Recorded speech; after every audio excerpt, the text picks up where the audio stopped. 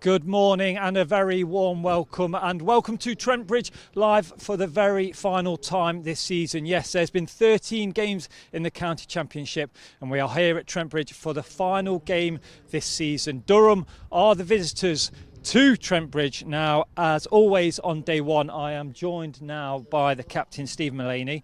The toss has taken place. You're in your scruff, so that must mean that we're batting, I'm guessing. Yeah, we won the toss and we're going to have a bat, yeah. How do you feel about that toss? Because you literally just said to me 50-50. Yeah, it looks a good wicket. I mean, you know, it is September at 10:30, but it looks a good wicket and we feel like if we can put a score on the board, we can put Durham under some pressure later in the game. Now, obviously, talking about last week against Worcestershire, obviously not the performance potentially that we were looking for, and obviously the result, followed that really. So, what positives have you been able to take out of that game coming into this one today? Well, not many actually out of the game.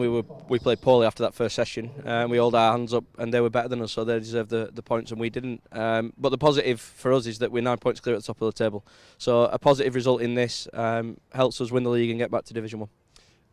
Is it giving you a chance of maybe any clarity or sort of to refocus brains and minds? Because it's a long season, it's a long campaign, but has that given everybody just that little kind of clarity on what needs to be done in this game? Well, I think there was clarity before the last game. What it has done, it's given us a great opportunity to put another performance in front of our home fans. We've obviously got Stuart coming back in, which is very exciting. Luke Fletcher's back in the side. And obviously there's slight distractions in this week. It's very unique, the last game, when you're in the running to get promoted or win a trophy. But we need to firmly focus on 10:30 this morning and then these 4 days, and what will be at other places will be. Now, obviously, it is a long campaign. I read what you said to the club media, 50% sort of excited about what is to come over these 4 days, 50% potentially a little bit nervous. How are you feeling on actually day one? I think it's more, I wouldn't say 50% nervous, I would say more excited than nerves. But every game you have nerves. I think you're in the wrong profession if you don't.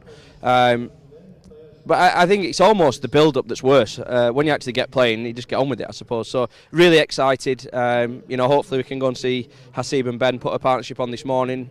And if we don't, then we're going to have to build partnerships in the middle. So look, really excited. Hopefully we could put on one more show for the crowd and the Trent Bridge fans. And hopefully at the end of the week we'll be lifting some silverware. Be nice, wouldn't it? Just finally, is it about kind of taking sort of in little sessions, not even the morning session, afternoon session, it's the sessions within those sessions and just remaining focused on those small times within the game? Yeah, and we've been really good at that, about staying in the moment. That's one of our big things in our team values. We've we've got our own batting targets and stuff which will get us a total, and if we stick to them for long periods of time and bat well, I'm convinced that we can do that. And then, as I said, we're looking to win this game, not just obviously get the requisite points to win it. So we'll see where we are later in the game, but very confident. Final question, how many hand warmers have you got in your pockets? Just they're in my whites upstairs, but one in each. I can't do more than that. Hales has nicked them all. He uses them in Pakistan. Oh yeah. So that was 2 final questions, by the way, just for you. Okay, well, I'm just going to say, on behalf of everybody connected with the club and obviously the team, I think we all want to wish you well for these coming days and what is to come. Thanks very much. Enjoy. Cheers. All right. Cheers, captain. Okay. All right, mate. Thank you. Right. Okay. He's kind of given away the people that are playing in this fixture, but let's go through the Nottinghamshire selected 11 for this fixture against Durham.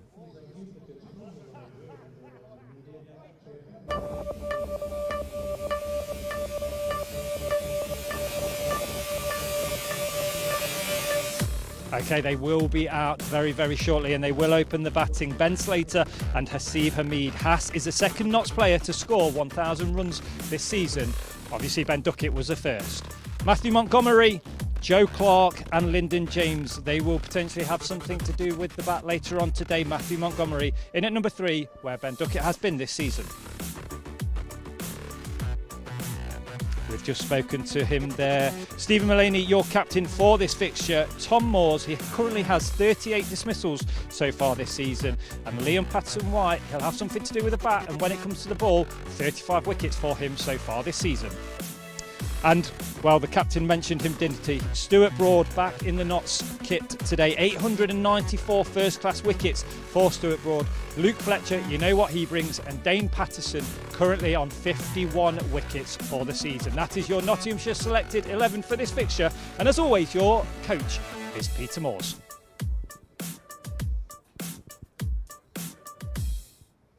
Okay, so as I mentioned there, Ben Slater and Hasib will be making their way out to the middle with the play due to get underway at 10:30. Now let's just take a look at the Nottinghamshire run scorers so far this season. As I just mentioned there, Haas is the second Notts player to surpass 1,000 runs for this campaign. Ben Duckett also the first player, with 1,012 runs. But congratulations to Haas for surpassing 1,000, and obviously he'll be looking to make some runs this morning with his partner Ben Slater. Now, obviously, Mull has already mentioned it. Points are needed for Nottinghamshire. So if we just take a look at the table, first of all, we will see how it is. 13 games gone so far, and you'll see that Notts are on top. Durham, they've had a bit of a revival. They've won the last 2 games, and they are currently in 5th. But let's just take a look at the top 3, because these are the 3 that will have a chance of lifting the trophy and also getting promoted to Division 1. 18 points currently separate Nottinghamshire from Glamorgan, 9-point lead ahead of Middlesex as well. So let's look at actually what points are needed for the 2 scenarios. Notts require 7 points to be promoted to Division 1, and obviously we would all like to see them lift the trophy here at Trent Bridge, and for that to happen they will need to get 16 points to be crowned Division 2 champions. So 7 points to be promoted to Division 1, 16 points to lift that Division 2 trophy. Okay, now obviously that points can be made up through batting and bowling points, and then the result obviously at the end of it. 8 bonus points can be collected from the fixture, 5 batting points and 3 bowling points. So obviously keep an eye on that throughout the days. Dave Bracegirdle will tell you when that happens, but obviously that also requires Middlesex and Glamorgan, I should have said this earlier when we had the table up, to get their maximum points. 24 points is the maximum points that you can get. That's a victory, and then the bonus points. Now obviously if Middlesex and Glamorgan don't get those maximum points, then obviously the points that Notts require will decrease, but obviously we'll keep you updated here on Trent Bridge Live. So the time literally is coming up to 10:25. So the players, the umpires will be out very, very shortly. So it's time for you to get settled in to the roller coaster that's going to be the next 4 days of cricket here at Trent Bridge. And you'll hear that with the voices of Martin Emerson, and the next voice you will hear as the umpires make their way onto the pitch will be Dave Bracegirdle.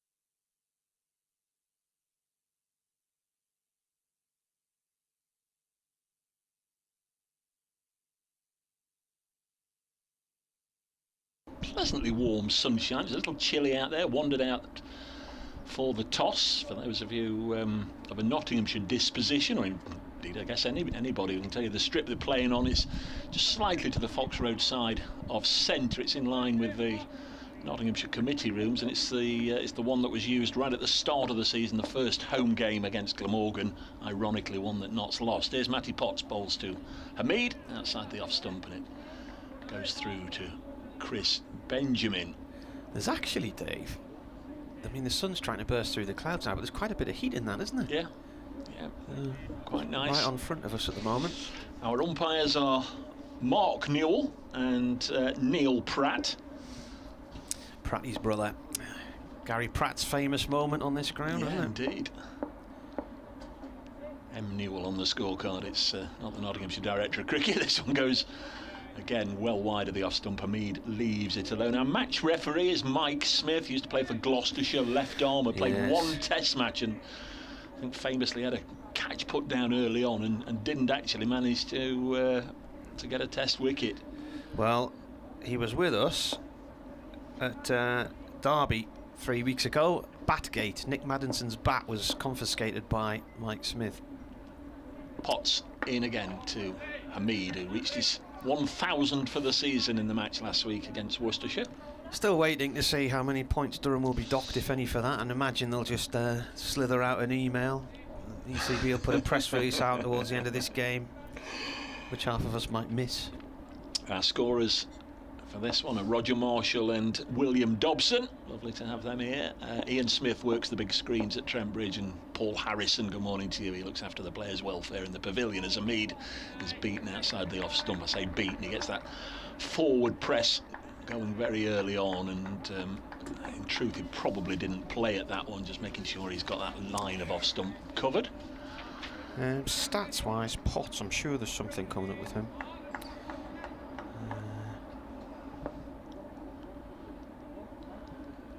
Nice accurate start this from Potts, bowling from our end of the ground, the Radcliffe Road end, at Brace Cricket, at Marty Cricket, if you'd like to get in touch. This one just jags back off the seam, goes through to Chris Benjamin. I'll go through the one or two messages that we've already had, which very kind of you to get in touch early on. Been a little bit fast and frenetic. These 10:30 starts, much as we like them, it does mean we've got to cram in a usual amount of preparation on a match day morning, but with half an hour less, as Potts bowls and Hamid forces it into the offside, and again there's no run. It remains 4 without loss after 2 overs. The first ball of the match was put away for 4 by Ben Slater. Has been 11 dots since then. Sean says, good morning, Dave. Today I'm at a very wet Brighton. After a pitch inspection, the toss should have been at 10:30 and play was due to start at 11, but it's just started raining again. That's to Sean, who's a Notts follower, but is down maybe just having a few days on the south coast at as he describes it, a very wet Brighton. Lisa says, gutted that the building there away to the right hand side of the Radcliffe Road stand, I did tweet a picture of it earlier, will ruin the view of Trent Bridge from Loughborough Road. Rain in, this is played to mid-wicket to Maddinson, no run there. Yeah, we were here 3 weeks ago, and the skeleton, if you like, was just starting to go up of the new apartment flats, and I tweeted a picture when I got here this morning at Brace Cricket. You can see much more of the shell of it and far less of the view over to our right towards East Midlands Airport. We're losing the power station cooling system, are we? Rain in, that's through to the keeper. I think we'll still be able to tell when the weather's coming, though. I don't think it's going to be that tall. You can just see the top of one of the cooling towers. Simon says, though it's only just over 30 years old, that part of the ground, the William Clark stand, that's the one most in need of rebuilding. This isn't in the ground, actually, Simon. This is across the road where the old one of the two garage showrooms was, and then it was a garden centre for a year or two. That's defended, and so it was a garden centre, and now that's taking root instead. It is very much so. Did you see what I did there? That was a sort of garden Yeah, job. that was good for you, yeah. Mandy bad, Clark says, come on, 20 to Notts. Lovely to see Stewart stretching his long legs for him. Feel a little bit sorry for Brett Houghton to miss out on this one. Rich says, welcome to the freezing world of late September cricket. As Marty said, when the sun is out, it's quite pleasant. Kevin Hand just trying to do a little bit of winding up. He's the Middlesex correspondent for BBC London. Rain balls. Ooh, late leave there from Slater. Yeah, Kevin's just tweeted a picture of a man who looks distinctly like Dave Townsend in the seats at Worcester, to the point where I just thought it was him, but apparently it isn't. 4 without loss.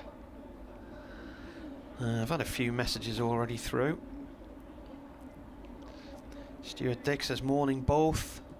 We'll have a happy Dave today with the Dolphins going 3-0, just like my... I don't know what that means. It's left alone outside the line of offside. I'm not really... we had dolphins in the river the other day. Who was your correspondent there? Stuart. He's into his stupid American sports. Well, while I was watching that, Stuart, Martin was at I think the freshers' night for the university. Well, God, I was the... I actually wasn't the oldest there, but... Was it freshers' night? A little bit of entertainment on for the I went to the 17 and 18-year-olds. Well, a lot of the people were around about my age or older, and clearly Radio 6 music listeners. So I went to see Katie J. Pearson at the rescue rooms in Nottingham last night, and I wish I was a little bit taller, as I think it was CeeLo once. In comes the bowler. Oh, it's gone right through him. He's played and missed, and it's gone between bat and pad, over the stumps and through to the keeper. You wish you were taller? Well, I know you've always wished you were taller. I wish I was a little bit taller. Who sang that? Oh, is that a song? Yeah.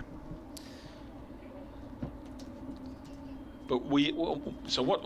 I'll be perfectly honest, I've never been to the rescue rooms. I've been to most of the other function... Skilos. Yeah, well... Were you standing? Were you sitting? Were you in a mosh pit? Were you dancing? It's standing only. It's the building to the side of Rock City in Nottingham. So you go up this corridor and then you go... And the stage area is right through the back, and it reminded me size-wise of the Clooney in Newcastle, which I actually could have gone and seen Katie play at last weekend, but didn't realise she was in town. Saw her a few weeks ago in the summer at the Deershed Festival, and then... Here's Potts running away from us to start the 4th over of the day, just the one boundary for Notts. Mead works this up to Drissel at mid-on, and there's no run. This is who? Katie Tunstall. Katie J. Pearson, she's a singer, has a band, she's from Bristol, really good singer, excellent, some cracking tunes, got a new single out today I think, but we met up with her after her performance at the Deershed Festival because the kids really like her, and we had our photograph taken with her, and then I was stalking her again last night.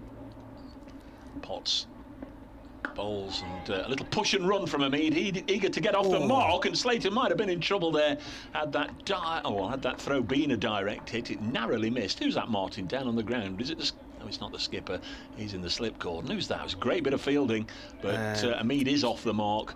Number Bushnell, 10, we haven't got a number 10, so it must by sheer process of elimination be Jonathan Bushnell. We've got all the other numbers. 10 is Michael Jones, but he's away with Scotland.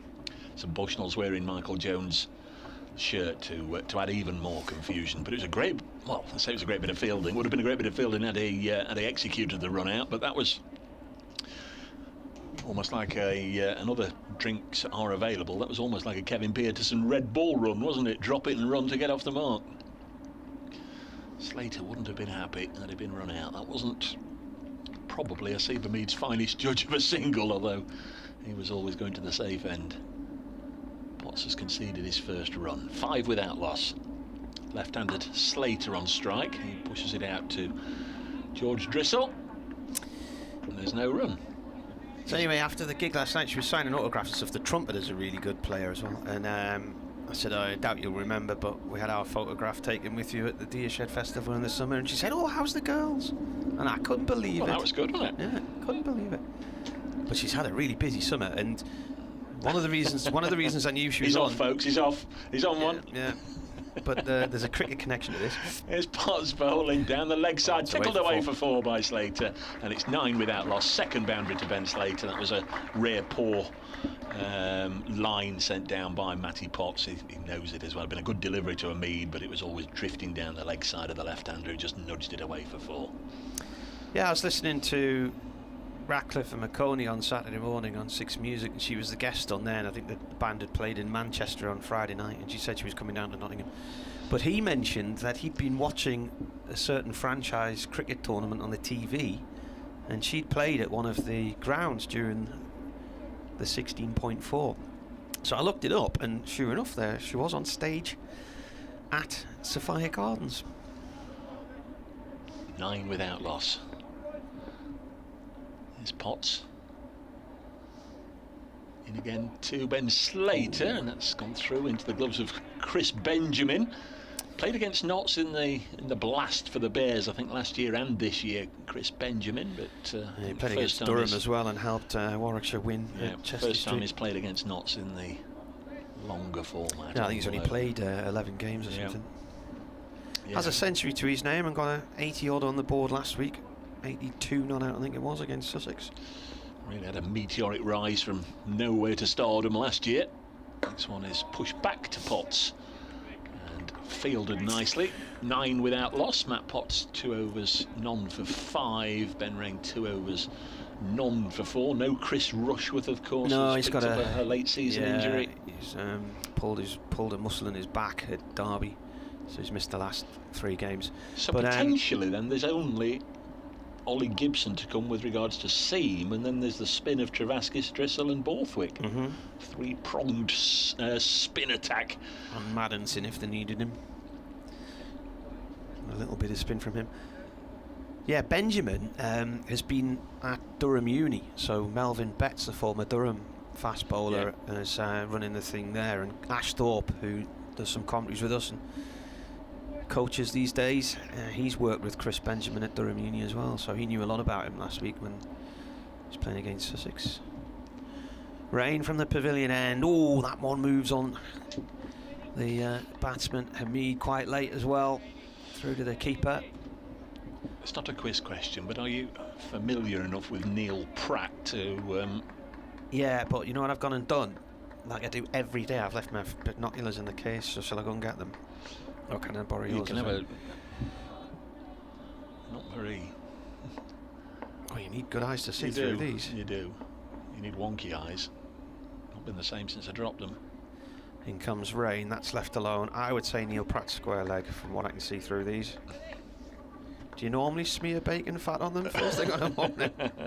I can't even see him. Where's he going? Well, you can see the umpire at the other end. Yeah. Very much is... Well, that doesn't look like him because the umpire at the other end's got a sort of designer beard and stubble. So for now we'll go with Neil Pratt being at our end of the ground and Mark Newell at the pavilion end. Rain in, he's got 3 slips in place. This is defended by Hamid. I'm going to be back in a second. I'm going to get my binoculars. Just quickly to tell you that we did have a correspondent on the ground at Hove telling us that there was a delayed start there. They are due now to get underway at 11:30. That's between Sussex and Glamorgan. Playing in the other 2 Division 2 games, Derbyshire, Leicestershire, Leicester batting, and at New Road, Worcestershire, Middlesex, Worcestershire 3 for 1. And in Division 1, playing 3 of the games, but no play as yet at either Kent or Warwickshire. Too far south. Rain balls defended. They've got a lot of bad weather down there now, which passed through us overnight.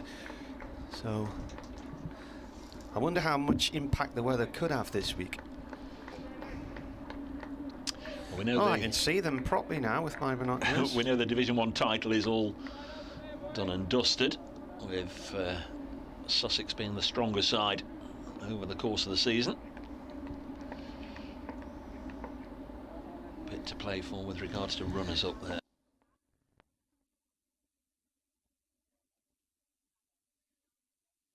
Rain in, plate down into the ground just in front of the crease by Hamid. Mentioned he got to his 1,000 for the season last week. Asib Hamid played in all of the matches. 1,071 runs going into this game at an average of 53.5, best score of 196. And he scored 3 centuries and 7 50s. That's a very, very healthy return from Hamid. Rain in balls. Oh, was there a noise? There was a noise, surely. I heard a nick there, but no, not out, says Mark Newell. End of the over. There was something, did you hear that? I would have thought, I'm just going to see the replay now, I'm not sure if we can detect anything. I would have thought it would have been pad. It seemed to come back a long way between bat and pad, and shouting for LB? A little bit of a flickering of the picture on our monitor just as it went past the bat, but I don't think the bat was particularly close to it, but it did seem as if it might just have flicked something. 9 without loss. We've got strange overhead conditions, because it's right when after 2 or 3 overs, Marty did mention it was glorious sunshine, but and right now it's on then. Right now it's filthy black overhead. Yeah, and then to the left of us, blue. Yeah. 9 without loss. I'm sure it'll blow over. This Potts, maybe a hefty workload for him today, comes in and bowls, and this is edged down into the ground and bounces between second slip Borthwick, who didn't go for it, and third slip, who did, and Madison, it's gone for 4. Who is that? Dixon might be in there, or Madison. Let's have a look. Dixon. Gone away. I'll tell you how dark it is now. As I said, Marty had his sunglasses on a couple of overs ago, and the floodlights are now coming on here at Trent Bridge. Hopefully it's just a temporary aberration in the weather. That guy on that big cherry picker's got a cracking view of the cricket, hasn't he, in that building site there? Not a fan of that. Not a fan of going up in a cherry picker. Not that I've ever done it, but you wouldn't get me up bobbing there. Around a little bit, isn't it? 13 without loss. Slater's third boundary pushes this into the covers. His first ball of the morning, hit square through the offside. His last over from Potts, he tickled down the leg side for 4, and now he's edged one down between the slip cord and the third man fence for 4 more. I'm trying to think whether Mark Newell's had Durham matches before. He's new to me, I think. Former Sussex and Derbyshire player. Those lights just gaining intensity as Potts in once more, and Slater solidly defends, works it out square of the wicket on the offside, and there's no run. 13 without loss. No Ben Duckett, of course, for this stage of the season. He's away in Pakistan. He's been in the runs there for England in the T20 series, which is level at 2-all after 4 matches. They're really making them work for the money, aren't they? 7 matches in 9 days. Next one's tomorrow. It's Potts bowls, and this one's gone off the pad to second slip, taken by Borthwick. Pad, I think. It remains 13 without loss. Nigel's tweeted, he said, I was at the Katie J. Pearson show at the rescue rooms last night. She was superb. He said, I got in early and I was stood right at the front. Well, I got in late and I ended up standing on a stairwell, sort of looking over people's heads and underneath the ceiling to see sort of the top half of the stage. It's quite a narrow room and there's lots of support pillars, so... Ed Pollock out, and now Jake Libby out. Worcestershire 4 for 2 against Middlesex. Early days there, but that's a big blow to them as this is pushed back to Potts. Of course, they were 99 for 5 at lunch on the first morning last week against Notts, and then in the afternoon, D'Oliveira and Roderick both played terrifically well. I tell you what, Gareth Roderick last week, I'd seen him not that often. Notts haven't played Gloucestershire very often, and when he'd played a couple of matches against them for Worcestershire, looked out of sorts, but he looked $1 million last week. He really did. Looked a terrific player. Bit of confidence. So Slater drives this into the offside, and Drissel, who probably wouldn't have played in this one, had a full squad been available, I think it's probably fair to say, maybe would have gone with just Liam Travaskis as the main spinner, but he's got a game, and it's 13 without loss at the end of 6 overs. Did you watch the cricket last night, the England game? I watched it up until the NFL started at 6 o'clock. Right. By then Hales and Duckett what time were did it finish? About 7 or something? I saw they lost by Hales 2 out for runs. about 5. Well, I didn't see it. I was listening to a bit of it on the radio. My mate Cookie texted me last night and he said, have you watched the England cricket game today? So I said, no, I was driving to Nottingham. As Rain comes in and bowls, this is left alone outside the off stump. So he said, there was a moment in the game which I don't think anybody on the TV or anywhere else has picked up on. which I did. So he says he thinks this might be a little scoop. In David Willey's first over, the second 4, which Babar hit, was fielded by a ball boy, but in front of the boundary rope. And he says, I am absolutely certain, as rain comes in here, 13 for none. It's left by. Just before you say what you're going to say, I did see that, and I thought that was a bit eager. Yeah, right, okay. Well, I never saw any of this. So he said, I'm absolutely certain when I've listened to Ask the Umpire on TMS in the past, this really shouldn't be a 4. I was hoping the game wouldn't come down to 4 runs, but it did. So if you're bored, maybe have a look into this. But honestly, I think this could be a significant thing. I'm happy to be proven wrong. It did, obviously, early stages. There was only 2 fielders out, but nowhere where this ball went.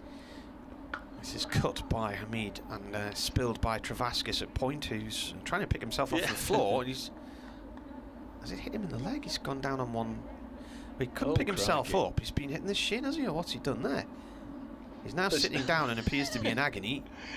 He's getting a little bit of sympathy from the fielder beside him, but nobody else is interested. Now the umpire's going over and going to have a little look. It seems to be his right ankle that he's got an issue with, or maybe his shin. But to me, it just looked like the ball had bounced out of his hands there. So I don't know if he's twisted his ankle. So who's number 20 today then? Is that Bushnell?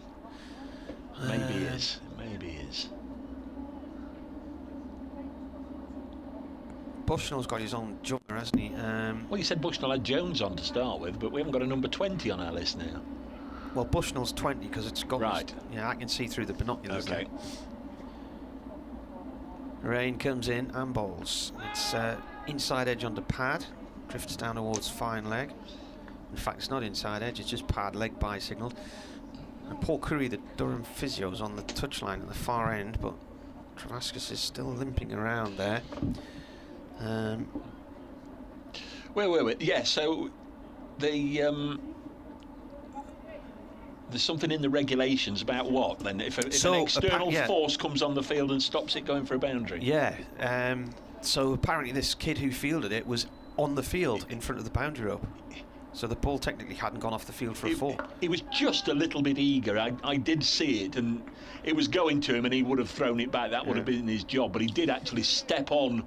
I mean, it wasn't a ball that was rolling to the boundary, and if it was, an iffy question as to whether it would reach the rope, it was absolutely belted away, and he just took one step onto the field and took it nicely, actually, but in front of the rope and threw it back. But yeah, he did. It's not like those ball boys at Blackburn. Don't know about that either. You don't remember that row? That's gone through to the keeper. Blackburn were holding on. Was it against Liverpool or somebody in a cup tie a few years ago? And the ball boy got the ball and immediately threw it quickly back to one of the opposition players who took a quick throw in right in the dying seconds, and they equalised. And I think Graham Souness on the panel, or was it Mark? I'm trying to think who it was, a few years ago, criticised the ball boy for helping out the opposition. Yeah. So Derek says, good morning, I've got you on the TV, here with you until the end.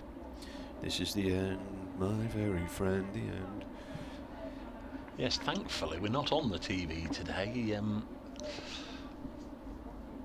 Our lovely producer Kirsty is not bothered with the old commentator cam, so we're all right. We haven't had to bother with the makeup or the lipstick or anything this week. 15 without loss. The Durham physio who's just been on attending to one or two of the walking wounded. Matty Potts to continue. Been playing for almost half an hour. Potts in to Slater, and lets this go through to the keeper. If you've been to our round of updates for BBC Radio Nottingham, you've got some for BBC Radio Newcastle? Yeah, it'll be about 7 minutes before I'm on air. 15 without loss, if they remember. So yeah, all you umpires or very keen students of the laws of the game may like to tell us exactly what should have happened. 15 without loss. If a ball boy had stepped onto the field of play over the rope to take the ball before it had well, I was going to use the word technically. Before it technically crossed the rope, it didn't cross the rope because he came on, just took it on the bounce and threw it back in. It was a nice bit of fielding. Play was able to continue quickly because he got it back quickly. But I think there is something in the regulations, as our correspondent says, about the ball not crossing the rope as Slater steers this to point. 15 without loss, and so there's something to kick us off, even before we start to mention. There we go. There, the ending of the women's match at Lord's on Saturday. Did you see that? I didn't. I'm not a fan. People get upset every time it happens. It's within the regulations, so until it changes, you've got to keep your bat in the crease, haven't you? I'm not a fan at all. Might not be a good look. And next one allowed to go through to the keeper. 15 without loss. If you talk to bowlers, though, they'll tell you that batsmen are continuously encroaching down the track and do so regularly. So. And if you talk to the batters, they will say from a very early age they're always taught to back up at the non-striker's end, watch the bowler running in, and then but as they're releasing the ball, leave the bowler's hand. Well, it's not rocket science, Dave. Left a nasty taste. I think this one goes through to the keeper. I might have pulled one or two tricks to try and win a league match or gain an upper hand in a league or a cup match when there's something at stake, but I'd never resort to anything like that. I'd always warn them, maybe even warn them twice. I don't, and certainly if I was a captain, I would. Is there not something in the guidelines about you have to warn them? Well, there used to be, but there isn't anymore. No. Time is it? Back on next one.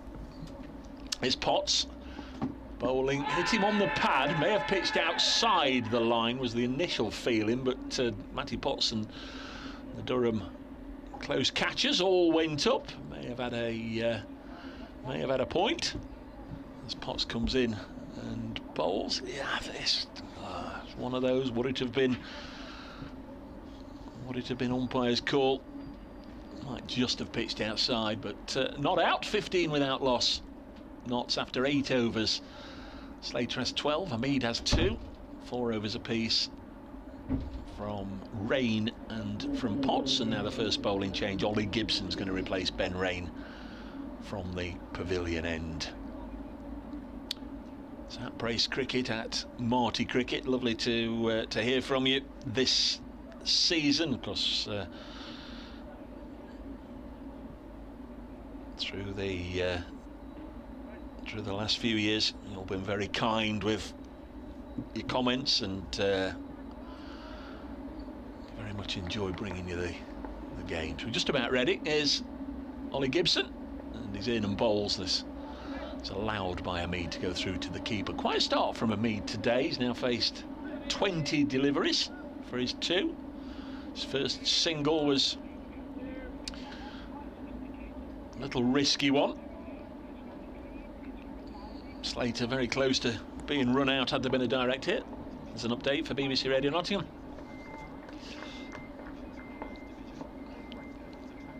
Where Notts won the toss, they're batting first, and they are 15 without loss. Ben Slater with 3 fours has 12, as Seba Mead just a couple of runs to him. 2 changes for Nottinghamshire. Stuart Broad and Luke Fletcher return to the starting lineup at the expense of Brett Hutton and Jake Ball. Hugely significant match, of course, for Notts. They go into this last match of the season, top of the Division 2 table. Essentially, a draw will guarantee promotion, a win will guarantee that Division 2 title. They're batting, they're 15 without loss.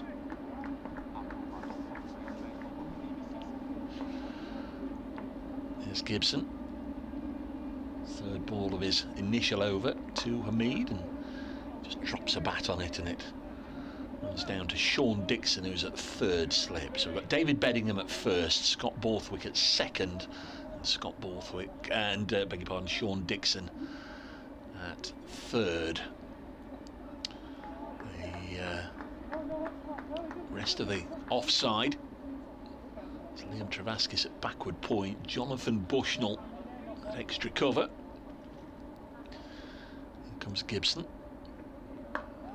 And Hamid defends again, 15 without loss as Bushnell comes in quick as a flash. I'm just trying to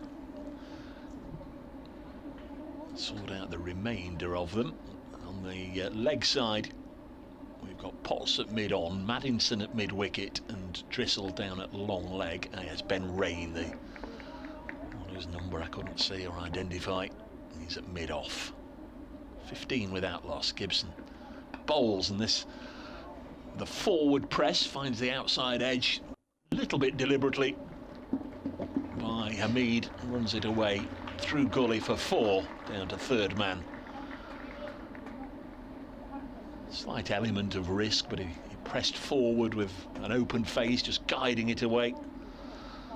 And Hamid's first boundary takes him from 2 to 6. Dan's been in touch. Good morning, Dave and Marty. Very much not a fan of the Mankad, particularly as the bowler appeared to be looking for it rather than excessive backing up. Anyway, here's to 4 days of quality cricket and not getting promoted.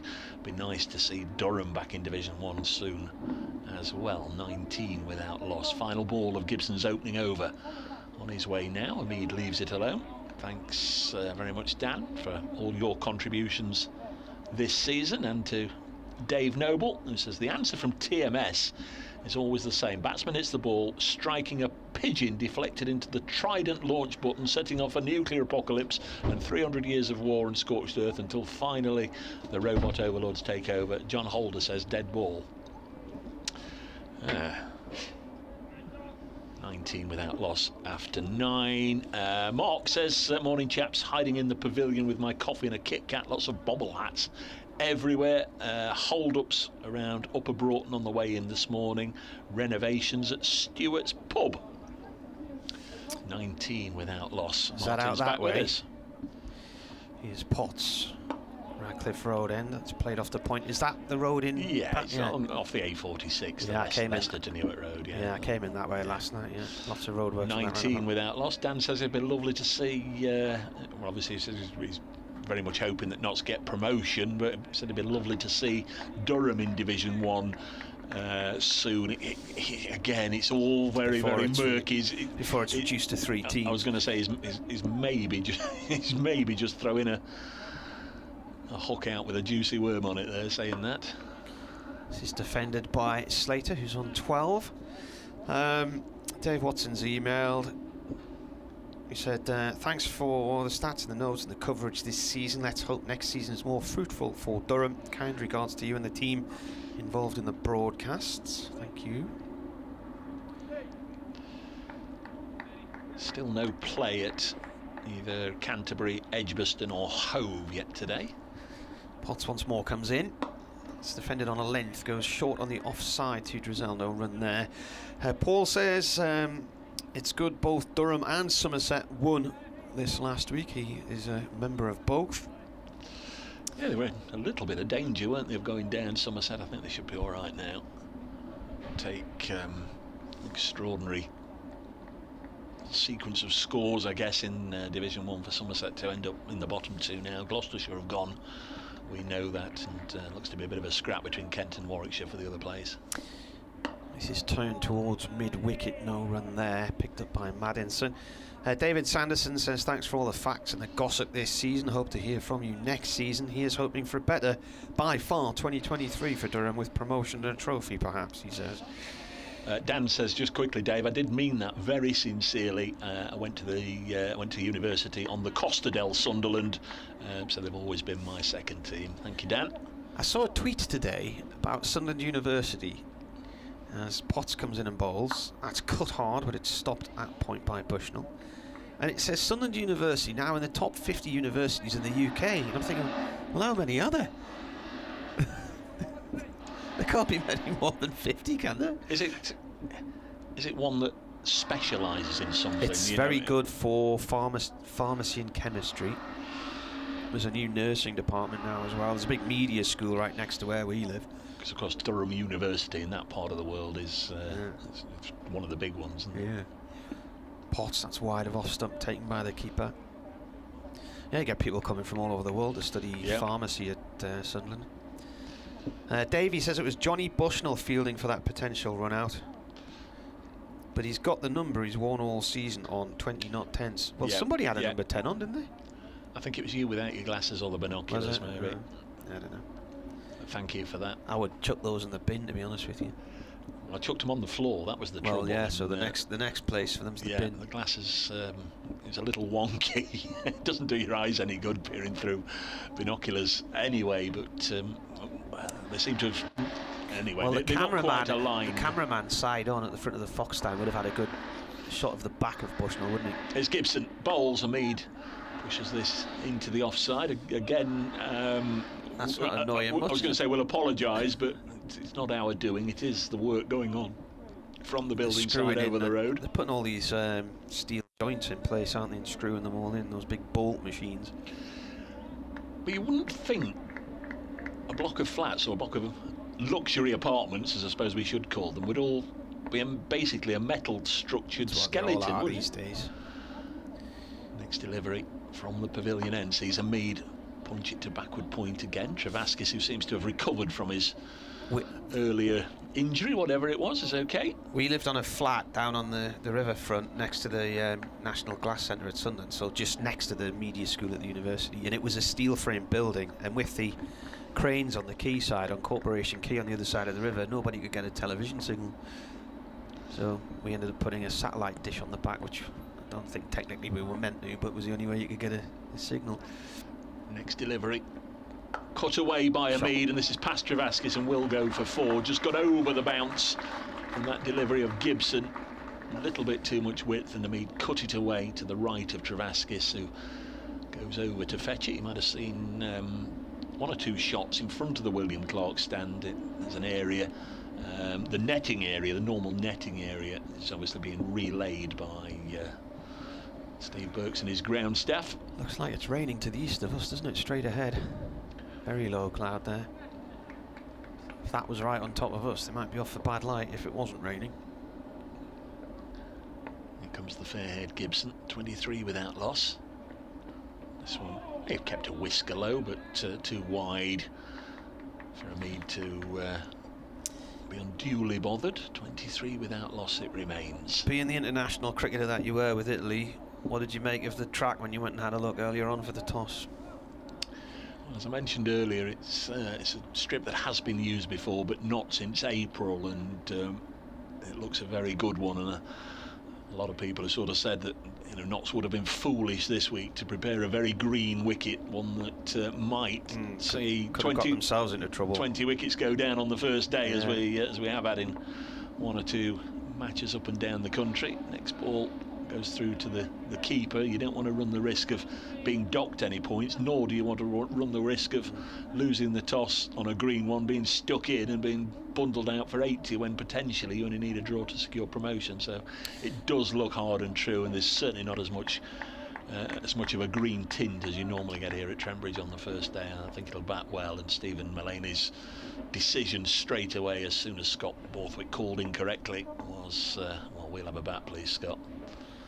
Mead on 10, faces, and now cuts it away, and he's on 14. Runs this down to third man. Again, too much width offered from Gibson, who just got to drag this back a little bit. He's bowled 2 overs, none for 12, and it's the end of the over, 27 without loss. While you were out the room, Dave Noble came back and said definitely if somebody impedes or interferes with the ball before it crosses the rope, should be a dead ball, which just does then bring it back to the fact there was only 2 runs between the 2 teams. The funniest thing I ever saw was back in the days of Question of Sport, when they had that what happened next round, and they found a clip from, must have been back in the late 70s or early 80s, when John McEnroe was playing tennis, and in New York they equipped the ball boys, I don't know if you remember, with almost like a fishing net where they could scoop the ball up in a net or take it in a net. They had a little period for that, and there was one that McEnroe went very deep into the court to try and play it close to the corner. Here's Potts. Potts in, and that squirts away towards backward point. Good diving stop there. And just as McEnroe was going to play the ball from the back of the court, the ball boy just whipped it away from his reach by snaring it in his net, so McEnroe just swished away at fresh air. It was quite a funny moment. Didn't last for too long.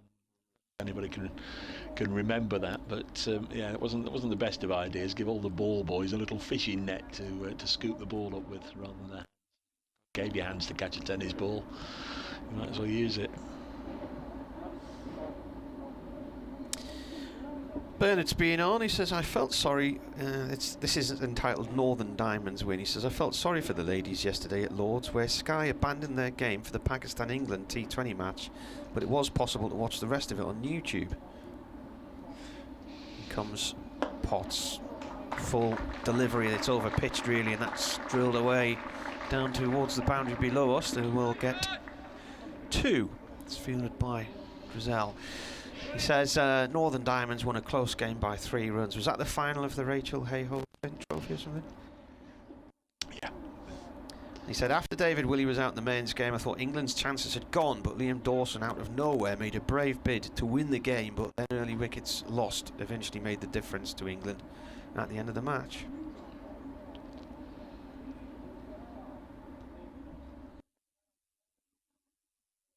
Potts. Right arm over and bowls. That's left alone. Goes through to the keeper. He says you might have noticed Potts is keeping wicket to Potts today, as there must be a shortage of clean Durham shirts. So has Benjamin got a Potts top on, as he said?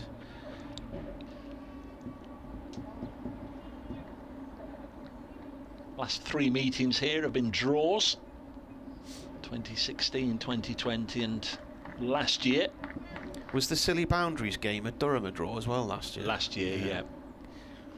Potts once more comes in and bowls. Through to the keeper it goes. Yeah, Durham made the boundaries as short as they could. 60 yards across in order to try and get maximum batting points to try and get into Division 1 come the mid-season split, and it backfired on them because they didn't actually get a batting point. But then they got all upset a few weeks later when they went to Bristol and Gloucestershire had shaven the pitch and played a load of spinners, and Durham lost in 2.5 days and said it was unfair. And I think, well, what's the difference really? 29 without loss. Potts with a short one. Oh, now what's that hit? His elbow, I think. Slater tried to leave it. He pulled his bat up high. It's come off something and deflected down into the ground. I'm not sure if it was his glove or elbow. I think it was his elbow area, yeah, just flexing it a little bit. Yes, that game last year at Chesterley Street, it's one where Joey Everson got 5 for 21. Of course, been allowed to move on to Kent since then. Chesterley Street this year, Ben Slater, match to remember, 225 not out, and Lyndon James also his maiden century for knots. Potts under the lights, such a short one, which Slater pulls out of late on and sort of turns what looks like an attempted hook into the look of a man casting a beach rod on Roker Beach during a storm, hoping to get a coley or a bit of cod or something. End of the over, and 29 without loss. I went to watch non-league football at the weekend. I did, funnily enough. Did you? Well, David Fennick says if you've got no gigs tomorrow night, you can take in Alfreton Town against Peterborough Sports in the National League North, only 15 miles away. I watched Sunderland RCA against Bishop Auckland in the FA Vars, and Bishop Auckland were cruising 3-1, and then Sunderland RCA pulled a goal back. Here's Gibson. First 2 overs went for 12 runs. This one's steered into the offside. There's no run. And missed a sitter towards the end, so they lost 3-2, but it was lovely to bump into Harry Pearson, the writer. He was at the game. Katie's dad? Katie's could be good. Harry's written lots and lots of books on football, cycling, cricket. Slipless in Settle was a trawl across the amateur leagues in Northern cricket. Next ball just blocked really by Hamid. Runs to Travaskis at point. There's no run. The far corner, the farthest corner, non-league football. It's raining quite heavily here now. Here? Yeah. Oh, it is, yeah. Yeah, we've got certainly steady drizzle. Can just about make it out in the black bits of the... Well, I was looking at the black bits on the scoreboard. Yeah. Steady drizzle, no movement yet from the umpires. Well, it does look bright, just literally a few yards to the left of us. So they might play through this one. There's Gibson. Bowls, and Hamid again blocks it onto the offside, but I can tell you we've got the hover cover away to our right and the ground staff are nowhere near it. Normally when they're alarmed or very much on full alert, they're always standing by the hover cover to bring it straight on. There's a few umbrellas gone up, 1 or 2 people moving to the back of the Fox Road stand in the overhang of the roof. Just looking, we haven't got a Durham flag at the moment flying, but we have got a Notts one, and it's fluttering in all directions. So, well, it's a westerly wind because it's fluttering in the other it's direction. just sorted itself out and is push into the offside. No run. Cries of wait there as Travaskis and Bushnell converged on the ball. I think we'll be spared with this particular dark cloud. In fact, it's breaking up already. You can see a bit of blue overhead already.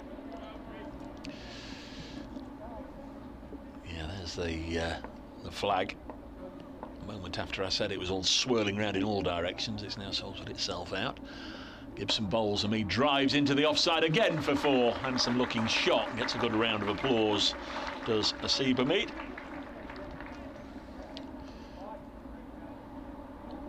Away for the boundary. He's gone ahead of Ben Slater now for the first time. Mead on 18, Slater on 14. 12 noon start for Somerset, no toss yet, lunch at 1, tea at 3:30.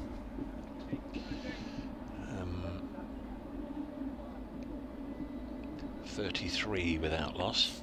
Did have something for your delectation during the lunch intervals to mention, as this is dropped on the leg side. End of the 13th over, 33 without loss. Steve Lamotte's been in touch, the Notts heritage officer.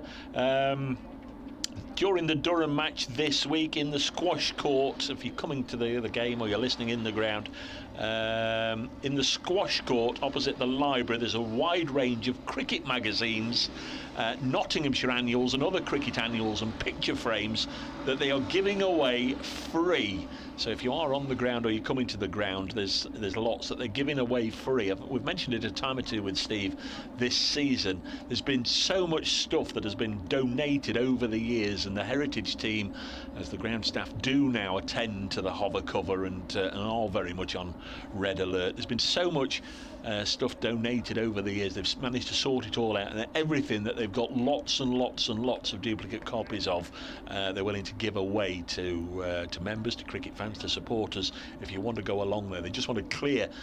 These are actually filling an entire squash court. That's how many they've got of them. They're calling it the Great Giveaway. But if you want some Notts memorabilia, Rains replaced Potts. First ball's gone right through Slater. Is that the red roof building? Is that the squash court in the corner? No, it's as we look in the gap between the Batman scoreboard and the pavilion. That is the ticket office, but you need to go into the ticket office, and the corridor takes you into the library and to the squash courts. So it's very much at the back of the pavilion. If you come into the ground, go and have a look, folks. They are giving away. They've got lots and lots of cricket magazines. You can only presume, the Cricketer and Wisden and all that sort of stuff. Got hundreds of duplicate copies. This is played to point by Slater. When was the explosion of squash then, Dave? Was it in the 70s? Would it have been? I don't know. Because I mean, up in the northeast, I'm thinking there's lots of cricket clubs have got squash courts in them. I think Ashbrook at Sunderland, Bolden, South Shields. Seem to come in tandem. Just finishing with what Steve said. So if you are missing copies of the Cricketer or Wisden Cricket Monthly or Notts Annuals, you might be able to complete your set this week. They've got that many of them. Rain balls. That's a good ball. It's playing a miss from Slater. Squash was never conducive to my short hamstrings or my bad back, to be honest with you. There's also a couple of other things. Next Tuesday at 1 o'clock. So next Tuesday at 1 o'clock here, if you want to come to the ground, there's a free to attend event. Cricket in Verse. There's going to be a presentation on some of the great cricket poetry over the year, a tribute to the great all-rounder.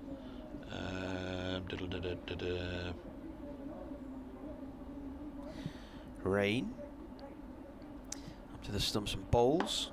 Defended, goes out on the offside, no run there.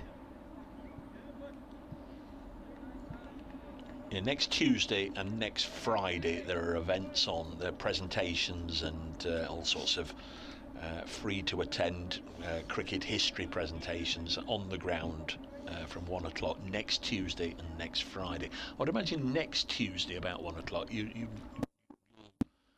veering towards the wrong side of passing the breathalyzer, will you? Is it next Tuesday, your big event? That's gone through. Oh, that's swerved an awful long way, and that's been left by Slater. It's gone over the stumps. Keeper only got one hand to it.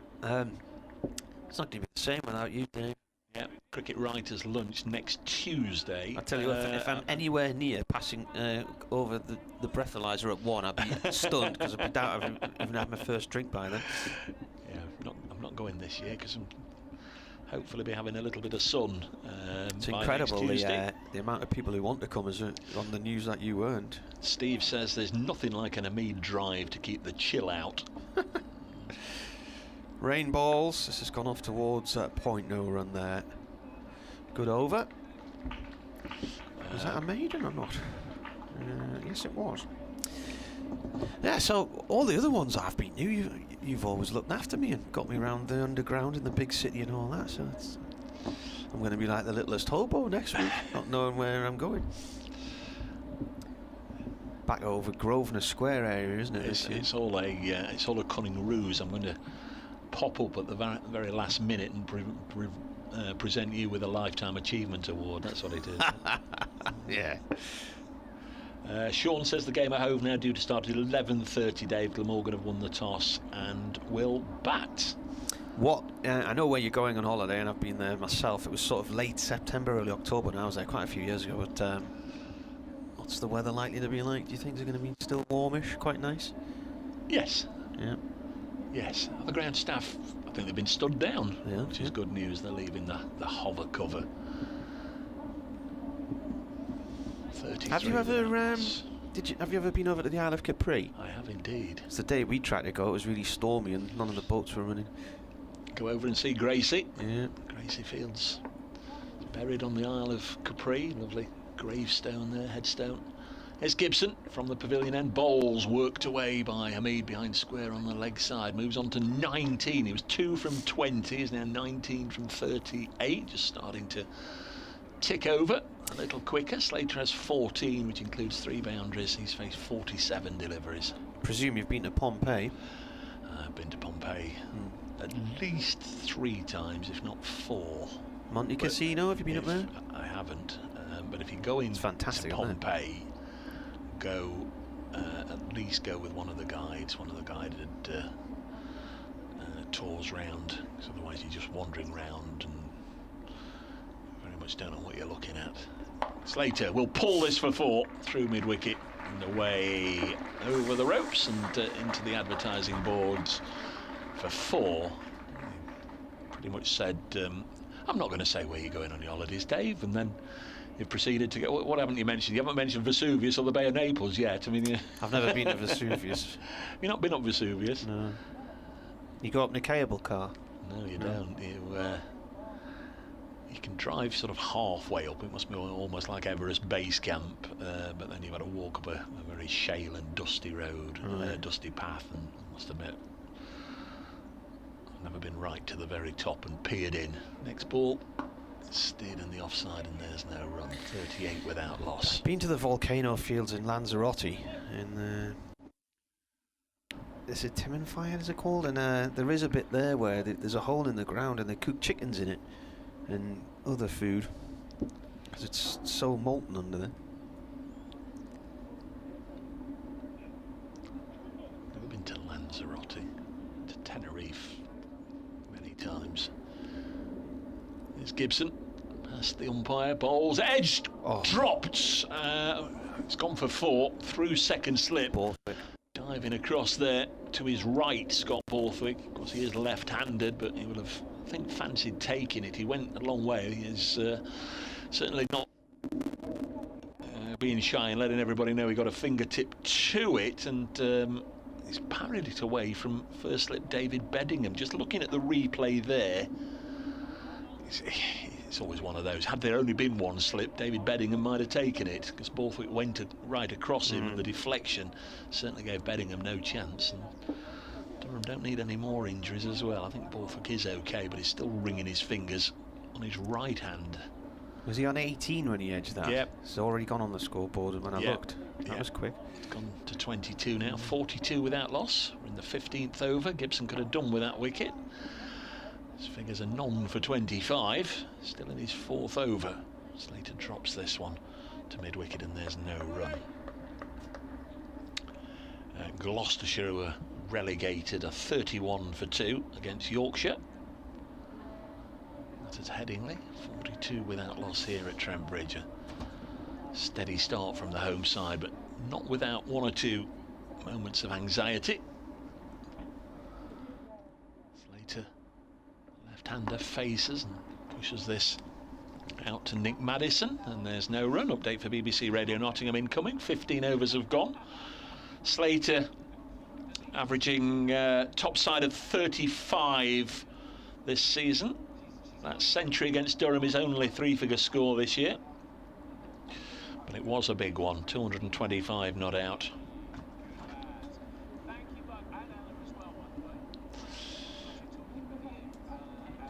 Katie says, have a wonderful holiday, Dave. We went there last April. It was gorgeous. Sensible to go after the cricket season, though. The signal to get county cricket commentary was very poor. Thank you, Katie. Have you got an update coming? Yeah.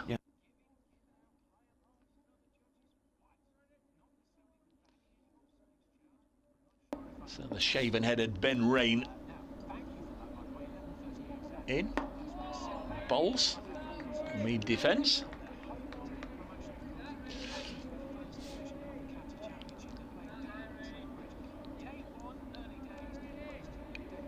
Yeah.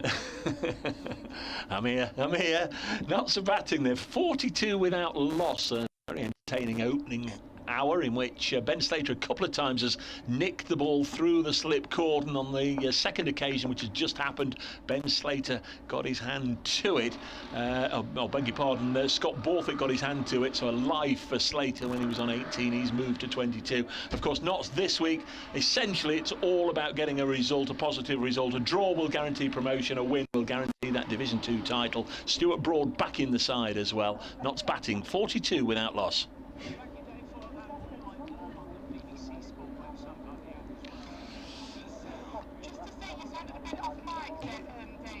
And I'd got you echo in my ears, so I'm not entirely sure what that was. And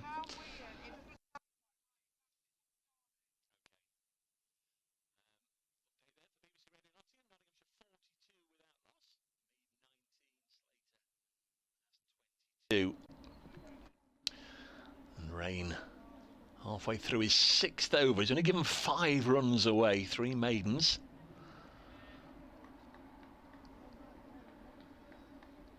Just the 3 seamers in this Durham starting 11. Plenty of spin options. Liam Travaskis, George Drissop, Scott Borthwick all playing. There's Rain to Hamid. Guides it deliberately down to third man for 4. Just bent his knees, just leaned into the ball and cut it away nicely. Lovely looking shot from Hamid, who again goes ahead of his partner. Hamid on 23, Slater on 22, and it's 46 without loss here on BBC Radio Nottingham, BBC Newcastle. Ground staff have been stood down for the time being, and the sun putting in another appearance. There's Rain, bowls short, and Hamid bobs underneath it. It goes through to Chris Benjamin.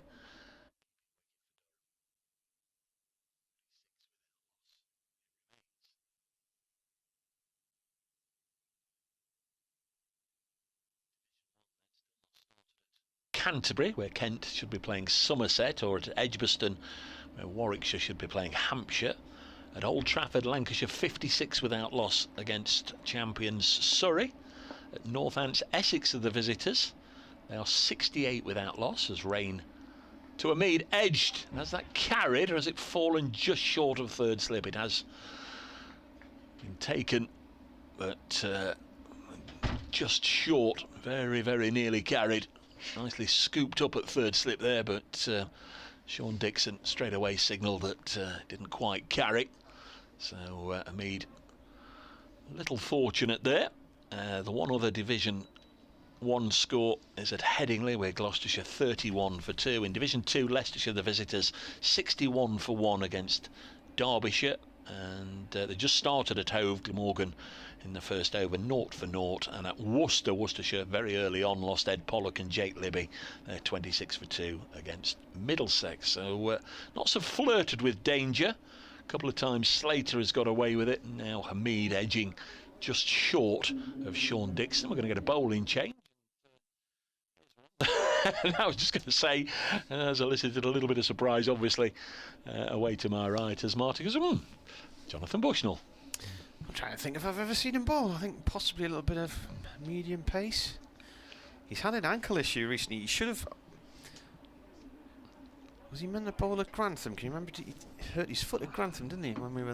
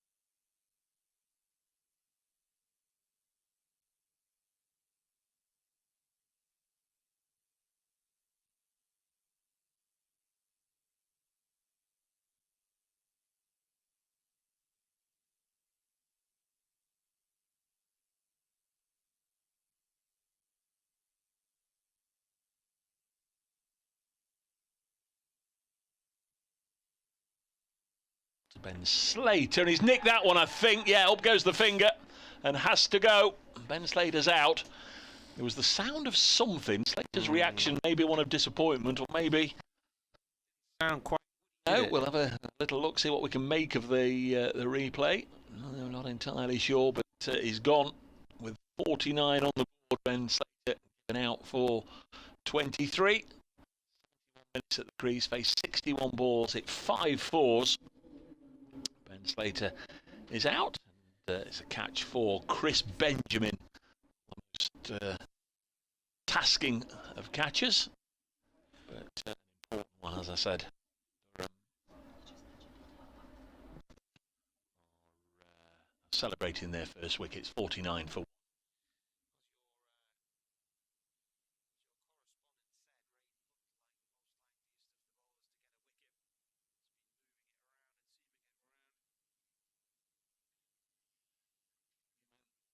Should be Matthew Montgomery, and indeed is, on his way out to join Seba Mead. Montgomery's played 3 matches for the Royal London campaign against Glamorgan in Cardiff. Began with 80, a little bit of first-class experience. South Africa, his native South Africa. Is he in for Duckett, with Duckett being away? Essentially, yeah.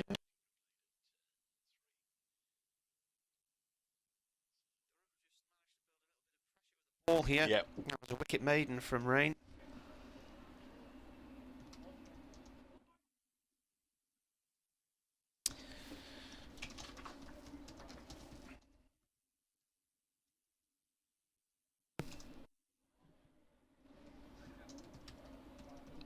His 364th wicket and his 45th this season.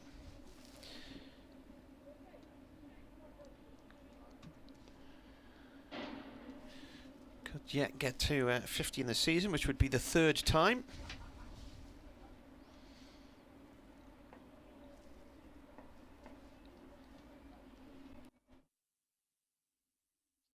Over Gibson, that's edged down towards 3rd man.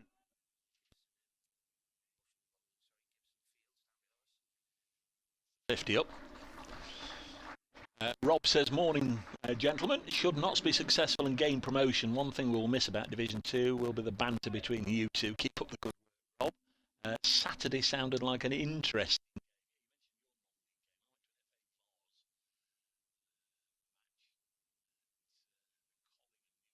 Sherwood, they're now called, the old flow serve team, played Sleeves. Had a player sent off. In Collingham for a while. Balls through to the keeper. Is the football ground next to the cricket ground in the village, is it or not? Is it a big... No. It finished 0-0. It was a bit... it was almost the football version of a mankad. There was lots of cynical, professional, particularly pleasant play acting going on. It finished 0-0 and Newark and Sherwood won the shootout. Yeah, we were wondering. There's Bushnell balls here. That's driven through the covers by Montgomery away for 4. He's off the mark. Second ball. The game between Sunderland RCA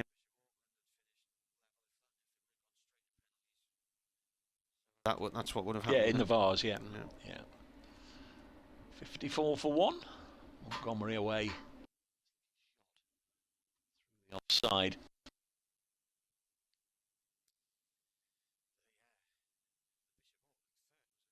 Perler, a free kick from about 25 yards out, fairly centrally, just smashed it in off the post.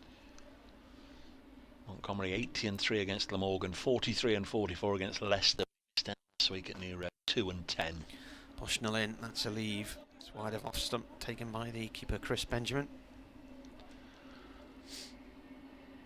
Lunch at 12:30, or scheduled to be 12:30 if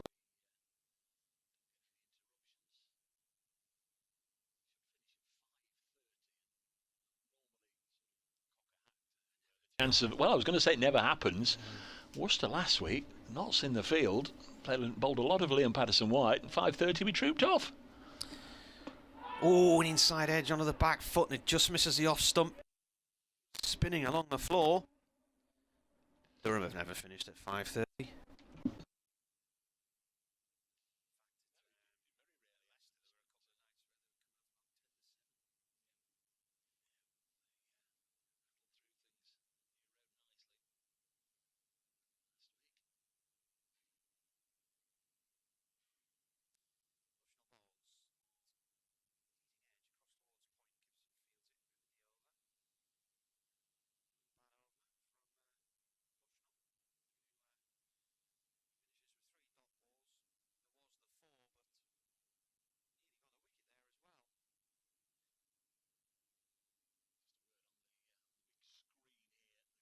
Giveaway, all free in squash court 2 during.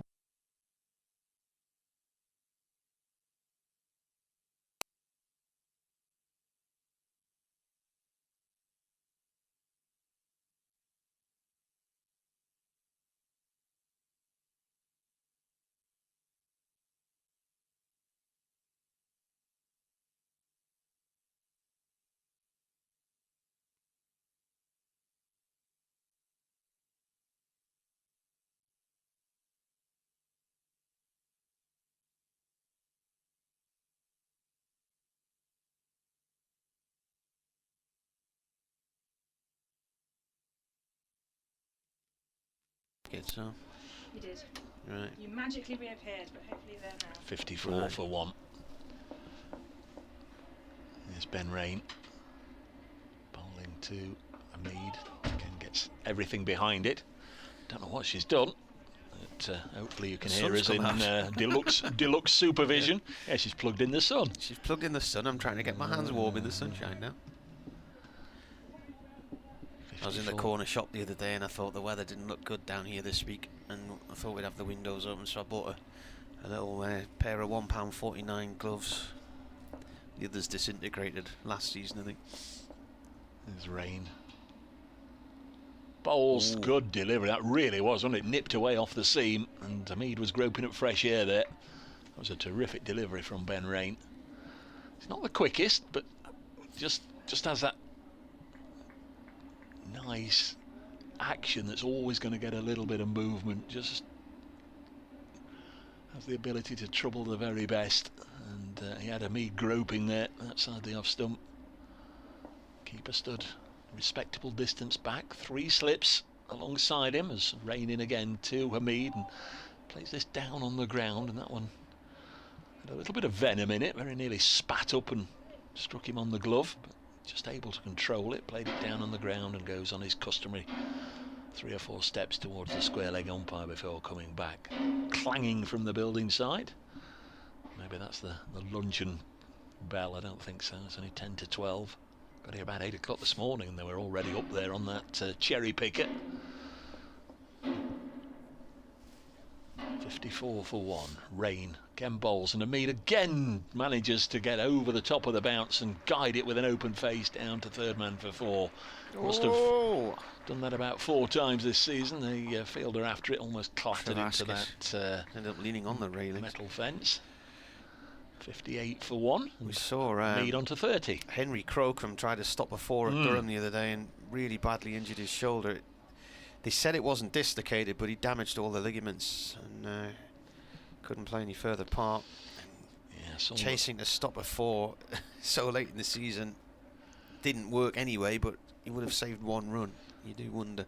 Yeah, I saw that he didn't bat or was unable to bat in the second innings. 58 for 1. Next delivery is defended. Mandy says, every time you say Rain comes in, I look out of the window. My word, my work needs a bowling change. Yes, Mandy, I actually said that last week at New Road. If you're listening, you may. Because every time Matthew Waite, who's on loan from Yorkshire, at New Road, did the commentary with Chris Williams, and every time Chris said wait, I wondered what he was. Shut up, Bracegirdle. He's about to say something, hugely significant, but it was just that Waite was coming into bowl, and it is a little bit the same with Rain. Bushnell, 2 overs, none for 8. Going to get a 3rd over. He's done very nicely indeed. Knots under 3 and over. 58 for 1 after 20. Bushnell in. That's left by Montgomery, who's on 4. Keeper takes it.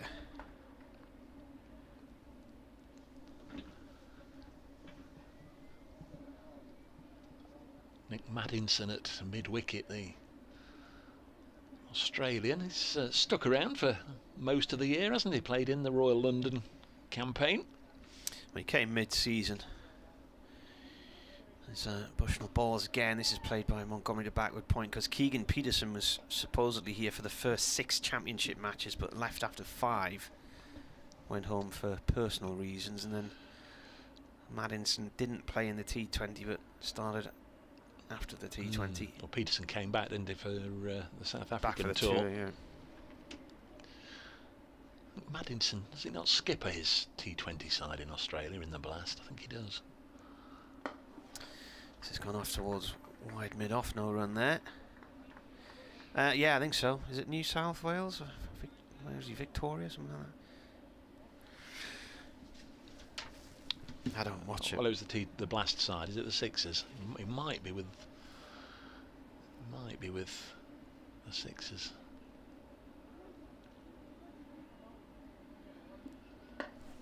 This has gone off towards the covers, no run there. Plays for Victoria in the Sheffield Shield, so... Which bit's Victoria again? Well, Melbourne. Melbourne. So have they got, the Renegades? They've got the Renegades and the Stars.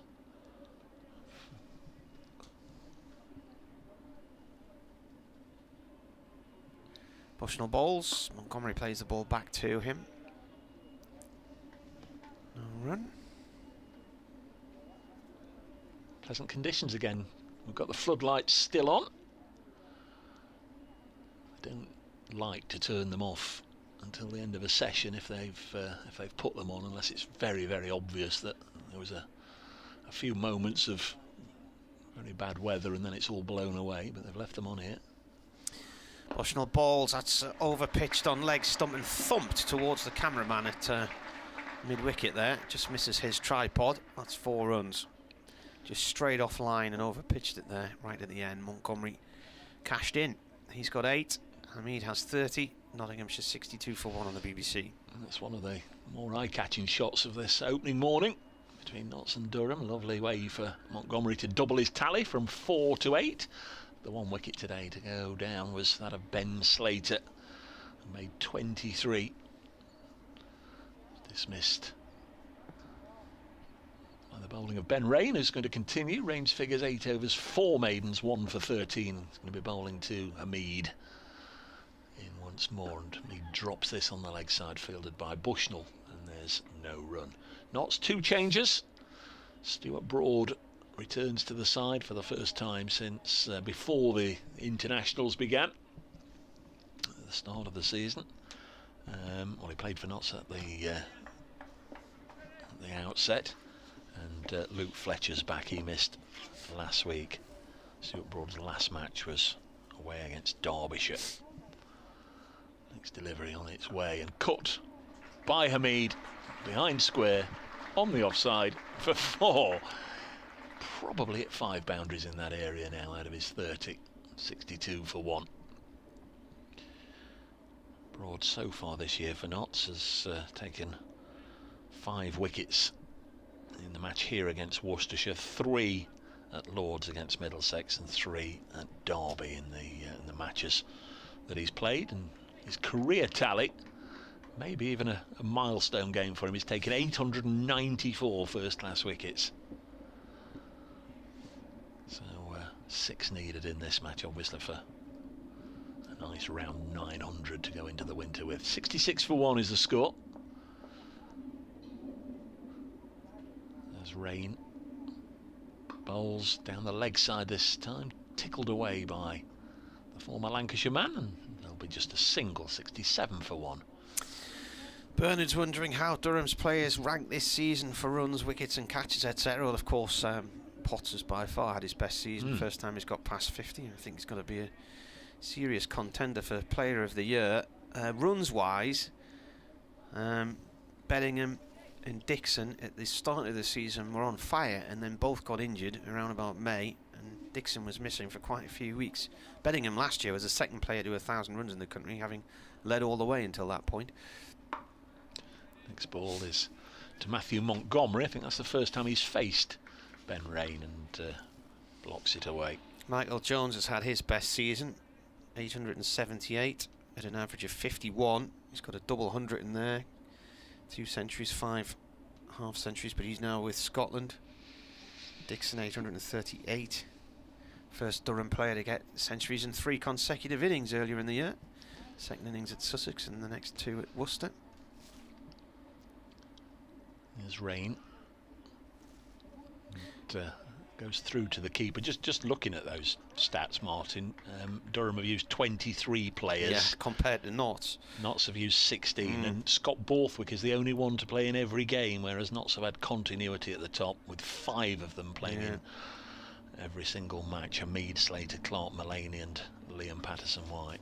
Probably Ben Duckett would have done as well. Borthwick missed a few T20s, and because he had a cyst on the back of his wrist, which, although it was his bowling hand, said it was more uncomfortable batting, so he missed a couple of matches, 2 or 3. But I mean, nobody's played in every game in every format. No, but I mean, in the Championship, Borthwick's the only one to play. Yeah, which is a sign of injuries. What are we waiting for here? Is it?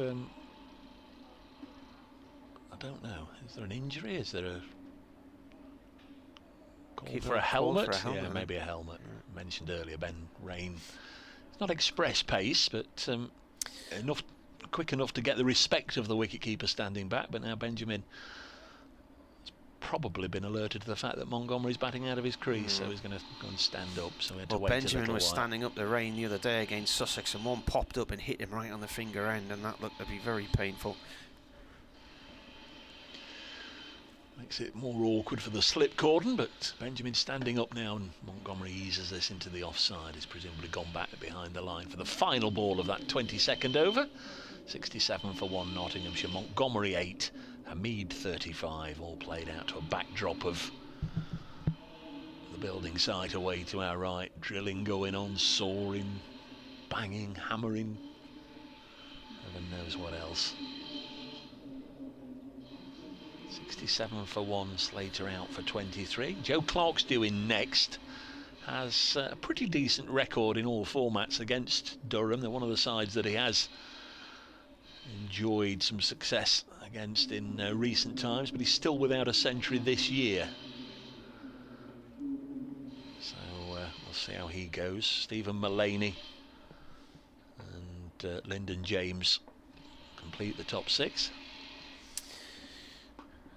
Comes Bushnell. This is turned off towards long leg for 1.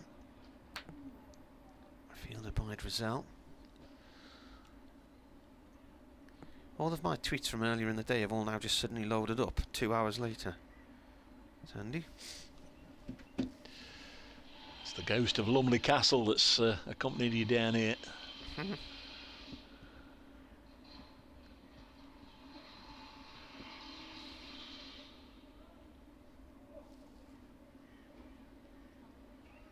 Bushnell none for 13 from 3.1 overs. A late leave there from Montgomery, who went forward to it and then whipped the bat away at the last second. Appreciable movement as well. That one jacked back a long way, didn't it? Good delivery from Jonathan Bushnell. Does he hail from the northeast? From Durham, yeah. Went to Durham School. I think he played originally for Durham City. Come through the Durham Academy. Comes in again and bowls. This is defended by Montgomery. Yeah, he was on the field at Grantham, and then suddenly he wasn't, and I think he turned his ankle.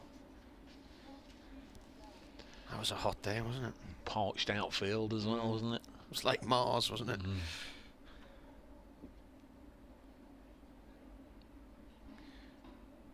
Started playing for Durham 2s in 2019. That's a leave outside the line of off stump. He's also featured for Northumberland last year in the minor counties, and this year he's been playing club cricket for Hartlepool.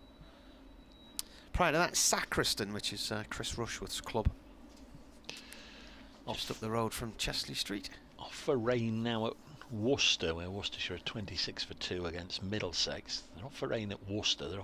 Been off all morning at Edgbaston. Generally our weather comes up from there. Bushnell Bowls, this has gone up to mid-off. From the radar on the weather forecast this morning, everything was drifting down from the north. So that's why that rain that we saw earlier has gone from left to right. Well, the flag's turned round again now, isn't it? Yeah. Gloucestershire 50 for 4 at Headingley against Yorkshire.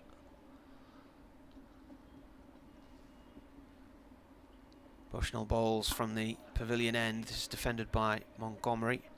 That is the end of the over. So 1 run from it at the start, and then dot balls after that. Oh, it's 12:01.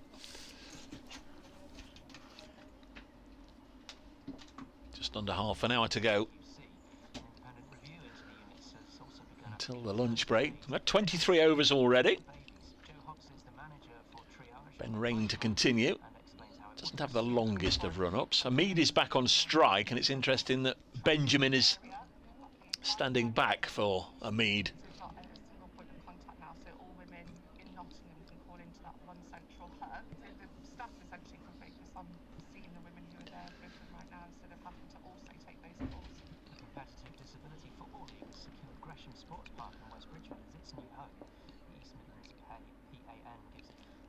Here is Rain then, in bowls to Hamid, and that gap down at third man has been plugged now, so Hamid only gets a single as he works it down there. So he goes on to 37, 69 for 1. This pair have added 20 since Ben Slater's dismissal.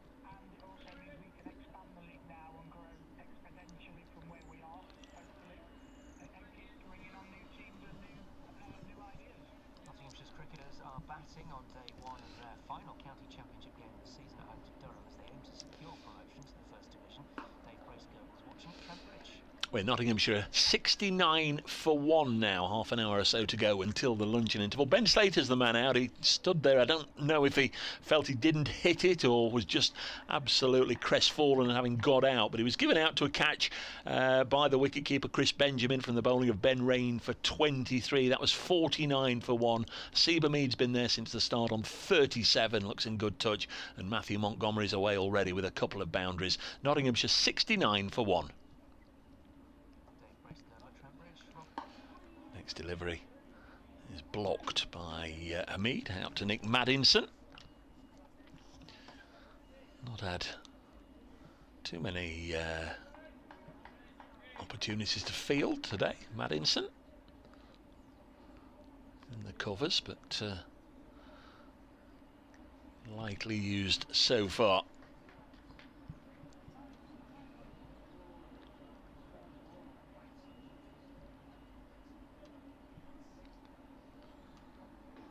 Comes Rain. Bowls. Nice looking push again out as far as Maddinson by Montgomery.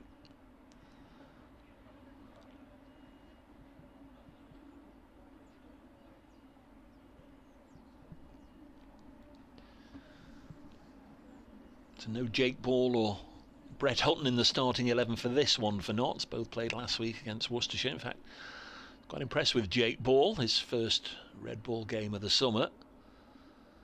Was in the squad for this one. But he, Hutton and Toby Petman, who was also in the 14, not selected. It's Montgomery again. Gets in line, pushes this one up to Matty Potts at mid-off. And there's no run.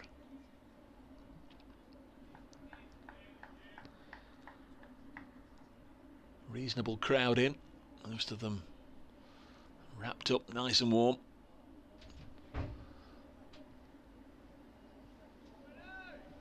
The last cricket for many of them until the new season comes around. There's Rain. Bowls once more to Matthew Montgomery. High back lift and then punches it for the third time in the over out to Maddinson, and it's the end of the 24th over. Nottinghamshire 69 for 1. Rain's bowled 10 of the 24 overs so far, and this partnership is still worth 20 with Hamid on 37, Montgomery on 8. Davey says, how many wickets and how many runs does Ben Rain have this season? I feel like he's had a good season. Honest, hard-working pro, he says as well.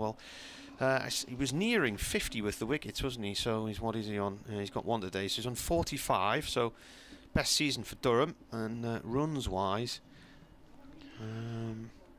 he's had 356. So not that prolific with the runs, but he did get his century against Worcestershire, his first century for Durham.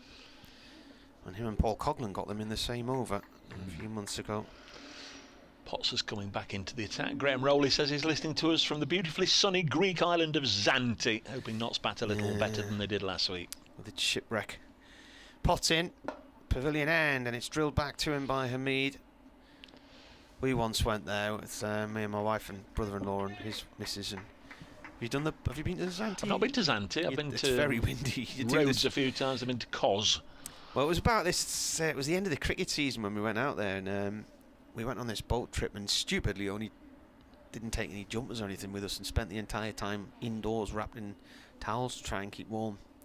And then when we got to the beach where the shipwreck was, we couldn't be bothered to get off. 69 for one. Oh, an inside edge onto the back foot there to Hamid, and a little bit of extra pace from Potts causing him one or two problems there. It's I remember the little hotel we stayed in was a family-run thing, and you had to walk from the main town up through these olive groves. And as we were waiting for the bus to take us back to the airport on the final morning of the holiday, the guy climbed into the swimming pool and literally pulled the plug out, and we watched the end of the holiday season disappear down the drain. So, Potts bowls, that's through to the keeper. And he said, I can't believe another season's come to an end. That was, when was that? October 2004 it would have been. That's a leave there off that delivery from Potts.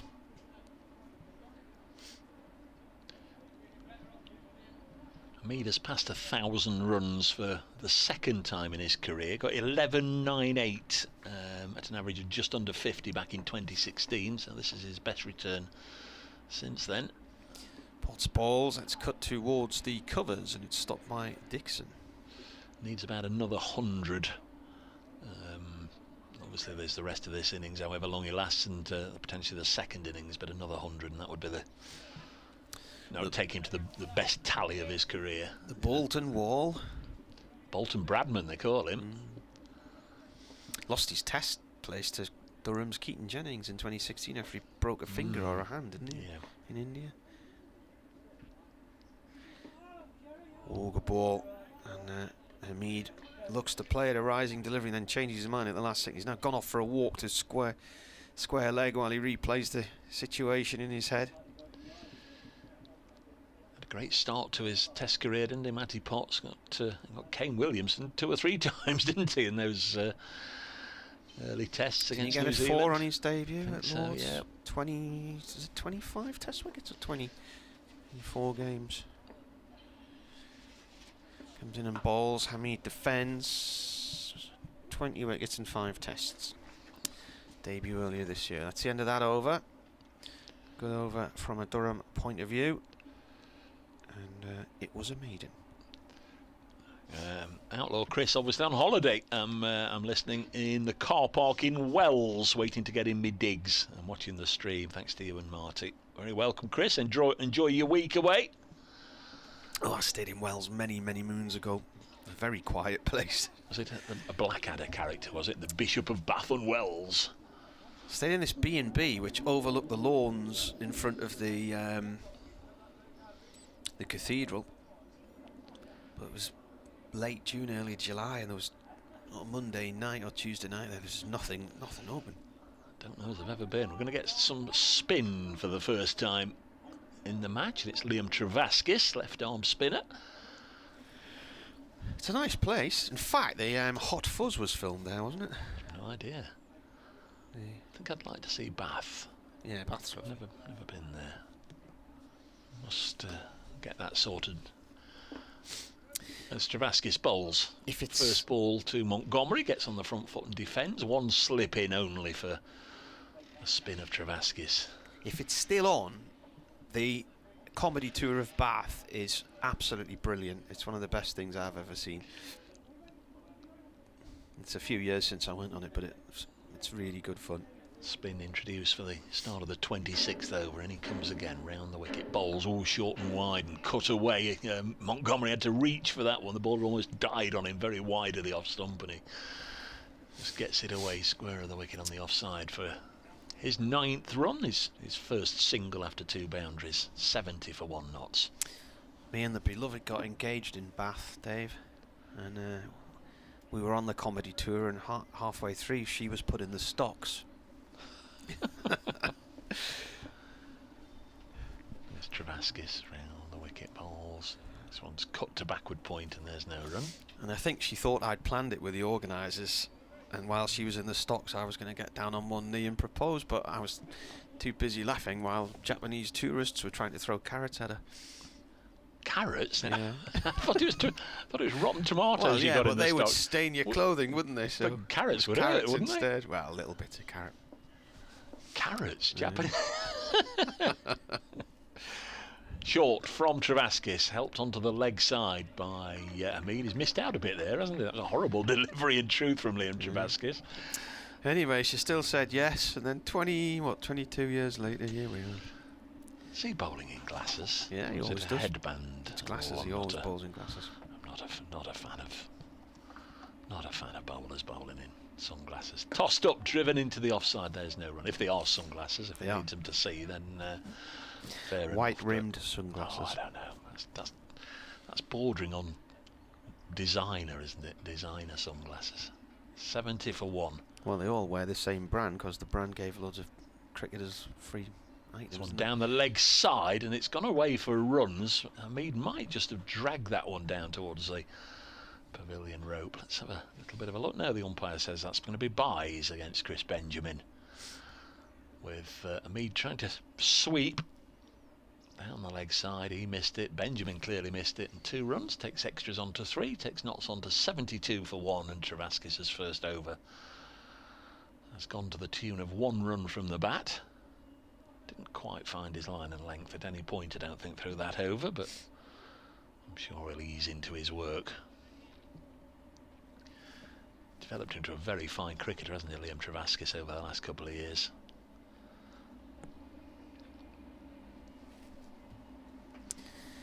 Sun is shining brightly now. So for about the 9th time today I've got my sunglasses on. The weather is drifting just around us at the moment as Potts comes in to start a new over from the pavilion end. That's a leave from Montgomery. There's a big bank of really dark stuff just to the southeast of us, isn't there? Just skirting around the bottom corner of Nottingham here. Graham, who's in Zante, has come back, says we had a similar experience to you in 2004 to your erstwhile colleague whilst visiting the shipwreck. The weather was beautiful when we left Zante town. By the time we'd got round the headland, it had turned awful. Never seen so much seasickness. Yeah, that was a thing. This has gone out into the covers, no run. It was 2004 when we were there, but it was the last week of the season, of the tourist season.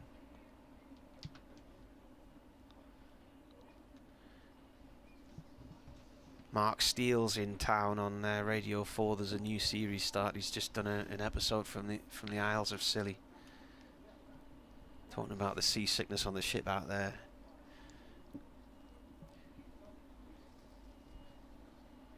.72 for 1, a drive, and it's past point and away down towards the boundary for 4, just to the left of Travaskis. Nicely timed by Montgomery. Just like to see them not mow the outfield for 3 months here and still see if it races away to the boundary, because it's always lightning fast. At the beginning of the season, middle of the season, end of the season, you beat the fielder and you're going to get 4 here. It just sucks the ball away towards the ropes. They were cutting the grass in the Sussex game in Chesley Street last week during the lunch interval. They decided it was too damp on a morning with the morning dew and whatnot, so they waited to cut the grass on the afternoon. Montgomery's on 13, 76 for 1. 2 dot balls and a 4 so far from this over. Spots comes in again and bowls. Montgomery down the track, defends, takes a couple of steps. Got the county flag flying, strapped to the railings in front of the Fox Road stand. Way to our left. Is that a Nottinghamshire flag? Yeah, is it? that's the flag of the county of Nottinghamshire. Yeah. Robin Hood in the middle. Potts comes in and bowls. This is defended. A few months ago, around about the time of the Queen's Jubilee, this flag appeared on a building in the centre of Sunderland, which you could see from the dual carriageway, and I couldn't work out what it was. I thought it was a national flag, but I think it was those colours. I think somebody must have been flying a Nottinghamshire flag from a building in the centre of Sunderland.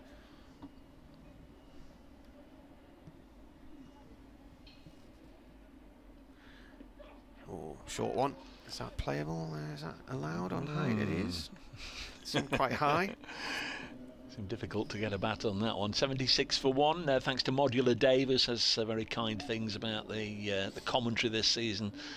Basically saying he's too far away to be able to get to Trent Bridge, so he's very much enjoyed following the coverage, and thanks to Kirsty and the team for providing the live stream. Supported Not since I was a kid. Winter well, everybody. Thanks to you, Modular Dave, and for your correspondence. Always nice to hear from you. Thank you very much. Very kind. At Brace Cricket, at Morty Cricket, if you want to get in touch on the old Twittery thing.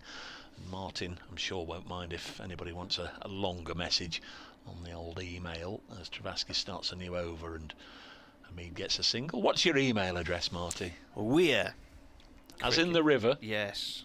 weircricket@yahoo.co.uk. Not We Are Cricket, as No. I tried to email him for 2 years and wondered why he didn't reply. We're, W-E-R Cricket, We're Cricket. At yahoo.co.uk. Travaskis bowls. Montgomery with a forward press defence. 77 for 1. Well, we've got about 12 minutes or so until lunch. Probably 3 overs guaranteed. 4 if they race round. Travaskis bowls. Single taken here as Montgomery just pushes it between point and cover for a single out to Maddinson. Left arm throw back in from the Australian. It's 78 for 1. Sure Notts will be delighted to get in if they're only 1 down. Close up there of the back of Nick Maddinson's shirt, and you perhaps saw the top of it. We're not going to plug particular people or particular wines, except to say Ian Botham's got an advertising logo on the back of the Durham shirts, hasn't he? This one's driven into the offside, nicely fielded by Sean Dixon. There's no run. Have you tried that, a bottle of Mr. Botham's wine? No. Does he not drop you one in the commentary box at the end of each year? I can't remember the last time I saw him. Came in once when I was with Yeah, you. well, that wasn't at the start of the season. It was. Yeah. I can remember that one. Yeah, he'd just taken over, hadn't he? So that was 4 or 5 years ago. This one's chopped to backward point. There's no run. Graham says, we may have been on the same trip as Marty. We were there for the end of the season. You'd have known, Graham. You'd have known. Next one pushed again out as far as Dixon, who's got him fairly close at short extra cover. 78 for 1 after 28 overs. Well, what he would have possibly been on was the same trip as my brother-in-law, because my brother-in-law lived at Long Eaton at the time and flew from East Midlands Airport, whereas we flew from Newcastle. Oh, 78 for 1. Is that out on one of those Jolly Roger pirate ship things? Have you been on one of those? Yeah. Oh yeah. Where was that? Gran Canaria or something? I think most resorts seem to have them, don't they? Tenerife's got one. There's one in Ayia Napa. There's one in most resorts, I think. There's one off Whitby. You can go out off Whitby on a Jolly Roger pirate boat if you wish. When we were on the cruise in around the Canary Islands in the end of March, beginning of April, there was some beautiful galleons, really lovely big sailing ships, which were obviously trip boats, which I presume you could sleep on as well. They were holiday vessels, tall ships. Potts is going to continue. Sure they're not on the way to Hartlepool with monkeys on board. I think Hartlepool's due the tall ships again soon. Potts in. Oh, short one, and that nearly gives Montgomery a shave there. Just got his head out the road in time.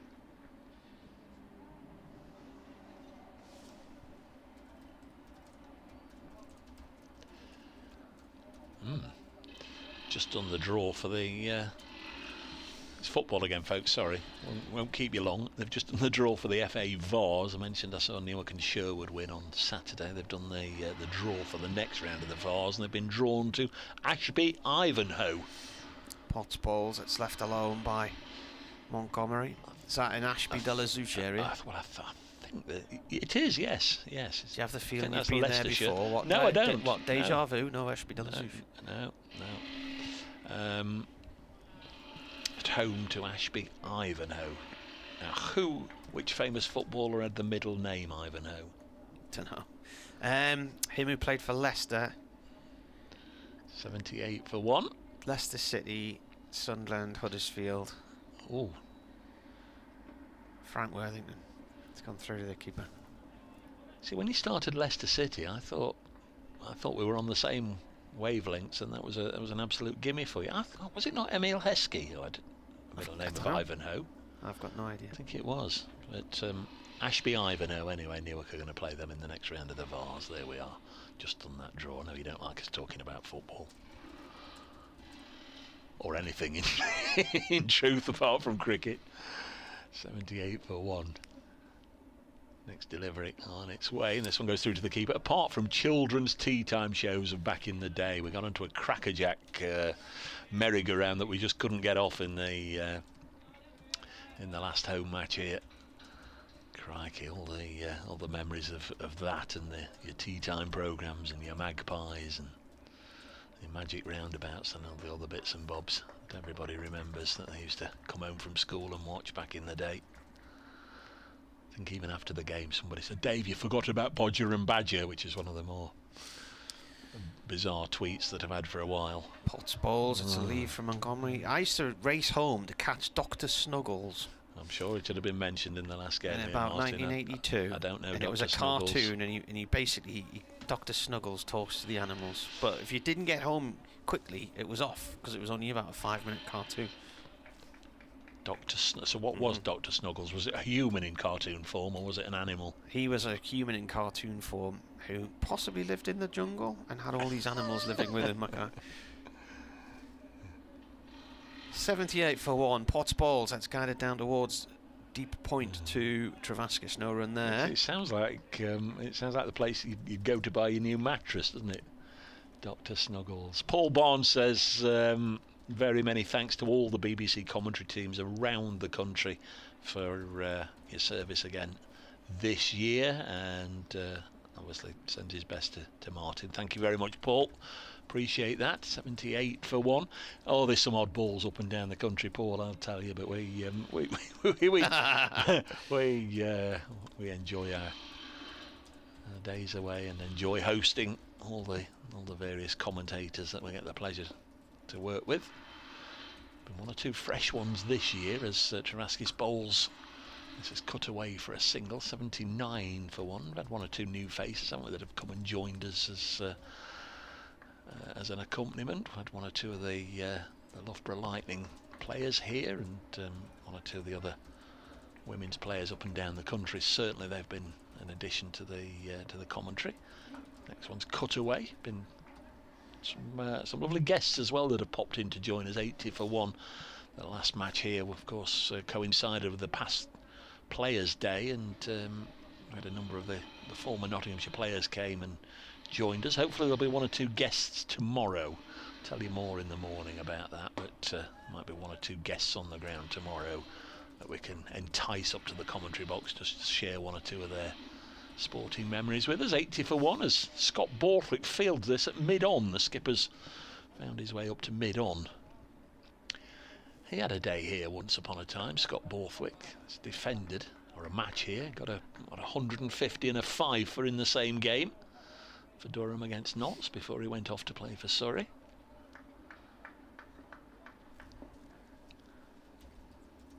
Travaskis round the wicket.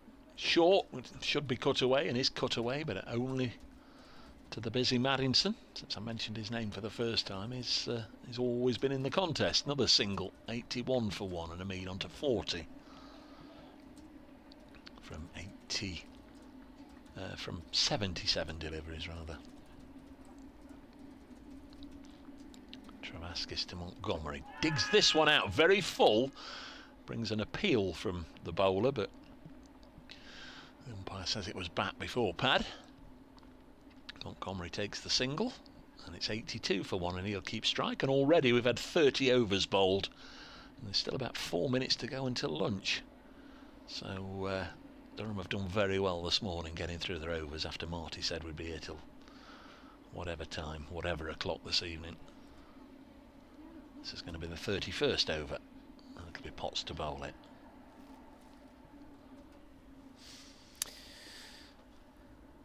To keep doing an assessment of the weather every time you look out the window.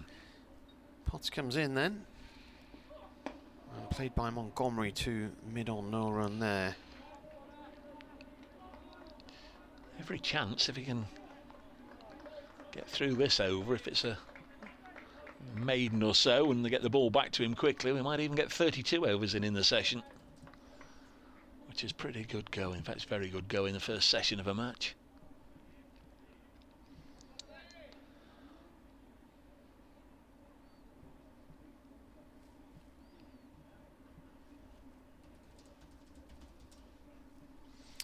Potts bowls, Montgomery defends.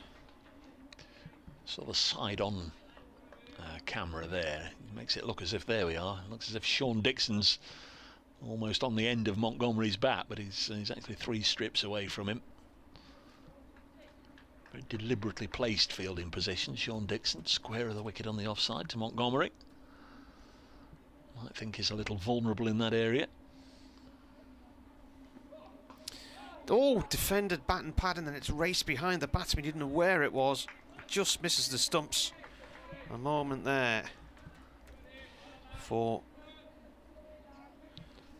Matthew Montgomery. Only recently started at Canterbury, delayed start due to the wet weather between Kent and Somerset. Somerset batting, they're 9 for 2 early on. A heavy defeat there, and some other results go against them. They could still get in trouble. Potts in, driven, past point, short extra point it is, and it's away for 4. Nothing Dixon could do to get it on the end of that one. Given where we are geographically, we might actually be the best off today, looking at where matches are playing, because that horrible weather's drifted down past us. But there is the possibility of some showers around about 2-3 o'clock in this neck of the woods. So grateful for whatever we get end of September. it's quite often beautiful weather at this time of year. It was gorgeous in Bristol last year. It was short weather. And it's usually very nice in April as well. They often say, a lot of people say, oh, we're playing in the extremities, but often nice. Usually chilly to watch in April, to be fair, but it's usually dry. Potts in. This is defended. No run there. So, it depends, as ever, on which clock the umpires are going by. In fact, the umpire at the far end just checking his watch. They usually look at the one above our head. Talking of holidays and flights and whatnot, news breaking here that Doncaster Sheffield Airport is to close. I would imagine some people from certainly North East Nottinghamshire might fly from there. That's come through to the keeper. Used to be called Robin Hood Airport. Yeah. Well, we've gone from there a few times. It is to close, is it? It's confirmed. They are going to race round, so we're going to get 32 overs in. Just had a thing from the NHS asking me to rate my service on Saturday. Went along for the old flu jab, and it was like a buy one get one free. Ended up having 2 jabs, 86 for 1 as Travaskis bowls. Gave me a flu jab and said, oh, while you're here, you can have your, whatever it's called, your pneumococcal or whatever to protect against pneumonia. Not had that in the past, apparently. 86 I for 1. got pneumonia about 5 years ago and ended up in hospital for a week on a drip and sepsis. It wasn't fun. No. But last year when I had the flu jab, it really made me feel funny for a few weeks. 86 for 1, Travaskis bowling to a Mead. It'll be the last one of the session. That's down the leg side. I don't think there's a lot Benjamin can do. This may well be 4 byes, but don't really think Chris Benjamin had a Scooby.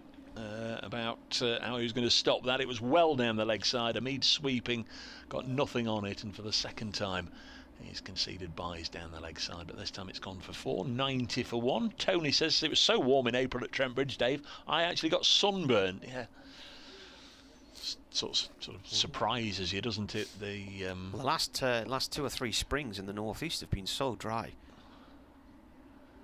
There's Travaskis bowling again to Amid, and he defends it. So a very respectable morning's work by Nottinghamshire, winning the toss at 10 o'clock this morning. It was Stephen Mullaney opted to bat first, and he saw Ben Slater go for 23 to Ben Rain, caught behind. There's 2 balls left in the session, and Mead pushes this to point no run. It was a bright spring last year, wasn't it? It was dry, but it was really cold. Because I remember being here on the final day watching it snowing, and that was the start of the season, wasn't it? We had hats and gloves and scarves and whatnot, and indoors. This one's tossed up, driven down the ground, so Amid finishes the session with very much an exclamation mark on that session. Takes Nottinghamshire to 94 for 1 at lunch. Durham have rattled through their overs, 32 of them, which is terrific work, and that boundary takes Asib Amid to 44 not out at lunch. Matthew Montgomery with him on 20, and this pair have added 45 since Slater fell, with the score on 49. Notts will take plenty from that session. It's been tough going for the Durham bowlers. 5 of them have been used. 3 principal seamers, a little bit of Jonathan Bushnell, and a little bit of spin from Liam Travaskis. But it's lunch at Trent Bridge, where Nottinghamshire are 94 for 1. See you in 40 minutes. Thank you, Martin. Be an update for Radio Nottingham in a second, and then, as Marty says, we'll be back in ample time for the afternoon session. Hope you'll join us then.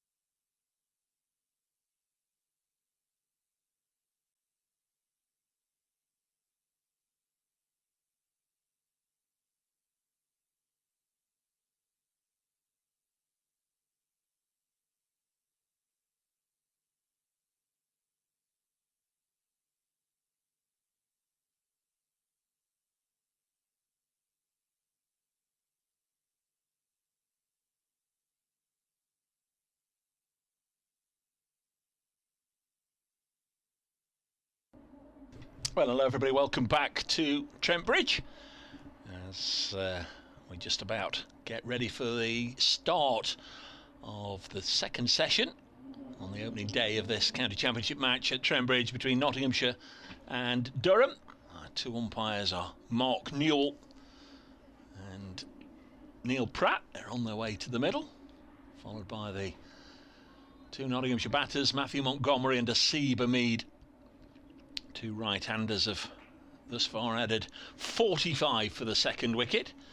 Amid is 44 not out and Montgomery 20 not out, and that's after Notts lost the wicket of Ben Slater during that morning session for 23 when the score was 49. I'm Dave Bracegirdle from BBC Radio Nottingham. Martin Emerson from BBC Newcastle will be with me in just a moment or two, and very nice to get through to lunch with 32 overs already under our belts. Durham certainly got on with things this morning. 4 overs a spin from Liam Travaskis just hurried us on towards that lunch break, and the final ball of that morning session hit away for 4 by Asib Amid. I've had my sandwiches and a yoghurt, in fact a creme caramel, not a yoghurt. Martin's back from wherever he's been and we're all set to go. Yeah, I went for the chicken and then she put a naan bread on the plate and asked if I wanted rice, but it looked like a creamy chicken. So I asked for other bits and bobs and gravy and whatnot. Anyway, it was a spicy sort of chicken, curry chicken. But it worked. I'm your chicken expert. After last week, I was full of chicken facts. Went to do a football match at Dorking. Oh yeah. The home of the Dorking chicken. Yeah. Well, do you know what? I'd never heard of that. I hadn't, no. But it's a thing. The Dorking chicken, a native of Britain, has 5 toes. Toes? All your standard chickens don't. Ah. Here's Ben Rain, who bowls start of the afternoon session of Montgomery, who's on 20, played to point. Montgomery's looked quite tidy. I've just heard a couple of Nottinghamshire members saying that he's held it back today. He's played some nice shots. So pal of mine likes the traditional Chinese restaurants in London whenever he's down there on business, and had a bowl of chicken feet the other day. Oh. Ask him to count the toes. In comes Rain, playing a miss there from Montgomery. It's gone to the keeper. Where's Dorking the feet. again? Surrey. It's Surrey. Not far from Guildford or Leatherhead, that part of the world. Isha. Yeah, certainly a new one for me. Went there, Dorking versus Notts County, but Leatherhead's one of those places that sounds like horrendously industrial. It's going to be full of tyre factories and stuff, but it's not. It's quite nice around there. Chris Kelly, the Leatherhead lip, perhaps before your time. Yeah. Rain in and a leading edge towards square leg there from Montgomery. 1 run. Some did Notts County win or lose? They lost that one. They lost. That's the only What game was they've it? lost this season. They lost to Was it a Dorking league game? 3-1. Yes, in the National League. You've not heard of Chris Kelly, the Leatherhead lip? No, that means back in the nothing late to me 70s in the Right. FA Cup, Yeah. Leatherhead got through to the the third round for the first time and drew Leicester City, who were in the old Division 1, the top flight at the time, and they had this fella who appeared out of nowhere, their centre forward, and of course they all interviewed him. I'm going to score the winner. Plenty of lip, hence his nickname, the Leatherhead Lip. Rain in, defended, and did he score? And he did, and they beat Leicester City 1-0 on Match of the Day. One of the most famous, the Hereford Newcastle one is always regarded as the biggest shock. But if you look it up, Leatherhead. Well, there was that other one. Was it Wycombe Wanderers where they brought in an emergency centre forward? It was a postman or something. He scored the winner at Filbert Street, didn't he? Yeah.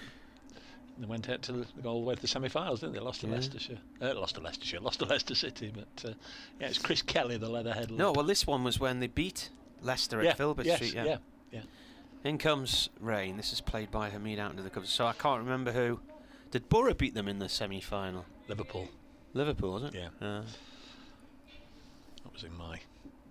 I couldn't even tell you who won the FA Cup this year. I've not got a clue. That was in my brief reign of doing football programmes for the FA. I did those semi-final programmes. All right.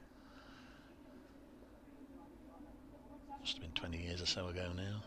2001, something like that, 1 or 2. Laurie Sanchez was the Wigan manager and he got sent off, didn't he? So he was. Rain bowls. This has gone backward point for 1 run. Ooh. Direct hit of the stumps there. That was a cracking piece of fielding there from Liam Travaskis, rocket arm. And I tell you what, Montgomery was coming in casually, not thinking there was anything doing there, and suddenly, boom. Really good bit of work from Travaskis. Wasn't by any means just a gentle lob towards the stumps. He had a bit of a go. And isn't it you who says they always hit when it doesn't count? Well, it seems to be the way. Certainly with knots, it's very rare they get a run out with a direct hit. 96 for 1. We're going to have Matty Potts to share the early bowling honours or duties after lunch. Board says Liam. No, it is Liam Travaskis. I beg his pardon. It's not Matty Potts. It is Liam Travaskis.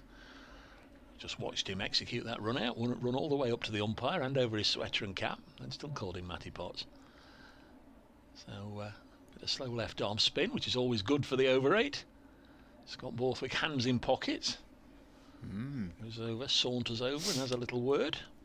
The man-cad debate is the title of David Gin's email. Not a fan. There's Travaskis. Hamid is on 45, gets on the front foot and blocks. Is it a long email? No. Heather Knight has said at lunchtime that they weren't given a warning by the bowler. 96 for 1. Next delivery driven into the offside by Hamid. Now then, it's going to be at least 2. In fact, it's going to be 4. Just placed it too far away from the reach of Nick Maddinson, who 100. Just had to put the brakes on to stop himself running all the way into the wall at the base of the Fox Road stand. And thanks, Martin, for pointing out the 100 comes up, and also the half-century stand between this pair from 92 balls. Nice looking shot from Hamid, and he goes to 49. 100 for 1 in the 34th over. Travaskis bowls, and Hamid clips it for his 50th run. Up to Borthwick, wide of Borthwick at mid-on, takes the single, and Asib Hamid churns out yet another one. What a terrific player he really is. Really felt for him last winter when clearly he was so desperate to succeed, but unable to. 89 balls. Missed that, Marty. 9 fours. 9 fours, thank you very much. Probably 6 or 7 of them down to third man or backward of square. Montgomery blocks the next one. His highest score against Durham, 74 at Chester Street in 2016. Then he's had a 53 at Southport for Lancashire in the same year. This one's eased into the offside. That Southport match was Tom Moore's first-class debut. Yeah. 101 for 1. How many has he had this year then? He's had 3 centuries, and I'm just looking, I think it's 3 and 8 now. This has dropped onto the leg side. Yeah, 3 centuries and 8 50s for Asib Hamid. Top score of 196 at Derby. That was on the hottest day of the year. Well, in fact, it wasn't, because he was dismissed on 196 very early on in the piece on the second morning. But on that previous day, him and Ben Duckett had taken knots to about 450 for 1, with Duckett getting 240 odd. 101 for 1 at the end of the over.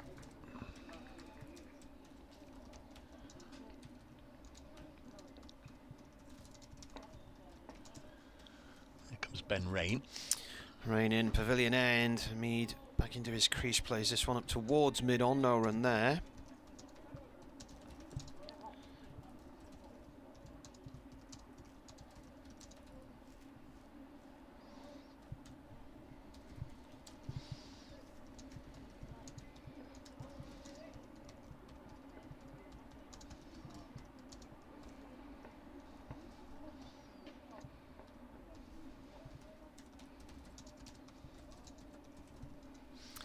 Rain balls. This is turned by Hamid out through mid-wicket, and it's heading towards the boundary. Drizel dives in and seems to land on the ball and then rolls off the field right in front of the cameraman.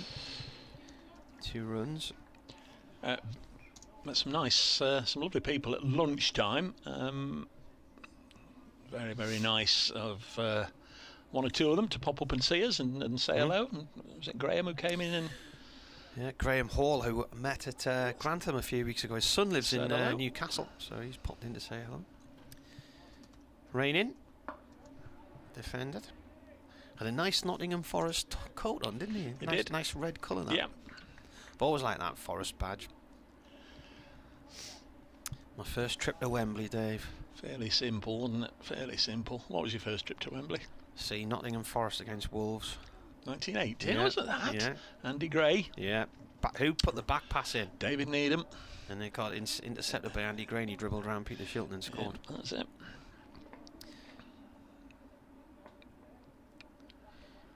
In comes Rain from the pavilion end, left by Hamid. Who was the first Wolves skipper? Tell me. It's Emily News, wasn't it? Was it? Yeah, it was. Yeah, you're right. Yeah. Yeah, so my dad took me down. He used to get tickets for a lot of League Cup finals, so we went to quite a few over the years, but that was the first time I'd done that. And back in the day, a certain washing machine powder manufacturer did a special offer where you could get tickets on the East Coast Main Line, 2 for the price of 1. Rain in, it's an edge down towards third man. It is occupied though. Dixon is down there, just a 1 run. And so we went down there, went back a couple of years later as well, saw Liverpool against Tottenham. And obviously Sunderland got there in 85, was at that one. 87, so Arsenal-Liverpool, when it was the first time Ian Rushard had scored in a game for Liverpool and they lost. Charlie Nicholas came off the bench and changed the game for Arsenal. You don't get very good offers on free gifts anymore. Used to like the old card in your tea bags. Well, we got an offer as rain bowls. This has gone off towards point. Like to shake me cornflakes or my rice well, out and get there's certain breakfast cereals now where occasionally there'll be a half price offer for tickets for varying places, and we went to Legoland 3 or 4 years ago, and that's not the same as shaking your cereal out into your bowl and some unidentifiable plastic object in a little polythene bag falls into your bowl. Oh, look what I've got. Remember when the Superman movies were massive and you used to get transfers and cards in there with all the characters on them and stuff. Hamid is on 53. Travaskis bowls to him, and Hamid weighs him up. First ball of the over, pushes it back. Hamid last week at Worcester got 37 and 58.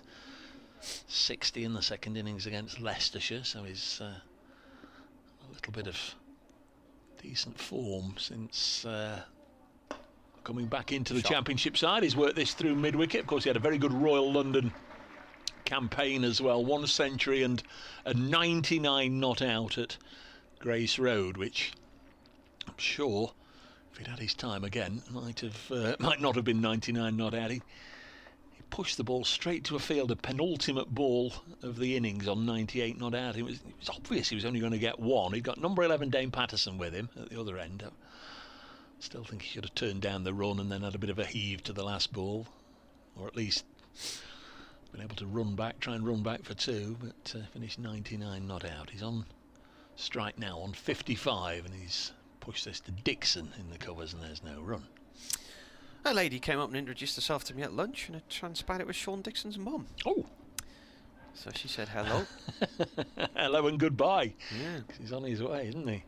Did she speak with a West Country accent as Hamid chops this to backward point? No run. Sean's South African, isn't he? But his mum very English, and I said, "Oh, I was surprised to hear your English accent." She grew up in the Beckenham area of Kent, near Bromley. That's where Ben Duckett's from, or was born anyway.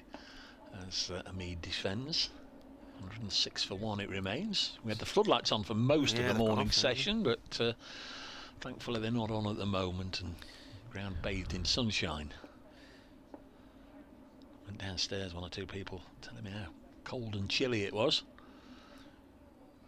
This one's driven away for 4 more by Hamid. It's been a little bit of a masterclass from Hamid since lunch. That's 3 really beautifully timed boundaries from him, and he's gone on to 59 and Just wonder if Liam Travaskis might just be asked to go and have a little bit of a breather by his skipper. 6 overs, none for 22. I hope not, because I enjoy watching him bowl, but at the moment Mead seems to have got the better of him. 110 for 1. Might be a bit of George Drissop. Might even be a bit of leg spin from the skipper, but I'm sure they'll all get a go in the fullness of time. Anyway, she said the family, because I thought the family were based around the Canterbury area, and when he announced he was moving to Somerset for personal family reasons, I thought, well, Canterbury to Somerset's quite a drive. It's 210 miles. But things have changed as Rain starts anew over here to Montgomery. So she said she now lives out Hampshire way, and so he's moving to Somerset, where I'm sure he'll get a boatload of runs on their track. His fiancée, and they've got a young baby now as well, so. But it would appear Durham was just too far north.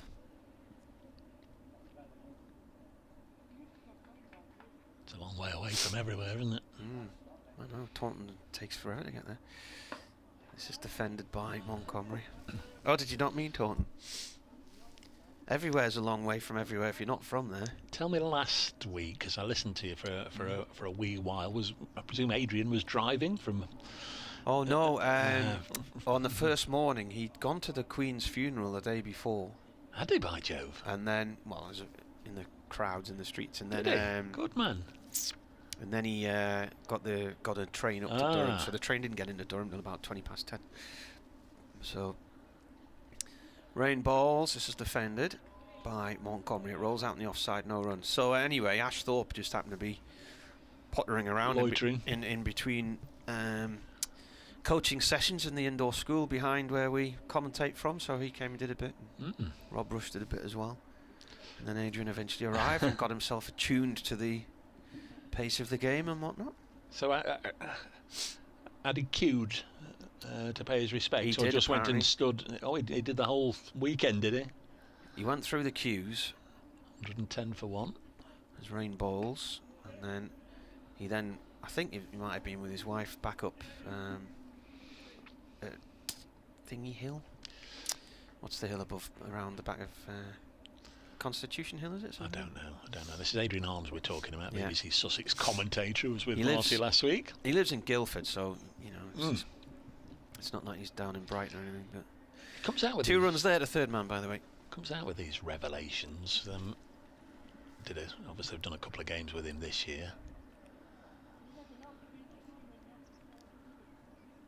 2 balls left of this over. The first is a dot, goes to point. Down at Hove, he just suddenly came out with, do you know where I'm going tomorrow?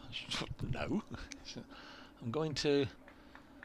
Now then, I always get these mixed up. The one in Cornwall, is it Port Isaac or Port Merion? Anyway, it had been invited to go down there to be an extra on Doc Martin. I said, what? All right.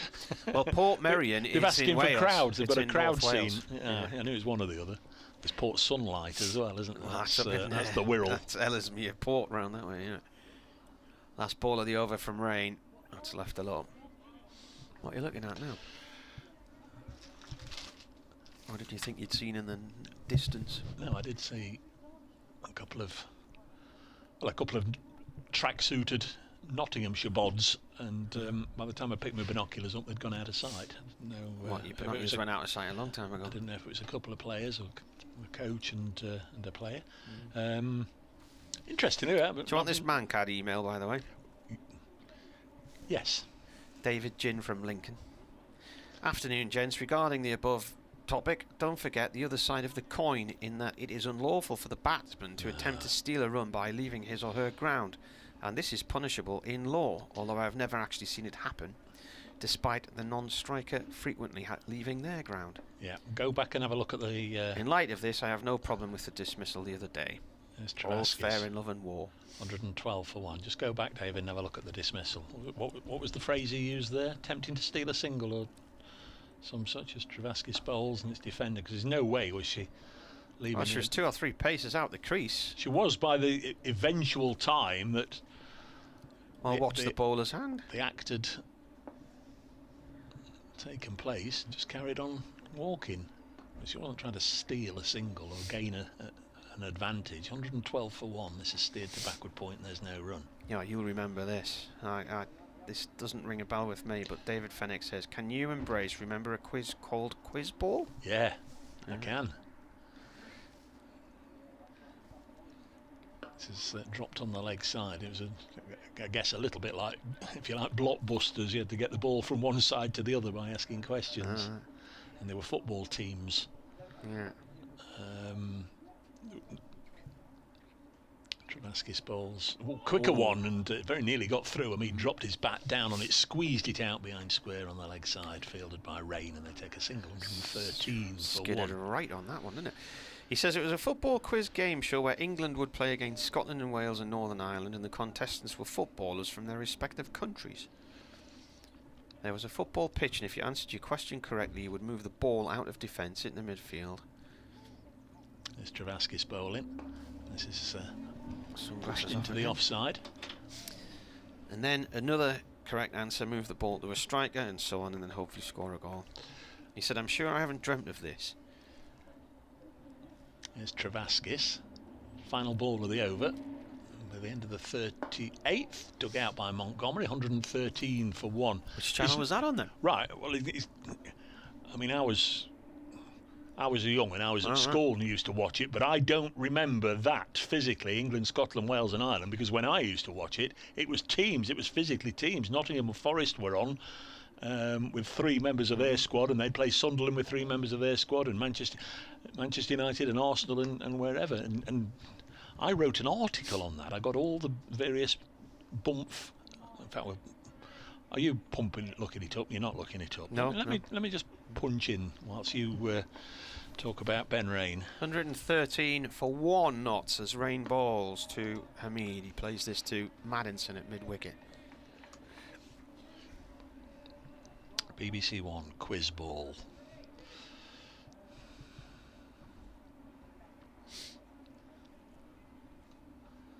See what we can find. Watford have apparently parted ways with their manager. Yeah. The curse of Sunderland strikes again. And Slaven Bilic has taken over. Rain balls. It's fended away one-handed there by Hamid down towards third man. Dixon comes in to pick it up. Where was Slaven Bilic?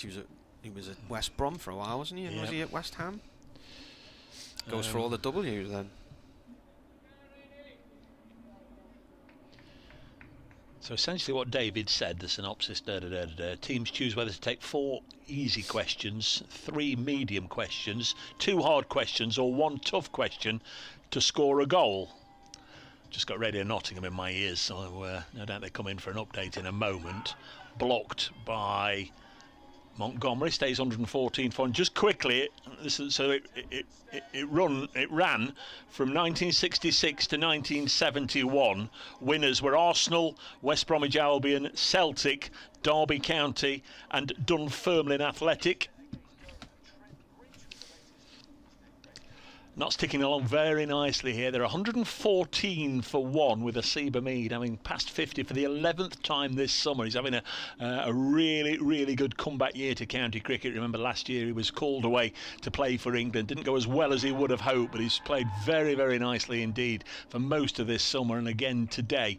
Matthew Montgomery's with him on 23. This pair have added 65. We've got a straw-coloured wicket. It's going to be hard work for any of the bowlers throughout this game to take wickets, you'd imagine. A draw would be enough for Notts to seal their promotion. A win would guarantee them the Division 2 title as well. Going along very well on 114 for 1. There's an LBW appeal there, just as we were doing that update with Ben Rain bowling. Dunfermline did well. Here comes Rain. This is played by Montgomery up to mid-on. So it ran from 66 to 71. Well, Davey's older than that, I think he is then, in that case, if he remembers that. So it Yeah, came, well, off, well, came off the year I was born then. But like I say, I don't remember the England, Scotland, Wales and Ireland. I'll just try and get rid of the studio in her ears. And perhaps they brought it back with an international version or some such. 114 for 1. Inside edge onto the box, and Montgomery's gone down in a bit of bother. Yeah, I think it's gone, yeah. He's down on his haunches. That one's just one of those dull aches that won't go away and makes you want to be sick. Feel free to get in touch at Marty Cricket on Twitter, at Brace Cricket as well. weircricket@yahoo.co.uk on email. Now then. Hosts David Vine, 66 to 68, Barry Davis 1970, and Stuart Hall 1970 to 72, and then Frank Skinner later. No years or anything for that. Maybe Frank Skinner it would have been who brought back the format. Here's Travaskis then to bowl to Hamid on 61 down the leg side, nicely taken by the wicketkeeper. But yeah, you've not dreamt it, David. Quiz ball, and it was essentially a bit like blockbusters, but in the football sense, get from one side to the other to score a goal. 114 for 1. Travaskis bowls, Hamid clips it to mid wicket, fielded by number 73. That's Ollie Gibson. Rod says, Dave, on the BBC iPlayer there's an episode Forest versus Arsenal. Ted Moult is the Forest guest. Carey and McKinley in the team. So that's Johnny Carey, who was the manager, and Bob McKinley, the big centre half. 114 for 1. Thanks, Rod. Nick, on the same thing, Quizball was where the original Route 1 came from as the quickest way to score a goal, score a point. Thanks, Nick.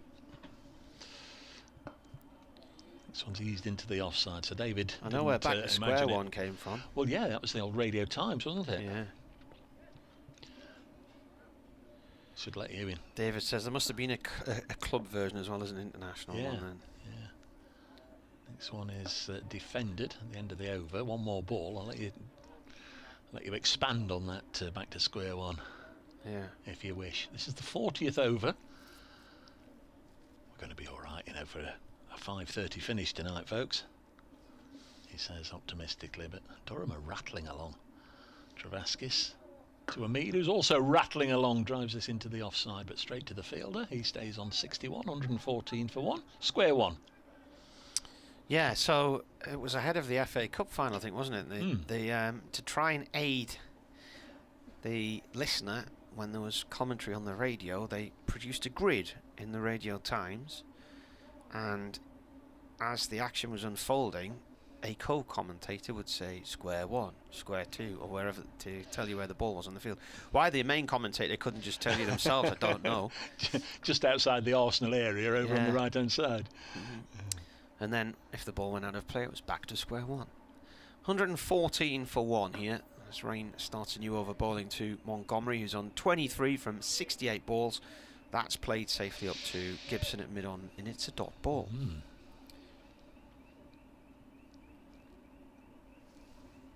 Is that your car alarm?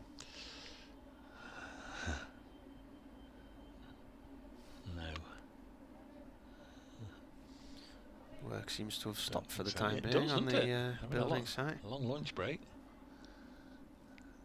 Lunch 1 till 2 on the building sites, I would imagine.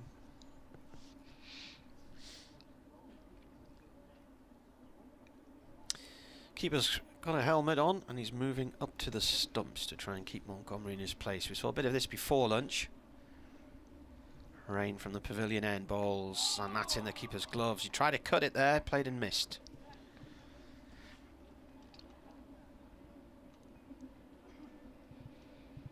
Seems to be weather everywhere else, Dave, other than possibly Leeds. Are they off everywhere else? They're having lots of problems, aren't they? Not started yet at Edgbaston, have they? Canterbury, Somerset have started against Kent. 43 for 3, Somerset. Rain bowls, or played down into the ground and off the foot, and rolls away to safety. Gloucestershire are playing in Leeds. They're 100 for 5. As you say, no play between Warwickshire and Hampshire in Birmingham. I forgot Lancashire are at home, aren't they? 120 for 2 against Surrey. It's raining in Northampton between Essex and Northants, so Essex batting there, 107 for 4. Worcestershire and Middlesex eventually got going. It's 52 for 3. At Hove, Glamorgan and Sussex have got going 101 for 1 now. Rain balls. This is played into the ground and down towards third man. Was there anything pending from last week for that pitch at Chelmsford when it was finished very early on the second morning? I don't know. Do we know? That was one run. There was lots of people angry that you shouldn't be playing cricket in September. It's ridiculous this, and I said you're going to hate it when you discover that Lancashire once bowled Essex out in the height of summer in June. Yeah. For 20. That's at the same The ground. game shouldn't be over inside 5 sessions, though. Well, no. No doubt something will be announced in November. Rain bowls. Ball flicked off towards mid-wicket to Maddinson. No run there. You mean some sort of retrospective, doesn't really matter punishment? Yeah, that most of us miss.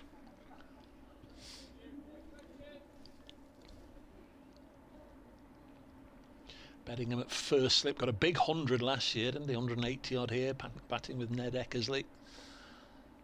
Or was that last year, or was that the Bob Willis Trophy year? No, that was last year. Last year. It was snowing, wasn't it? Was that the day it was snowing on the Sunday? It was freezing. In comes rain. Into the thigh pad, no run. They'll tell you, because it was a record stand as well, wasn't it? What did they put on? Yeah, it was Beddingham's first year with Durham last year, wasn't it? Former Plumtree man, I think. He scored 237 runs at Notts in 2021 with a 58 in one innings and 180 not out in the next. And he put on that big partnership with Ben Rain as well. Was it Rain? I thought it was Eckersley. Sorry, Eckersley. Yeah. Trask is to continue. 8 overs, 1 maiden, none for 23. To the spinner. Here he comes off 2 or 3 paces. Down on one knee is Matt Montgomery. Just sweeps it away fine. Out to Ben Rain. There's a single. Beddingham last year was the first player past 500, 600, 700, 800, 900 runs, and then Tom Haynes pipped him right at the end of the season, 1,000. There's a magpie around our balcony somewhere. Nice looking drag through the onside by Hamid for 4. It wasn't a crisp clip, was it? He dragged that from outside the off stump. How do you know? What's that? Is it a distinctive sound you can hear? Well, I can tell the sound, but it was on this You're piece twitching. of railing here, Oh, and yeah. I was going to get a photograph of it, and then just as I got my camera out, Oh, it you shot saw down it, did below you? us. You saw it and didn't I say did. good morning, Captain. No, because I'm not daft. And equally, I can also tell what a magpie sounds like. What does it sound like, Like Martin? that one. Go on, I can't hear it. You can't hear it? No, I can't hear anything. What's its distinctive sound then? Oh, it's flying away now. 120 for 1. Next ball worked for a single by Hamid. Out to Maddinson from to the Fox Road stand. A flat throw fizzes into the gloves of Benjamin. 121 for 1. Go on, make the sound of a magpie. Well, it's that stuttery sort of. I can't envisage it. Go on. Probably quite hard to do if I'm not a bird. It's not one of my skills. This one's punched to cover. No run. 121 for 1. This pair added 72. Joe Clark will wait to come in at 4. Lyndon James, Stephen Mullaney, Tom Moores, Liam Patterson-White, the top 8. 121 for 1. Stuart Broad and Luke Fletcher restored to the side today. Fletcher didn't play at Worcester last week. Broad's not played since the Derbyshire match, early part of the season, as Montgomery cuts it out again to Maddinson, and Dane Patterson makes up the 11.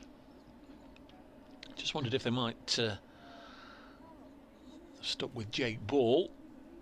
Bowled very well indeed at New Road last week, the pick of the Notts bowlers, but whether there's been a little bit of reaction to that performance, or decided to go with Broad, Fletcher and Patterson, obviously, one way or another. 122 for 1 at the end of that over.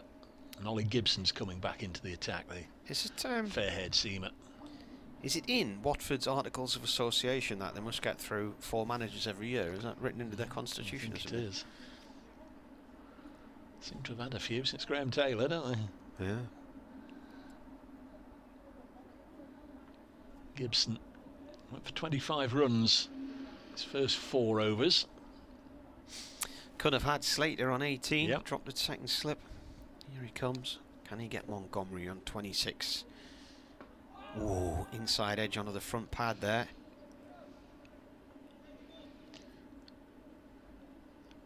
So we saw 1 or 2 youngsters in the Royal London. McIntosh, the keeper, is he on the He's staff? hurt, no, he's yeah, he's come through the academy. He's hurt his hand. He hurt his hand at Leicester a couple of weeks ago, and there were 53 byes in the game. Some of them he couldn't have got anywhere near. Some of the bowling was a little bit erratic, and there was some late swing. And But there was a young seamer with a bit of pace as well, wasn't there? ball pushed off to point. McAlinden, Yeah. he's got a stress fracture in his shin or his foot. He he went off to play for England under 19s against Sri Lanka and then was injured.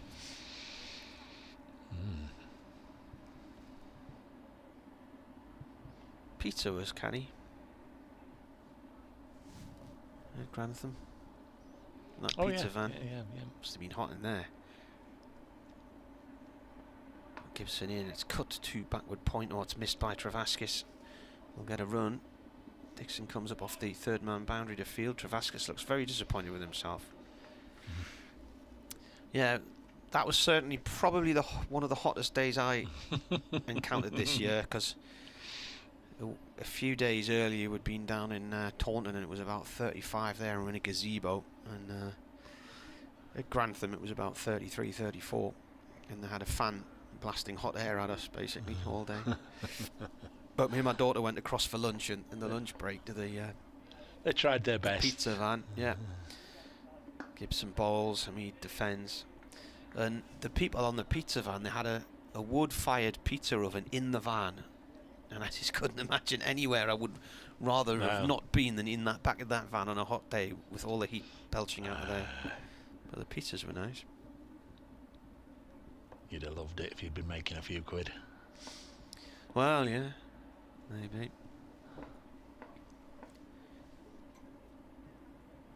Gibson bowls, pulled by Hamid out to deep mid-wicket for 4. Sat up nicely for him, and he's thumped the ball into the wall at the front of the Fox Road stand. Somerset 49 for 4 at Canterbury against Kent. George Bartlett just out a catch to Ollie Robinson, who's going to be requiring a removals truck to get all his belongings up to the northeast during the close season. He's joining Durham. Is that you think going to sort of answer the wicket keeping problems? He's going to be. Yeah, I mean, I would gonna be think it. so. There's Gibson in. That's gone down the leg side, taken by Benjamin.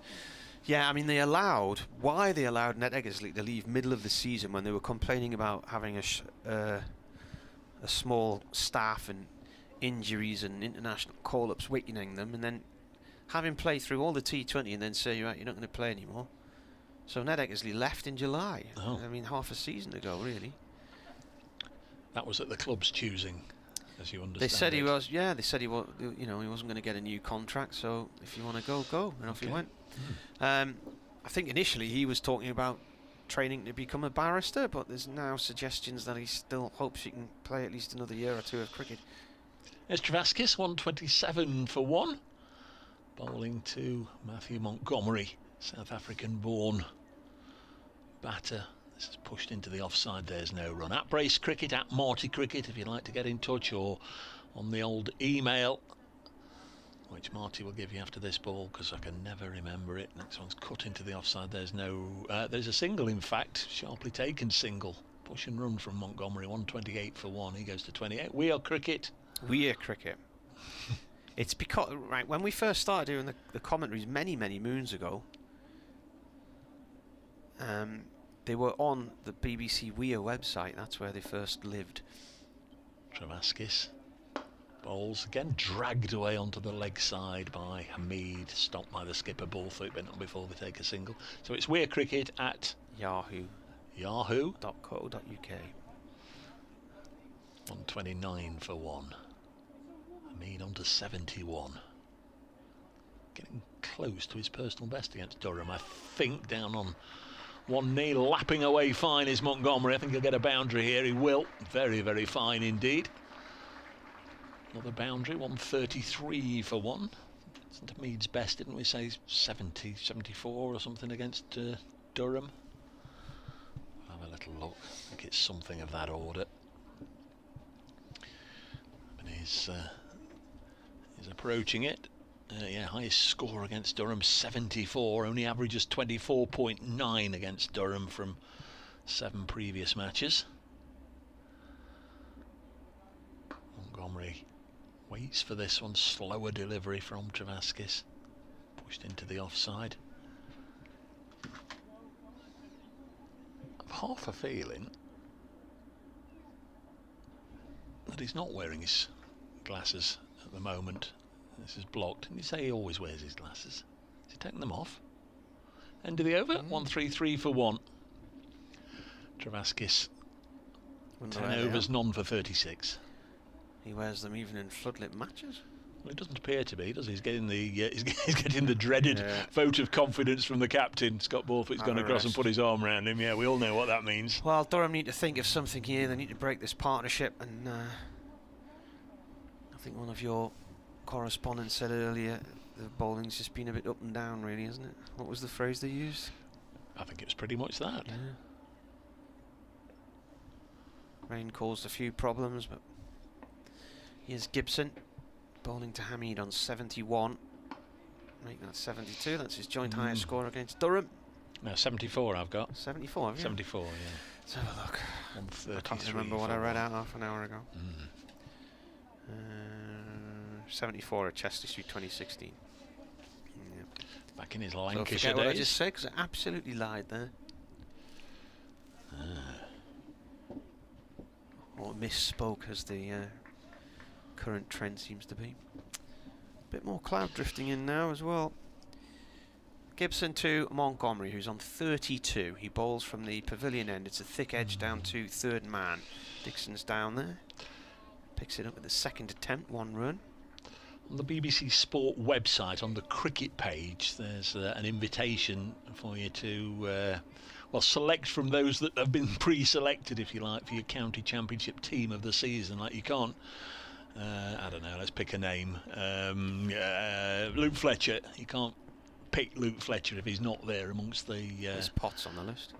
I don't know, but you can do that if you want. Gibson in, defended on off stump by Hamid, no run. And as Kevin Howells, who all BBC cricket listeners and followers will very well know, Kevin Howells has had a go. He's just tweeted his team from those available. Keaton Jennings and Emilio Gay as his best county championship openers this year. Harry Brook, Sam Hain, Cheteshwar Pujara. Ben Foakes at 6, no doubt as the wicket keeper. Gibson in.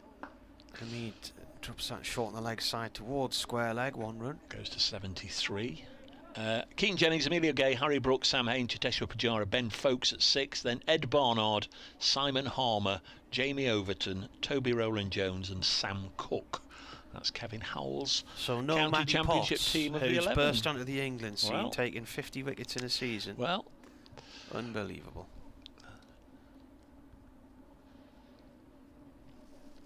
we might have a look at Martin Emerson's team of the year a little Won't be later. doing one. Gibson in, playing off to point. I mean, Shan Masood had a lot of runs, didn't he? He did, didn't doors. he? Yeah, yeah. Pujara did. Yeah, in fact, to overlook Shan Masood is a big call. Mr. Howells? I couldn't really tell you much about what goes on in Division 2 because statistically I only really look at what's happening in Division 1 because I concentrate in Division 2.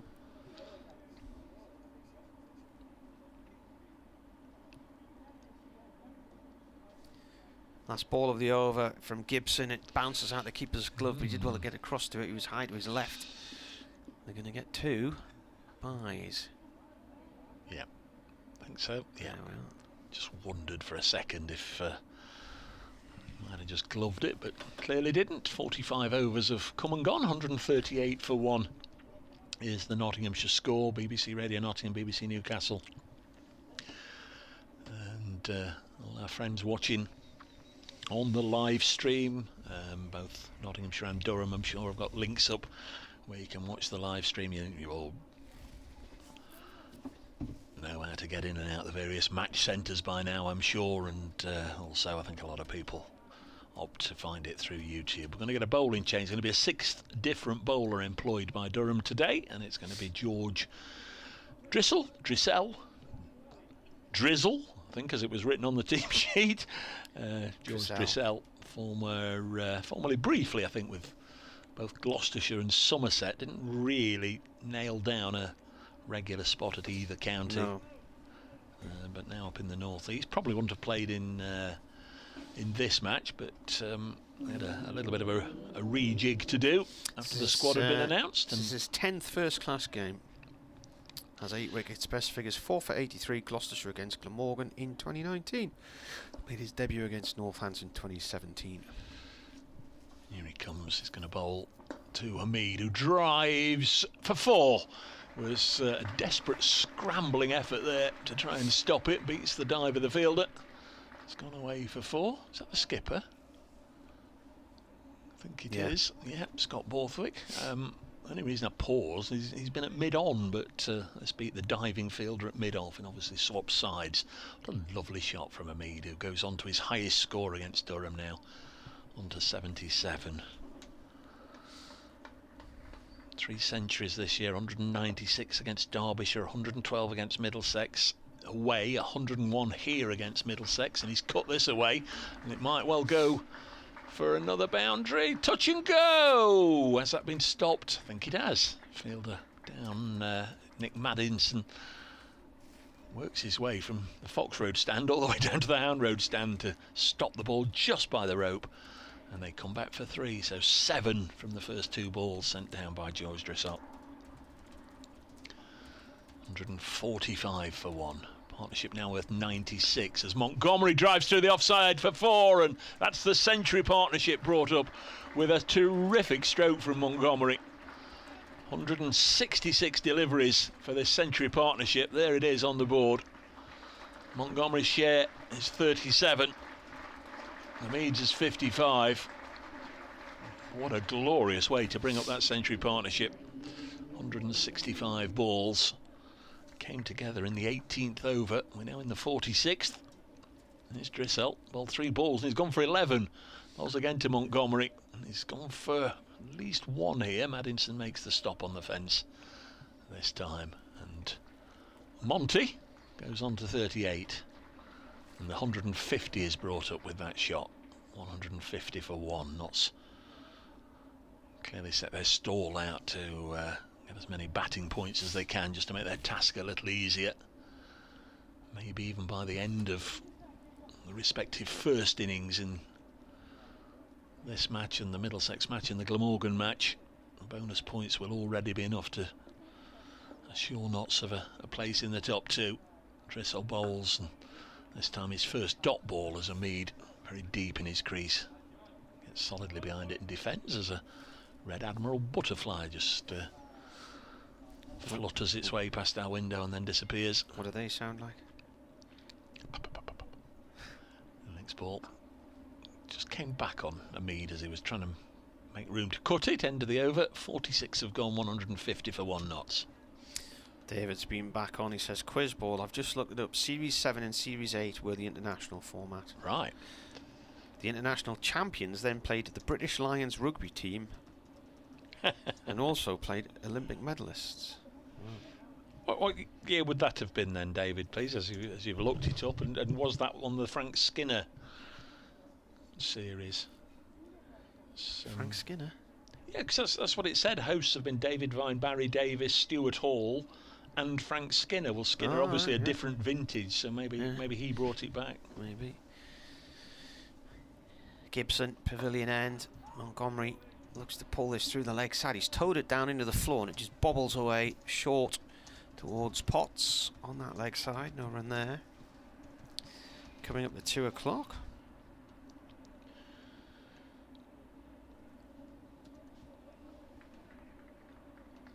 Race by these half an hours, don't they?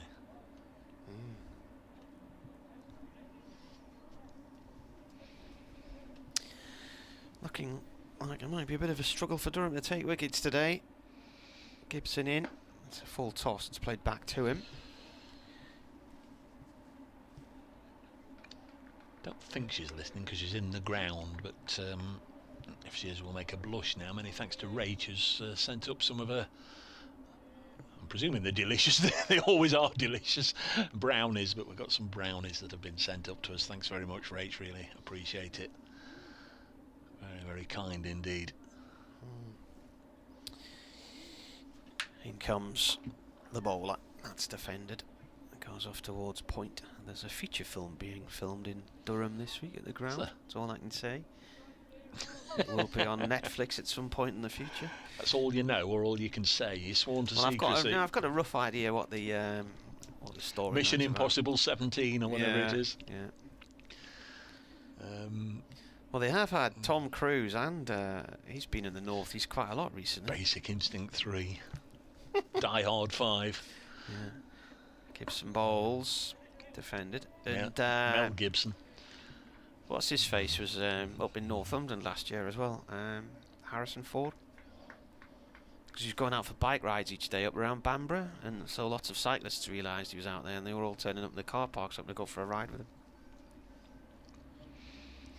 I see that you went to watch the Tour of Britain this year. I did indeed. Yes. And then it was cancelled that night, wasn't it? Yeah. Shame. Came to Sunderland a couple of days before that. Gibson in. Played off towards point, no run. My wife and kids managed to get tickets in one of the little marquees at the finish line, and they were like drowned rats at the end. It was about 3 days before their clothes dried out in the conservatory. If we're being strictly correct, I went to have a pint and a burger at my local and sat outside and watched them. Is that where you went the last time it came through? Yeah. At Radio Nottingham had lots of people up and down the county. Well, that was the finish was in Mansfield, wasn't it? And half the peloton went the wrong way. This is defended on a length. They did, yeah. They came round a right-hand bend, and half of them stuck to the right-hand side of the road and realised they were then cycling behind the railings in the stands. Right, I better go and do an update next door. Bye-bye. Bye-bye, everybody. everybody. See you a bit later. Bye-bye, Sooty. Is there anything in these biscuits that might be... That might be what? Well, herbal, or I didn't... What do you mean herbal? Straight-laced. By all means, leave them if you don't want them. But tuck in if you do. 150 for one. More from the esteemed Mr. Emerson, no doubt in 3 or 4 minutes when he's updated the listeners in the northeast. Drissel bowls, and Hamid continues on his merry way. Moves to 81. Just deflecting this on the leg side for a single. Can't get into the bag. I think she's glued the knot shut.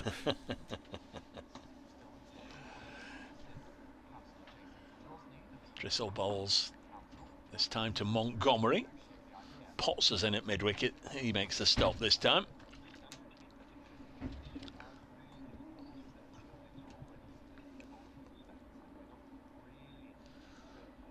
There's Drissel, off spinner, tosses the ball up and pushed into the offside by Montgomery. Out to Maddinson, takes another single. 152 for one.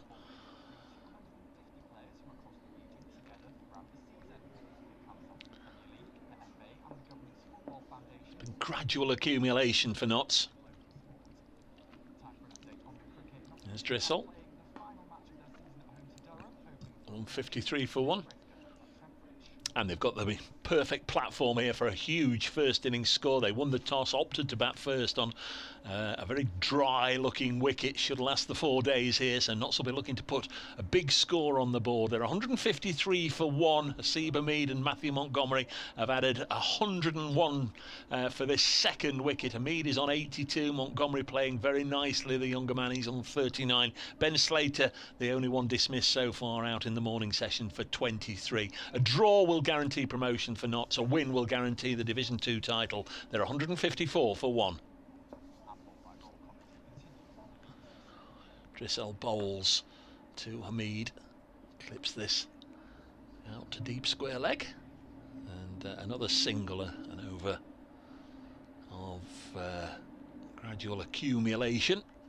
And Drissel's bowled 2 overs for 17 now, and we are at the halfway stage of the day's allocation. We've had 48 overs and we've got 48 left to go. Hamid 130 balls faced for his 83. Montgomery 97 balls faced for his 40.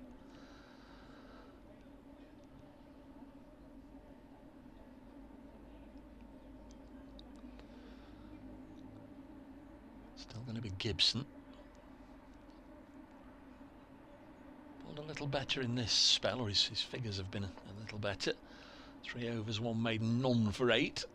His second spell, a bouncer that causes Hamid to go down on one knee and then rock his head back just to make sure he doesn't get struck with the ball. Sharpish delivery there from Ollie Gibson.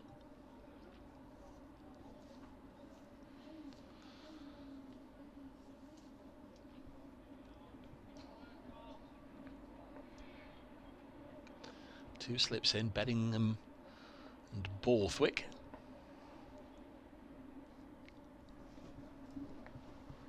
Gibson bowls, Hamid punches it through the offside for 4.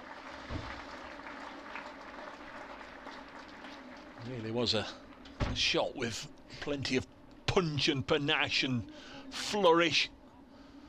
Really got hold of that one. Takes him on to 87. They call that the devil's number or some such in Australia, don't they? Because it's 13 short of 100. 159 for 1. There's Gibson.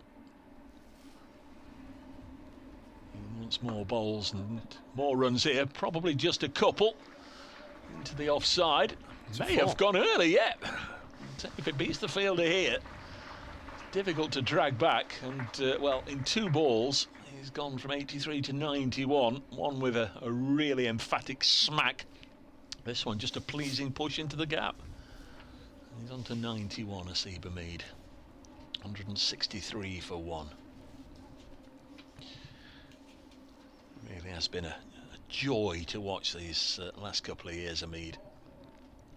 Still only 25. Last week's match at New Road, Worcester, was his 101st last game. 11 hundreds in that. And 5 of them since he's come to Notts. He's going to get another single here to move on to 92, running this down to 3rd man, where Sean Dixon now finds himself, and it's 164 for 1.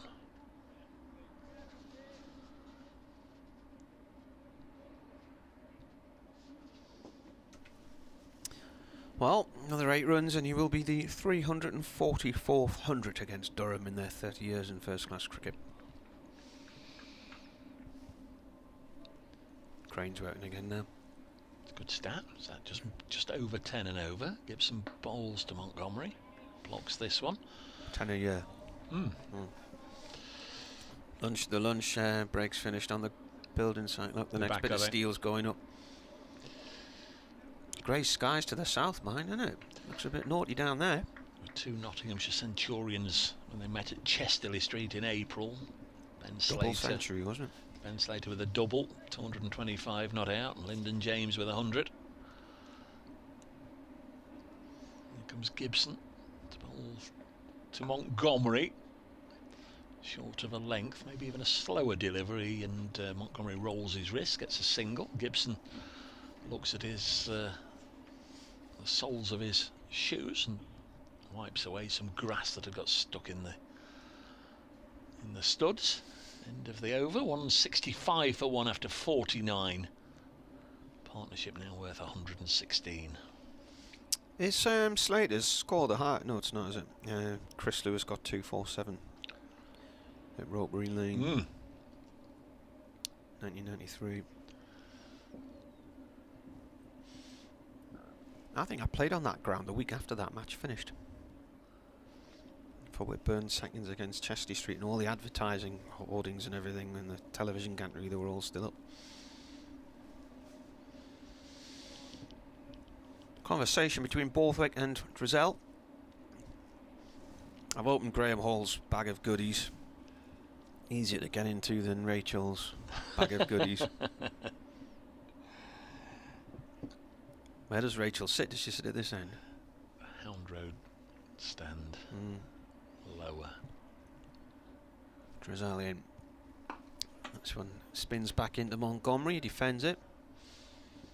I think that would be quite a good view on the Hound Road upper the nearest group of seats to the pavilion. Yep. Yeah, with the pitch, with this particular pitch they're playing on. This is up to Borthwick. It made off. I think these wings up on the tier that we're on the 3rd floor, they'd be a good place to sit and watch as well. Yeah, very good indeed. Behind the bowler rather than being side on. Is Borthwick a non-bowler these days? Being a bit mixed. Turned away by Montgomery out through square leg for 1. And I said he'd had that hand problem. How many balls has he bowled this year? I think he bowled at Chester this stream, sure he did. 116 overs, and he's taken 2 wickets. Right. So not a deal. Does have a 5 for it. Well, I think it was actually a 6 for, wasn't it, on this ground? Drizel comes in and bowls. This is defended by Hamid.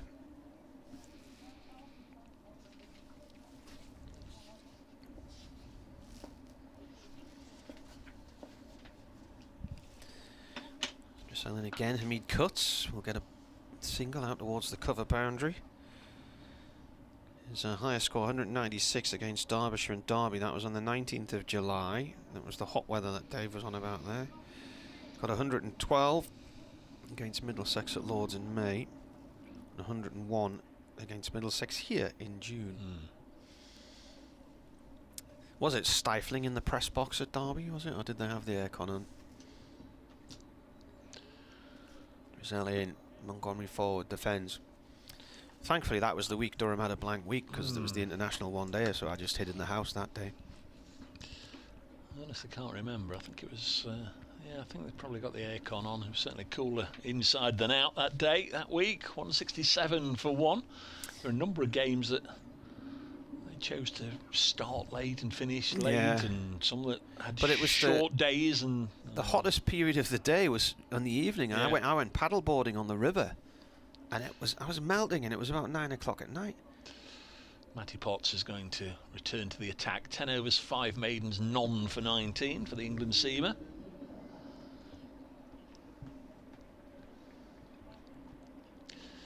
Good to see him back in action. This was the game, of course, that always used to be the one time in the year that Mark Wood would get wheeled out to play for Durham. I think his first 2 or 3 years in the county game, is the only appearance he made would have been here at Trent Bridge. I think Bryden Coss had a bit of a spell there as well, didn't he? There was another lad as well as Potts bowls. This one's driven into the offside, and there's no run. Was it an Irish international? Oh, Barry McCarthy. That's him. Yeah, he played in a few. What was that? But he was there a Maine? Was somebody Maine? Gavin Maine, he was Gavin Scottish. Maine. Yeah. Gavin Maine. I'm sure he made. He did. He made his debut here, I think. Yep. Yeah. So I remember going back to the hotel, and he happened to walk into the lift, and I said, "How's your day?" Very nervous was the answer. I mean, has 93. He's on strike to Potts. Blocks this one. I think he's finishing a degree, or he's been doing a degree. Because he had Scottish links. 1972 tail brace, says David Fennick. Oh. The internationally bitty Right. box. Don't remember that one, David. I might have watched it at the time. They're bringing back a version of fantasy football, aren't they? But not with Skinner and Baddiel. Potts in, driven by... Oh, it's missed by Gibson, and it's away underneath in the mid. On, it's going to go for 4, I think, when he slides across the rope. Questions as to whether he stopped that going over or not. Hamid moves on to 96. Was it the far end of the ground? It's difficult for us to say. Sam's emailed. He says, "Hi both, thanks for the commentary." He said, "Re Mancads, I've long thought such controversy could be at least reduced, if not avoided. If it were to be ruled 1 short when the non-striker leaves their ground before the release of the ball, then there would be no benefit to attempting it." This is played short on the leg side by Montgomery for 1 run off towards mid-wicket. The umpire needs to be aware of the line on their peripheral vision to call a no ball for overstepping, so should have at least some awareness of when the non-striker no longer has anything grounded behind the line. In high-profile matches, the TV umpire could take responsibility, as they already check every delivery for overstepping anyway. If this could be implemented, then this mode of dismissal could be removed from the laws.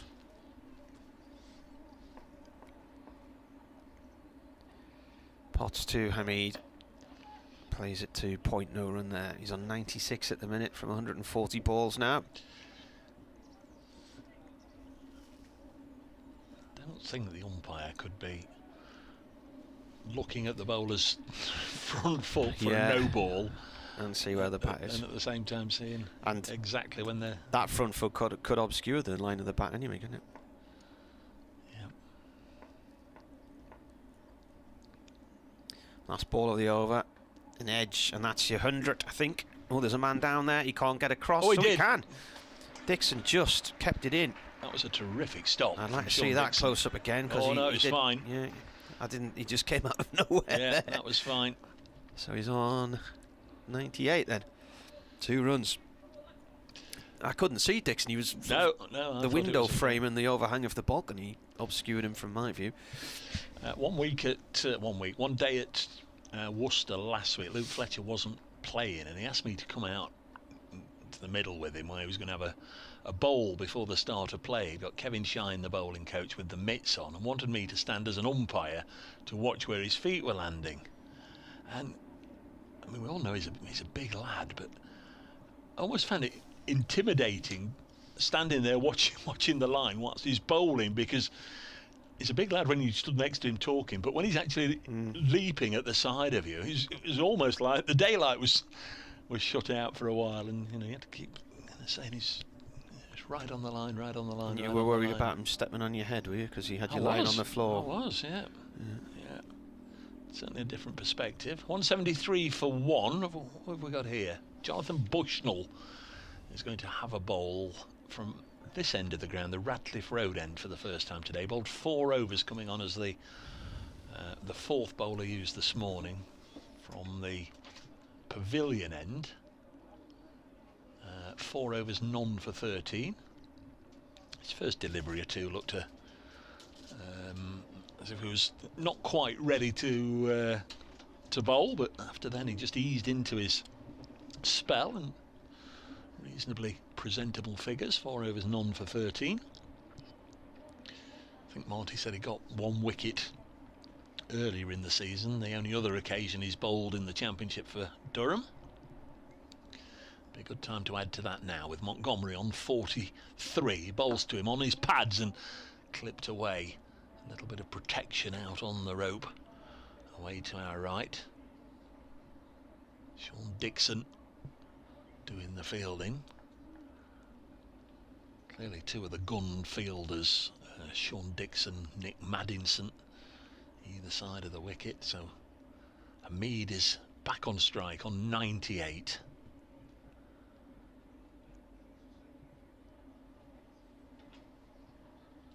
Will this be the moment then? Hamid on 98. Jonathan Bushnell bowls to him, and short of a length, Hamid has to go high on his toes to play it down and defend, and then goes on a little pace or two towards the square leg umpire. Faced 142 deliveries, Hamid.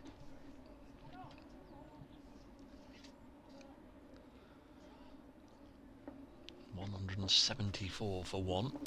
Playing at Edgbaston in about 5 minutes' time. Warwickshire have been put in by Hampshire. Bushnell then to Hamid. Needs 2 for his 100. Pushes this back to the bowler. And there's no run. This time if Warwickshire go down, would that be the 5th reigning champion to get relegated? Notts did it once, didn't they? Yorkshire, Middlesex. Did Surrey go down as champions? Don't know. Can remember Notts doing it. Can remember Middlesex doing it.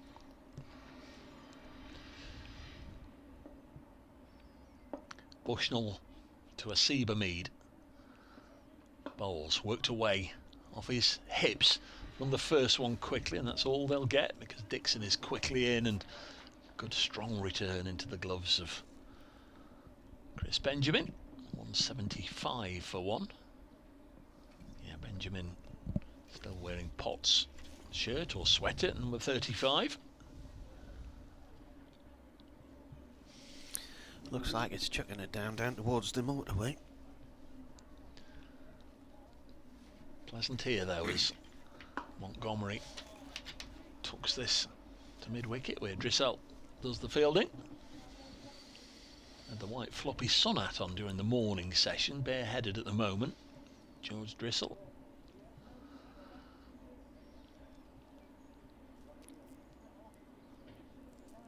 Good comeback over this so far from Bushnell. Bowls now, and Montgomery will get the third run from that particular over. 176 for one. We've had 52 overs, 44 remain in the day, so 12 overs need to be bowled at least before tea, and they're actually on course, you'd say, to get more overs in this afternoon than they need. Tea would be at 10 past 3, or when 32 overs remain in the day, whichever comes around first.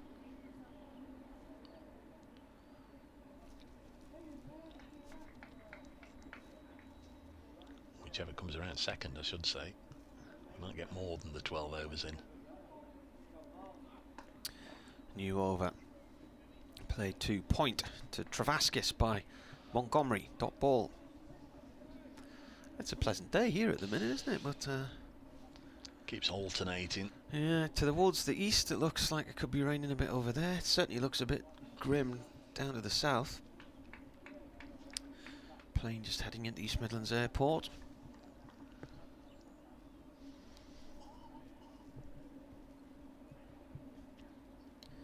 Potts bounds in and bowls. Ball defended. The other two sides vying for a promotion slot. Glamorgan are 139 for 2 at Hove against Sussex. They were slightly late in getting underway in that one. And at New Road, they are currently off for rain, where Worcestershire are 84 for 3 against Middlesex.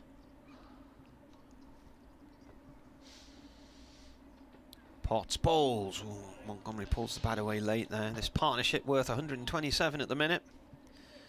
Montgomery's faced 110 balls for his 45. Hamid 144 for his 99. 176 for 1 the score. Leicestershire still winless, rooted to the bottom of the table. They're 147 for 6 at Derby. That's the only other. Wonder if they're going after Nottinghamshire's winless record. What did it end up with? 31 was it? Potts in, pulled out through mid-wicket by Montgomery. It was a half volley, and he's taken it nicely towards the Larwood and Vos stand. He was on a 49. Come on, give me your best darts referee score. Darts? I don't know anything about darts. Come on, give me the score. Go on. Let's see you leave your curmudgeonly. Well, what's 49 got to do with darts? 111, is that a darts thing? 111 balls? No.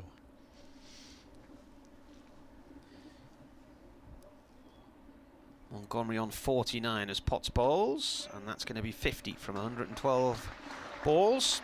He's coming back for 2. Dixon was going to throw it back in and then changes his mind.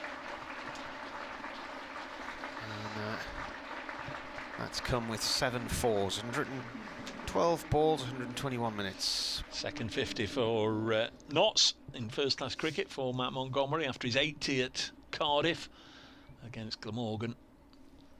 Been at the crease for 2 hours.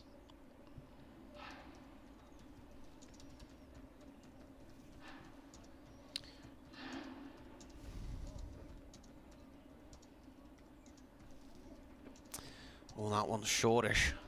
And he drops his shoulders there, drops his arms, should I say. Rocks his shoulders out the road. End of the over. Well, this has the makings of a long day in the field for Durham. On a really good batting track for Notts. Good toss to win.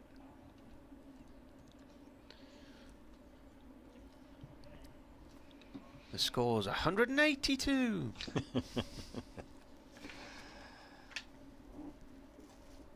Bushnell's got the ball again. Sunglasses off, sunglasses on, sunglasses off, sunglasses on.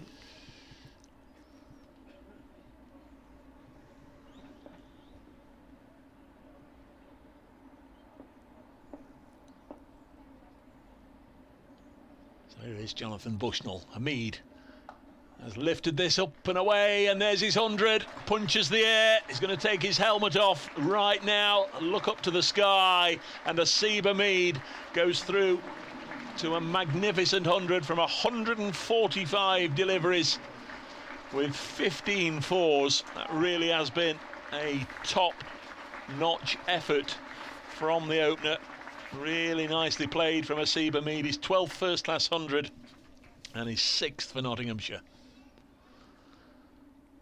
183 for 1. Some milestones coming up from consecutive deliveries. Montgomery's 50, and then century for Hamid. Montgomery faces the next ball. Drissell's found his floppy sonat again. He's popped it on.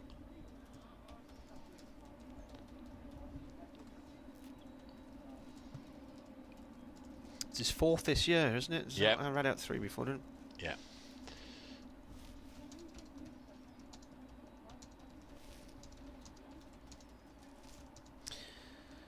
Bushnell bowls, defended on the off stump by Montgomery. Out into the covers, no run there.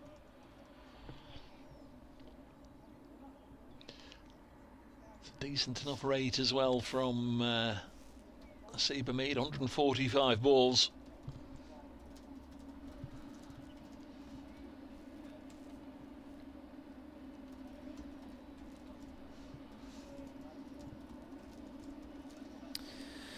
Bushnell in, Montgomery defends once again. Ball runs up to Borthwick at mid-on.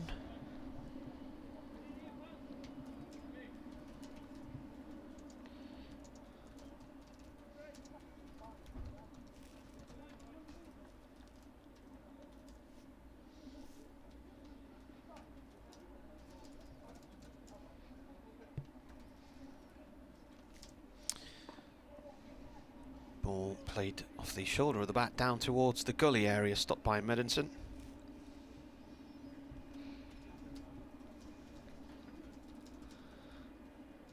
Next focus for Notts will be 17 more runs to bring up the first of what they hope will be a number of batting bonus points. 183 for 1. In comes the bowler. They're appealing for LBW. There's an awful lot of bat in that, but clearly I think Bushnell thought there was a bit of pad before bat. That is the end of the over. 6 overs, none for 17 for Jonathan Bushnell. He's done all right, hasn't he? He's kept them nice and honest. A little bit of pace to his bowling. Still going to be Potts peeling off his sweater, handing it over to the umpire. 183 for 1. At lunch, Notts were 94 for 1. So 89 runs have come in this afternoon session. There were 2 or 3 streaky snicks before lunch. Could have brought Durham a wicket or 2. Very little created since then as Hamid pushes this square of the wicket on the offside and Travaskis fields. Slater had a live Borthwick diving cross in front of Beddingham, got a hand to it, couldn't hang on, that went through him and away for 4.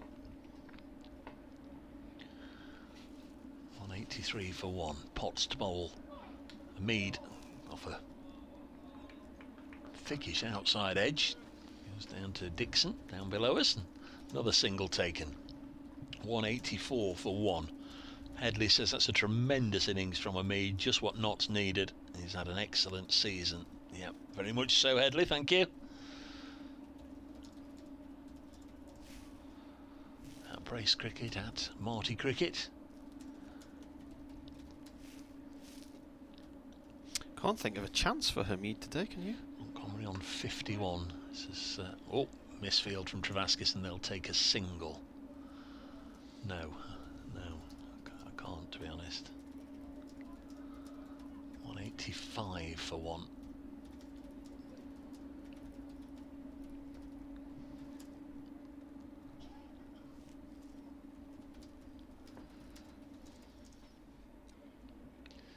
So he's matched in 2 years for Nottinghamshire what he did in 5 or 6 for Lancashire. Got 6 centuries for them. He's got 6 already for Notts. 185 for one. This one's dropped on the leg side. In fact, now I'm thinking about it, I did see him get one, of course, for the first class counties 11 against India. So I'd imagine he only got 500s. Let's have a look for Lancashire. Yeah, 5 for Lancashire, 1 for the County Select 11 against the Indians at Durham at Chesterley Street last year, and now 6 for Nottinghamshire. This one goes through to the keeper. He got 5 in 54 games for Lancashire, 6 in 30 for Notts. And obviously there's a reflection in that in his averages. He averaged 31.8 during his time as a Red Rose, averaging 45 for Notts. That's climbing all the time. 185 for one. Potts bowls, and Hamid drives at that one, but was driving down the wrong line. Might have had a little bit of fortune there. End of the over. Matty Potts threw 13 overs, none for 33. Been a little unlucky today. I think we're going to have a drinks break. We are. A proper drinks break. That's always the sign that they're ahead of the required over 8. And no doubt they've asked the umpires, and it seemed to be coordinated because everybody at the same time just turned and went for a drinks break. Hope somebody's going to take one out for the umpires. Generally tend to forget about these things, don't they? The 2 batsmen have got drinks. The Durham players are all assembling in a bit of a huddle. The drinks have been brought out and a couple of milk floats. Not sure who the 12th man is there for Durham, but the drinks have been brought out, but none for the umpires, and George Drissel doesn't want his. He's the only one that's not gone across. You'd imagine the skipper would say, you know, let's get everybody in here and have a quick 30 seconds, but George Drissel, in fact, is making his way across now. T says, got into the pub after work in time to see both milestones. Well batted to Matthew and to Haas. Well done, T. 185 for one. They always forget the umpires, don't they? Don't you think? Not getting a drink? You'd think the match referee would pop out with one, or at least make sure that there's drinks taken out.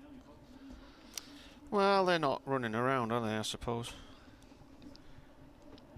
Is that the definition of being thirsty? Yeah. I guess the other side of that is, I suppose, they can't very well just nip off and have a comfort break and be replaced by somebody if they do want to nip and use the facilities. Maybe they've said no thanks, but it does always seem glaringly obvious that everybody's having a nice drink even on the hottest of days, and nobody bothers to take one out for the umpires.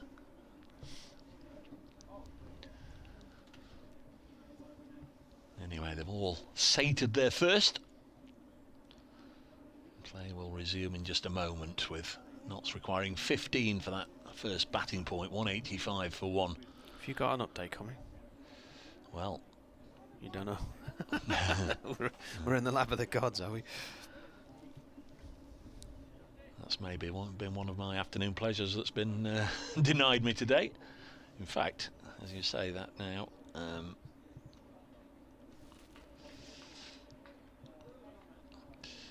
we'll be with you soon, is the message. 185 for one. You obviously haven't at 2:30. No, I just do. There's Bushnell On the hour.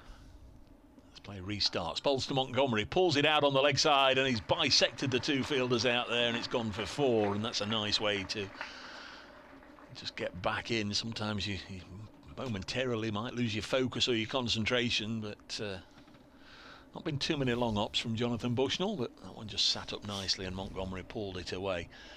John 88, great commentary this season, thanks very much. Andrew Strauss's only tangible suggestion of change the ball should have been followed by abandon the 100, a quick easy way of reducing the number of games and clearing the fixture list. Too obvious for ECB, I know. Next one is defended. I don't think that's going to happen, John. I think you'd have a lot of people agreeing with you, but I don't think that's going to happen. 189 for one.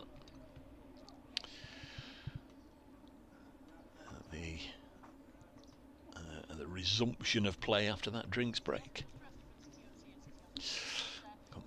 BBC Radio Nottingham in my ears. Next one is forced away behind square, 4 more by Montgomery, and he's on to 60.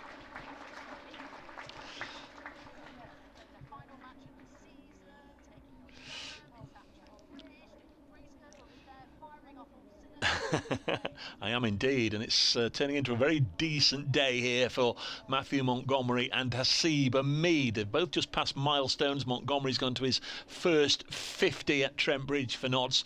It's only his 3rd game, the youngster. He made 80 down at Cardiff against Glamorgan, but he's moved on to 60. He's been the perfect foil for Hasib Amid, who's really continued the fine form he's shown for most of this season, and Amid has gone through to his 4th 100 of the campaign. He's currently 101 not out. As you say, Notts really go into this one with all to play for. A draw, they'd be guaranteed promotion. A win, and they'd be guaranteed that Division 2 title. They've got the perfect platform. They're 193 for one. Bushnell bowls to Montgomery, and he gets everything behind it and pushes it back towards the bowler. Doesn't quite get there. Fielded by, who's that at extra cover? He's got the sunnies on, so it might be Travaskis. Yeah, and he's come across, had a word, it is Travaskis, had a word with Ben Rain, and then the ball is eventually returned to the bowler, and Montgomery works this away off his hip. He's going to run hard and come back for 2. Throw to the non-striker's end, and it's very well backed up by Ben Rain. And there's a couple of runs. That was real show of strength with his arm from Matty Potts, from running in from long leg through at the non-striker's end, and had Ben Rain not been as agile and as athletic as he is and was, it would have been 4 overthrows as well. Good stop. Bushnell in again to Montgomery, edged 4. There's only one slip there. We'll never know, but it might not have carried to second slip, but it went through second slip. That's how close it was to Beddingham, and it raced down there for 4. I think it was on the floor. End of the over, 199 for one, and that's the 150 partnership. Got the 12th man rushing on again for whatever reason. The end of the over is gone straight to David Beddingham. 150 partnership from 228 balls, and Amid has outscored Montgomery by 10, 76 to 66. And it's 199 for one. Quickly got there, actually. The last 30 runs, I would say. There's been a high percentage of boundaries over the last 3 or 4 overs. The partnership was 100 runs in 164 balls and 150 in 228.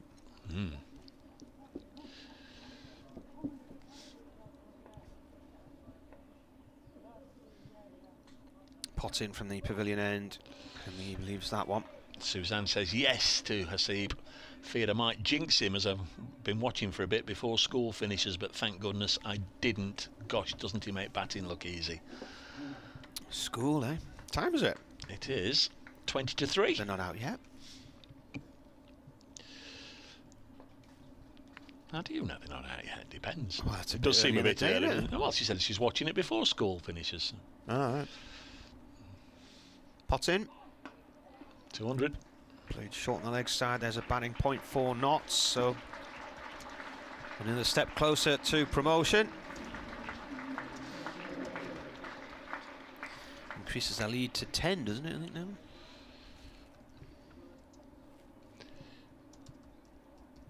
Yep.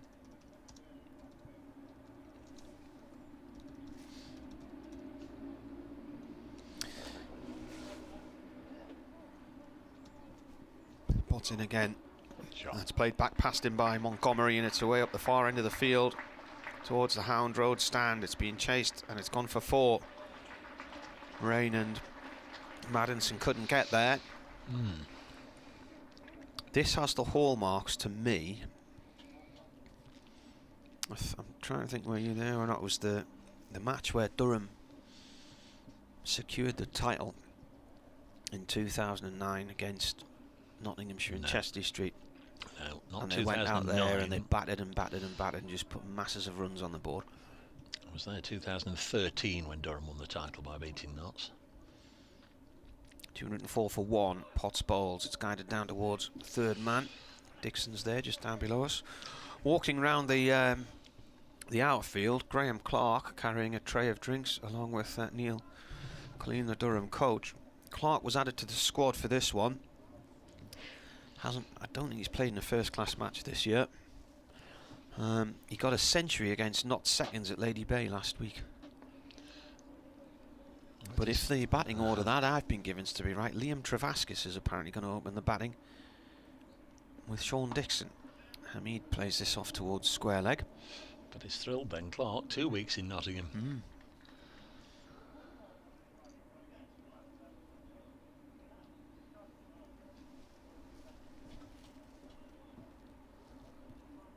They can all have a rest and go to the golf and whatever else they want to do next week.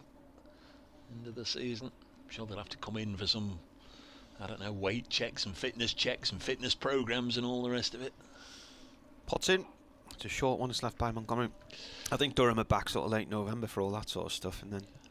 Well, they usually get sort of weighed off, don't they? You know, and then just to make sure that. And then it's weigh in, weigh in. Yeah, like the jockeys.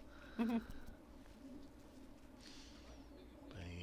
1 or 2 going away, and 1 or 2 just relaxing. 206 for 1. Been a good session for Notts. It was 94 for 1 at lunch. So what's that? 112. Have come up in 25 overs. The overall run rate's not extreme. They're going along at 3.6 and over. But it just seems to have picked up, doesn't it, the last 15-20 minutes. Montgomery's been really racking up the boundaries. Here's Bushnell to bowl to Hamid. Push into the offside. Out to Maddinson. It's not Maddinson because he's thrown it in right arm. Who's that? 73 out there. So where's Nick Maddinson gone? He's been fielding there all day. No doubt making friends. He's not. He's way down on the boundary at the far end. Yeah, he's been... he's at third man. He's been in front of the Fox Road stand for most of the day. Plenty in there to chat to. Bushnell bowls full toss, driven into the offside, and he's missed out a little bit there, Montgomery, and he knows it. Straight to Drissel. Oh, Travaskis, but Travaskis. That one thundered in, and I wasn't sure whether Travaskis was going to take one on the wrist there. The floodlights are coming back on now. They are indeed. Harry says, I see surely deserves another England call-up. Shouldn't have been dropped in the first place. Just one bad Ashes series. Next one is worked nicely by Montgomery. He'll get 2 more into the leg side. Harry says give Asib a run in the England side and he'll make it his own. 200 and... has it gone on? 209 for 1. Montgomery 73. And Hamid 104. I just think he might just have to wait a year or 2. However many runs he churns out in county championship cricket.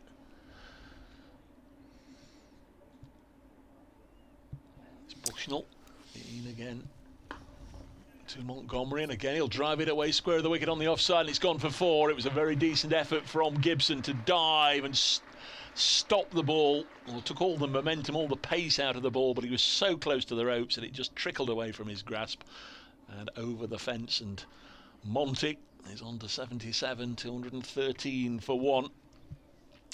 Cass says they're going to do it, aren't they, Dave? Well, I think promotion's looked on. They've just slowed a bit in recent weeks, though, haven't they? They just had one bad week last week. No, but they've had quite a few draws rather than the wins they were getting at the earlier part of the season. 213 for 1 as Bushnell comes in and bowls, and again another pleasing drive. This time up to mid off. Notts won 5 of their first 7. In their last 6, they've only won 2, and they lost last week. You know, you can make statistics do whatever you want. Before last week, they'd won the previous 2 games, so that's since the 100. 213 for 1. And next ball is pushed into the offside. In fact, the Sussex game was before, no, that was before the 100. But since then, they defeated Leicestershire, had a week off, and then just didn't play very well last week against Worcestershire at all. First time they've not reached 200 in the Championship this year, but they've already righted that wrong today. 213 for 1 after 58 overs. Matthew Montgomery 77, Asiba Mead 104.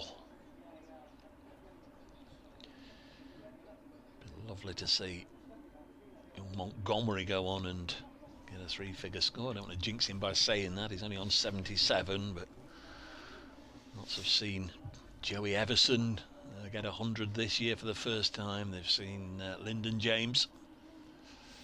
In comes Potts. This is defended by Hamid. A few sirens behind us.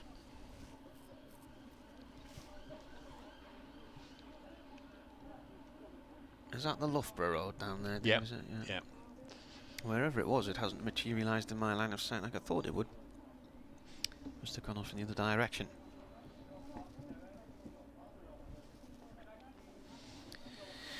In comes the bowler. This is played away by Hamid to square leg for 1. Which reminds me, actually, yesterday my niece started at Loughborough Uni. And by sheer chance, our neighbour's granddaughter's there as well.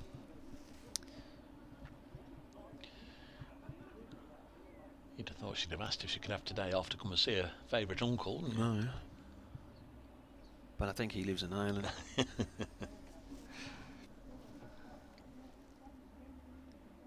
Pot in. Oh, that whacks in hard on the thigh pad box area of Montgomery, who did get hurt midships earlier. He seems to be okay though, and just came in sharply, that one. Bit of a quicker delivery from Potts, and you could hear the grunt of the extra effort. 214 for 1, Notts in a really strong position here.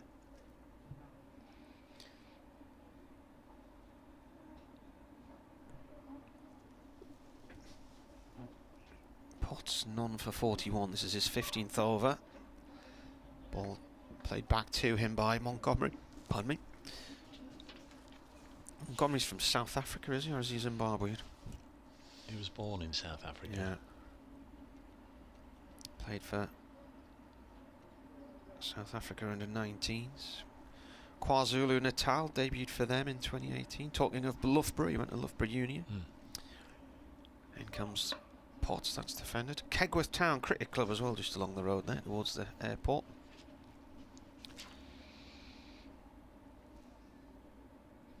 Born in Johannesburg. This is his 8th match. So what's he got now? He's on he's on 77, so he needs 4 more for his highest score. Got 80 against Glamorgan on his debut in July. Potts in, defended. Runs short towards the leg side. Potts chases after it and then leaves it for Maddinson in the end, and off he goes for a walk, because that is the end of the over. Got a westerly breeze at the minute because the flag is pointing away from us towards the east.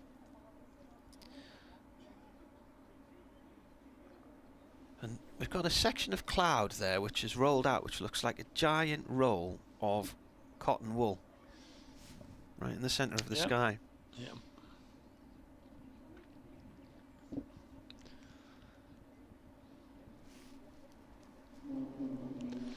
Another change, Ollie Gibson coming back for his 3rd spell. He's had 2 bursts of 4 overs apiece. First one was 4 overs, none for 25. Second one was a little better. Well, it was much better. The figures don't necessarily represent that. 4 overs, none for 18. Bowling from the Radcliffe Road end, down below us. Bowling to Hamid to begin with, who's on 105. Partnership worth 165.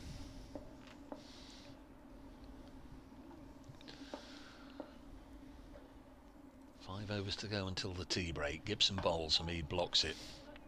I say 5 overs or 20 minutes, whichever is the later.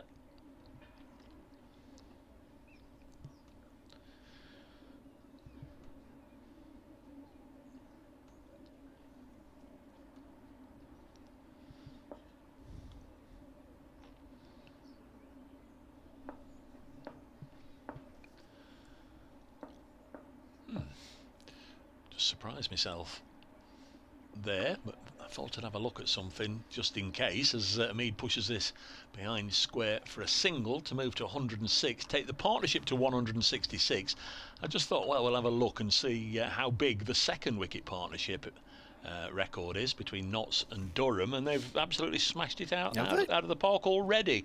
The highest partnership for the second wicket for Notts against Durham before today, 115 only.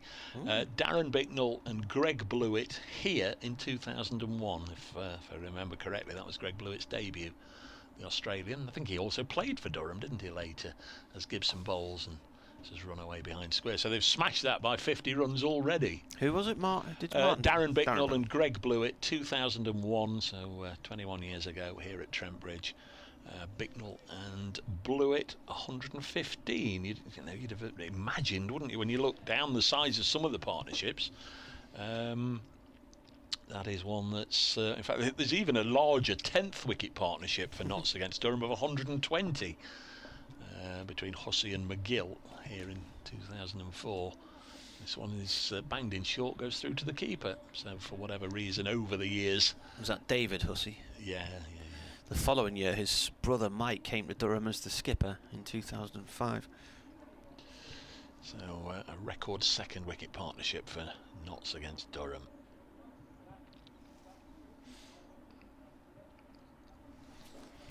According to Wisden, only Somerset's Tom Abel has made more hundreds in either division of the county championship this year compared to Hasib Hamid.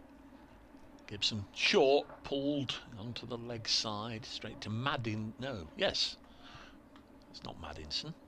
It is Maddinson. It is Maddinson who's now found himself by the square leg umpire. How many Nick Maddinsons are there? But he's by the square leg umpire. 216 for one. Last ball of the 60th over. About to be bowled by Gibson. He's come back over. Mead on 106. There is Gibson. In to bowl to him. Oh, he's got a streaky four here, Hamid. Martin was quite right. He hadn't given any chances in his century, and that wasn't a chance, but it was streaky. It really was off the outside edge. He was looking to play the most elegant of extra cover drives, but he's thick-edged it through second slip again, and it's gone for 4, and he's on to 110, and it's 220 for 1. One-handed as well. Yeah, really ugly looking shot, but they all count, Dave. They all count. They do. 220 for 1. There's 126 runs scored in this afternoon session. That was unlucky from Gibson. So 4 overs or 16 minutes worth of cricket to go before the tea break. It's going to be Potts. Time we at tea? 10 past. Yeah.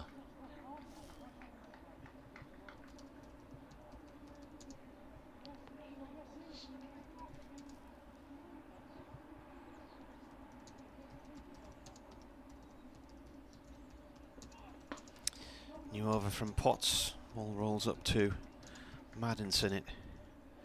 Mid on. Defended.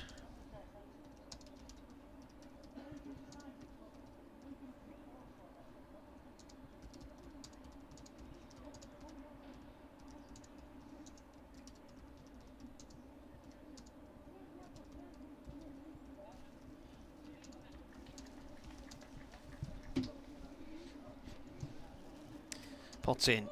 Hamid Backs up as Montgomery pushes this one across towards the offside and then turns around and heads back up the other way because it's a dot ball.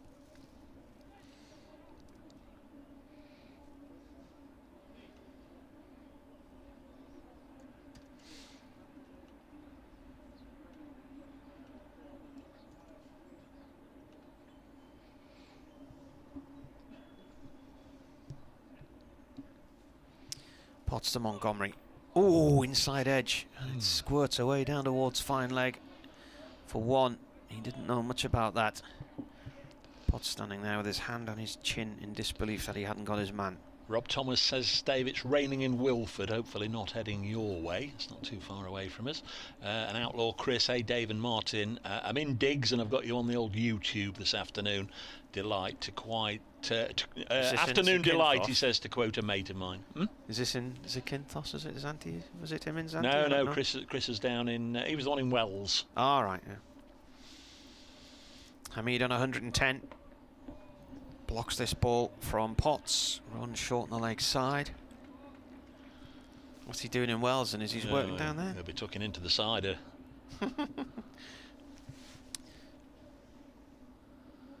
I was in a hotel in Leicestershire a couple of weeks ago, and everybody who seemed to be staying there that week all worked for a particular portable gas company who I hadn't realised had their HQ just up the road. They were all there for training courses. Potts balls. Ooh! Inside edge onto the back foot, and that one runs away from the stumps. Hamid there. It's bounced down his pad off his foot and away to safety. Yeah, could do with getting in for a cup of tea, I think. Hasib starting afresh, been one or two slightly false shots. Yellow Belly says this has been a brilliant knock from Hamid. Don't jinx him, Yellow Belly's. He's had a little wobble or two the last couple of overs. Nicked one or two. Potts in again from the pavilion end. That is a leave outside the line of off stump. He went a long way outside the crease there to leave that and then skipped back into the safety of the zone. Little sort of hop and a skip backwards. End of the over. Is it just the one run from it? One run in the middle of it, I think so, yeah. 3 overs to go until tea. Might squeeze 4 in. There's about 12 minutes to go until the tea break. Borthwick, Ben Rain having a chat. 2:21 for 1. Michael Ventress says, hi Marty and Dave, I'm enjoying your commentary as usual. If you're expecting rain down there, it's absolutely chucking it down here in Fishburn, which is South Durham. That'll probably get us late tonight. It's going to chuck it down about 10 o'clock here tonight. Gibson into bowl to Montgomery. Cuts it out into the offside for a single. Feet off the ground. Time 2:22. Montgomery on to 80, so he's matched his career best in first-class cricket. Does have a century in List A cricket. The number 10's heading down the Loughborough Road, so if you're waiting for it, it'll be there in a minute.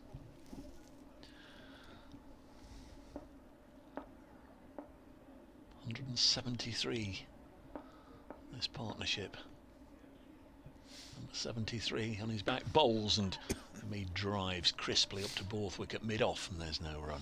Derek Allen said Durham need a little luck here, or indeed a message from Mervyn. Yeah, that might work. Mervyn, get an email in.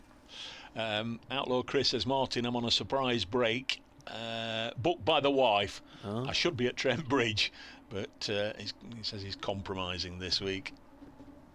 Got to do your bit. Got to do your bit. It's a team game. There's Gibson. Short, pulled away by Hamid, no run. Same as me next week, Chris. Same as me. I should have been at the cricket writers' lunch. Letting Martin buy me free drinks. You never. It's the only time you put your hand in your pocket when it's a free bar. No, because let's be fair, last year I timed it so that you got the drinks in at King's Cross and broke the bank. In the parcel yard or wherever it was we went. Was that last year? Yeah. I can't remember.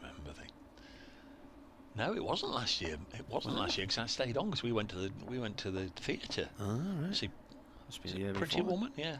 Next ball pulled away for 4.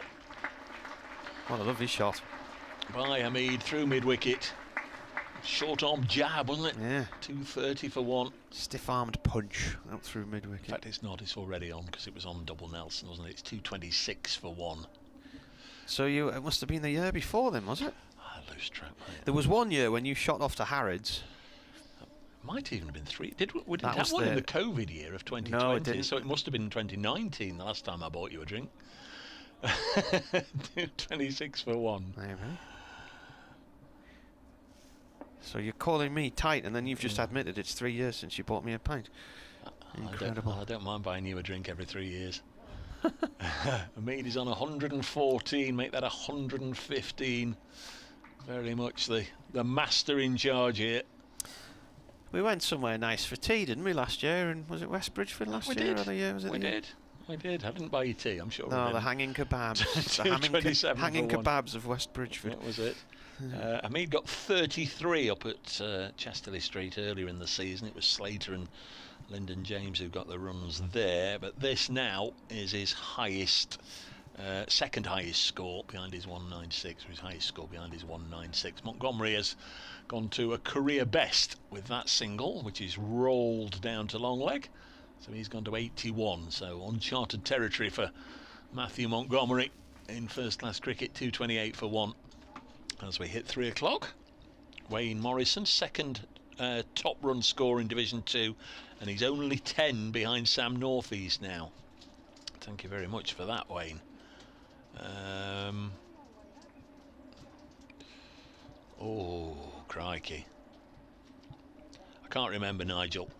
Which was the game when the old scoreboard was used for the first time, the one where the apartments are now. I was there in the first innings stand, I believe, was over 200. Honestly can't remember, Nigel. 228 for 1.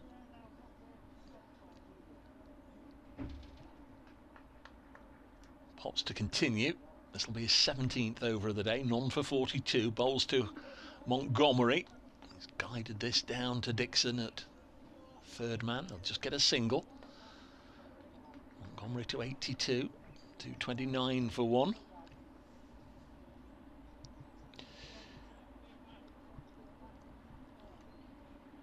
One or two of the games still being interrupted by rain. I see that it's raining at Derby, and they've gone to an early tea there with Leicestershire 183 for 6. Derbyshire and Leicestershire.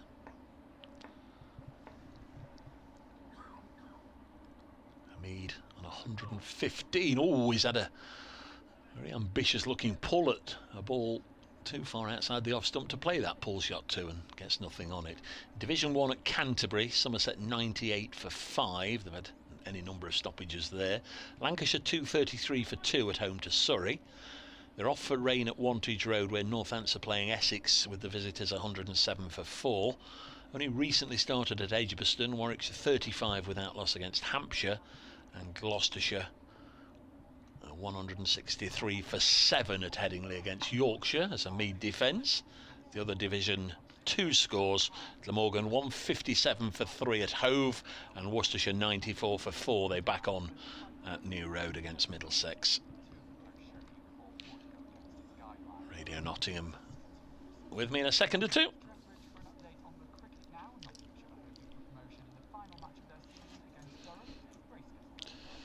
And tea is taken at 10 past 3 today, so if Notts can go another 6 or 7 minutes and get to that tea break with only 1 wicket down, they'll be very, very happy indeed. In fact, there is a wicket, almost jinxed Asiba Mead as I said that, and he's fallen for a quite brilliant 115 to a catch at slip. Partnership of 180 with Matthew Montgomery comes to an end. Montgomery's on 82. Notts have been very much on top since Stephen Mullaney won the toss this morning and opted to bat first, but now Asiba Mead, after a really good knock here, his 4th 100 of the year has gone. He's been caught at slip from the bowling of Matthew Potts for 115, and Notts are 229 for 2.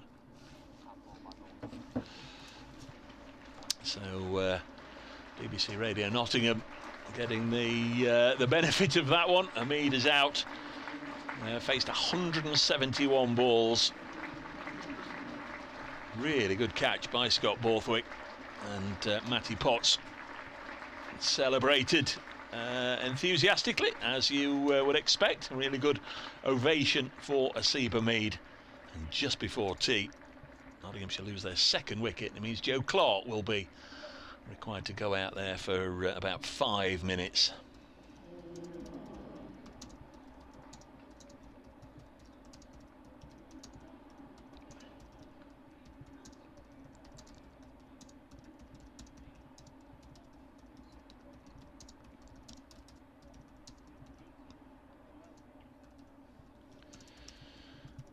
So 229 for 2.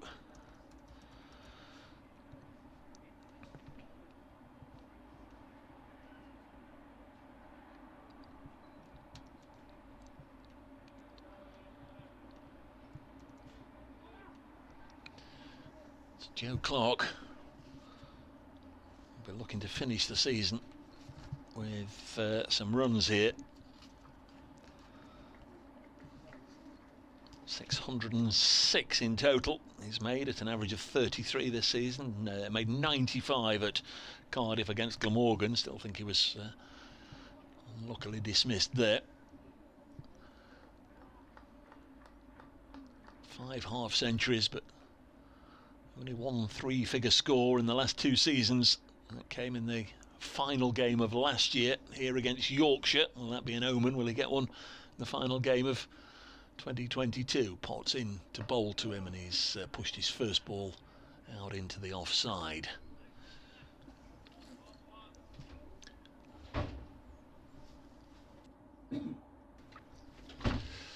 Delay of that, or the delay caused by the fall of that wicket, I suspect means that we will not get extra overs in this session. We'll just get the 32. There'll be one more after this one, which is going to be concluded now with Potts bowling to Joe Clark. Gets on the front foot and again pushes it to point, and there's no run, and there'll be applause for Matty Potts. 17 overs, 5 maidens, and now 1 in the end column for 43.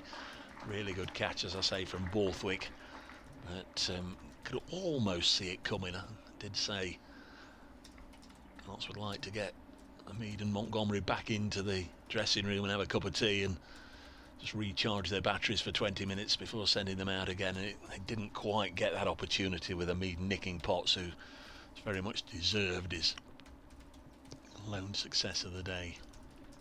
229 for 2. So with 1 over left in the session, there's going to be a change, and it's going to be George Drissell to bowl it, with Montgomery on 82.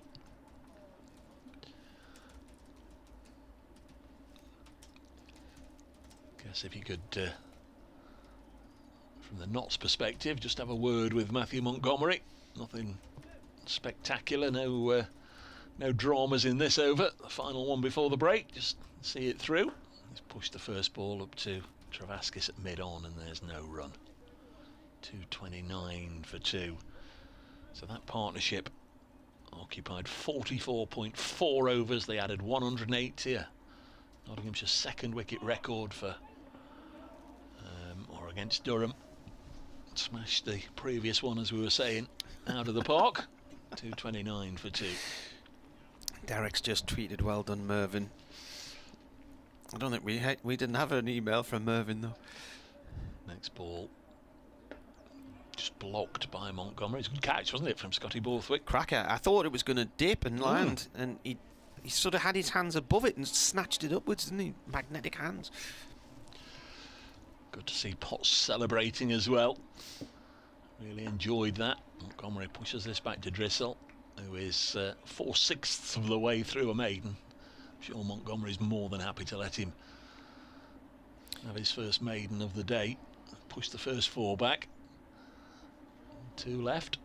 That's always going to take a single. There we are, to Dixon, who was trying to throw down the stumps even before he gathered the ball, and they were safely home. So Montgomery on to 83, not out. The camera's a bit glitchy as it shows you the actual replay. It's on the highlights reel on the side of the... If you go on the live NV Play website, the live scorecard on the ECB site, and it's got all the wickets up the side, but basically it's just coming down, and he grabs at it and lifts it up just before it hits the deck. So Clark has taken guard, It's just this one ball from Drissel. He's hit it to Dixon at mid-wicket. Now then, the umpires look at each other. Sweat has been handed to Drissel. It's 2 minutes to go. Yeah, we might. Yeah, we're going to get another one in. So well done, Durham. They've rattled along with 6 bowlers employed, a couple of spinners and the 4-seamers. We're going to get an extra over, a bonus over. It's very rare you get to tea with 65 overs having been bowled. And it's going to be Potts, no surprise there. 17 overs, 1 for 43.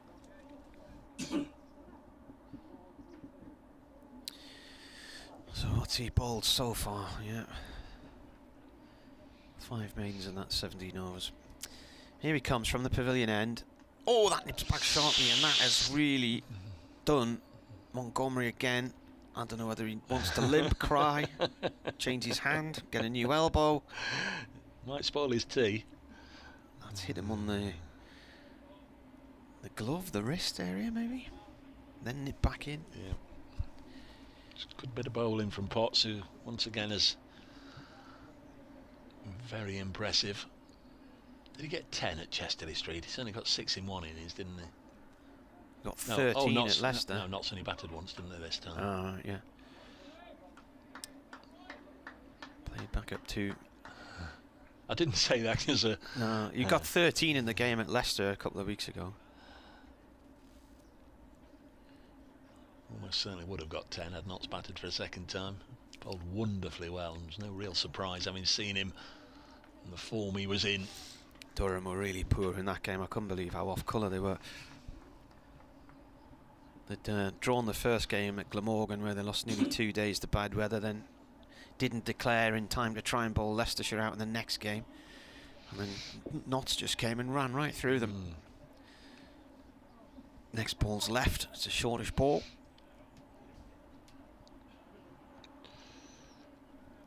Quiet day so far for Stuart Broad on his return to the Notts side. He'll get, I'm sure, plenty of opportunity over the course of the next 3 days with ball in hand.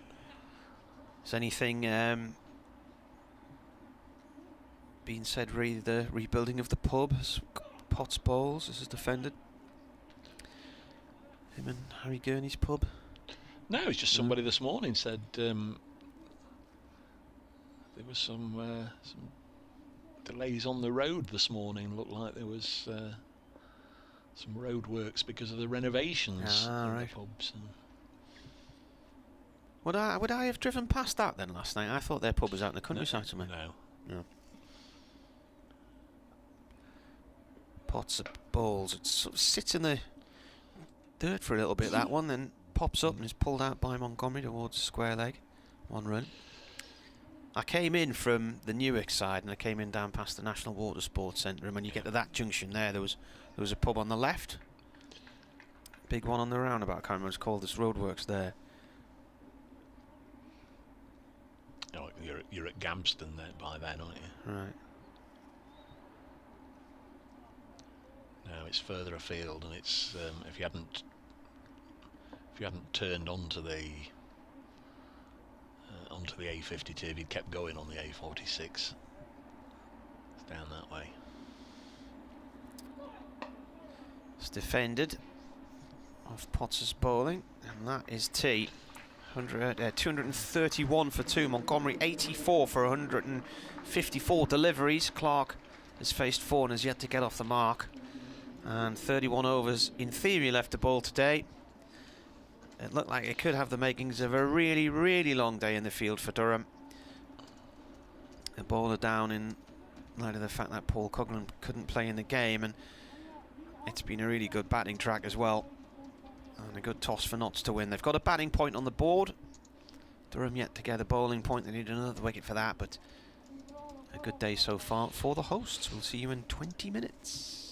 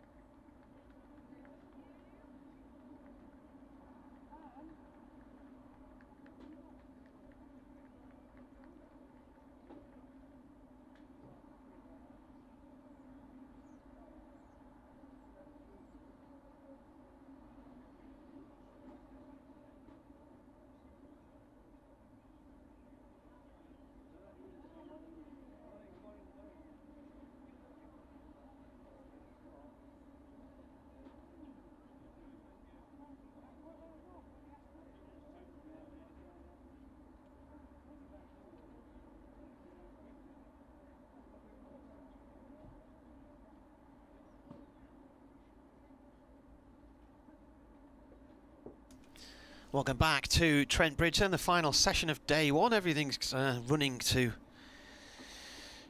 schedule, clockwork. I'm just not used to this. Something will no doubt come along in the final session of the day to see us not hit the intended 5:30 finish. It is a lovely afternoon at the moment. Blue skies, the lights remain on.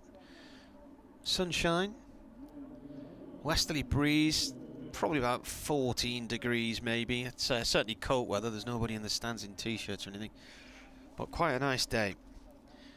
And we've avoided nearly all of the weather. It's been raining around us. We had a bit of heavy drizzle this morning, but it wasn't enough to take them off the field. And Ben Rain is going to start the bowling from the Radcliffe Road end for this final session with knots 231 for 2. And the first ball is just slightly wide of off stump and swings a long way across towards first slip. It's taken by Chris Benjamin, the keeper. Montgomery on 84 from 155 deliveries, and Clark's faced 4 for his none so far. And this partnership coming together after Hamid was caught by Scott Borth with a brilliant reactionary catch at second slip just before tee on 115 off the bowling of Matty Potts, having put on 184 the second wicket with Montgomery.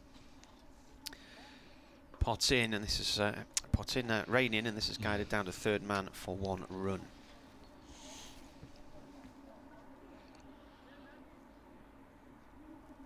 Strange now, we've still got the lights on yet. There's much blue sky pretty much as we've seen all day. Yep. Just saying, as you were walking through the door, it's a fairly pleasant afternoon, really, isn't it? It's definitely not t-shirt weather, but people in the Fox Road stand now. Well, there's still some people in there in shorts, but jumpers or indeed jackets, the order of the day today, and sunglasses. Rain in.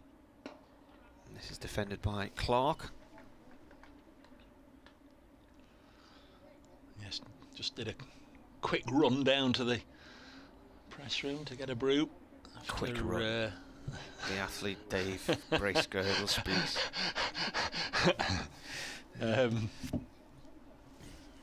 They do worry me. They do worry me. Who worries you?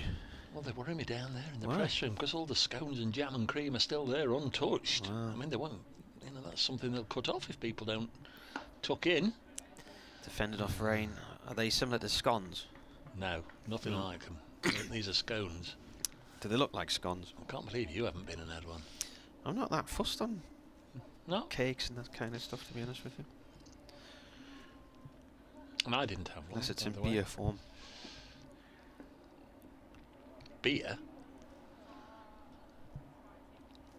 What's a beer scone? A beer scone. Rain in, boy up balls, over pitched and driven back down the field. It put that in too full there. Plenty of time for Clark to get his hands through that one. He's off the mark with a 4.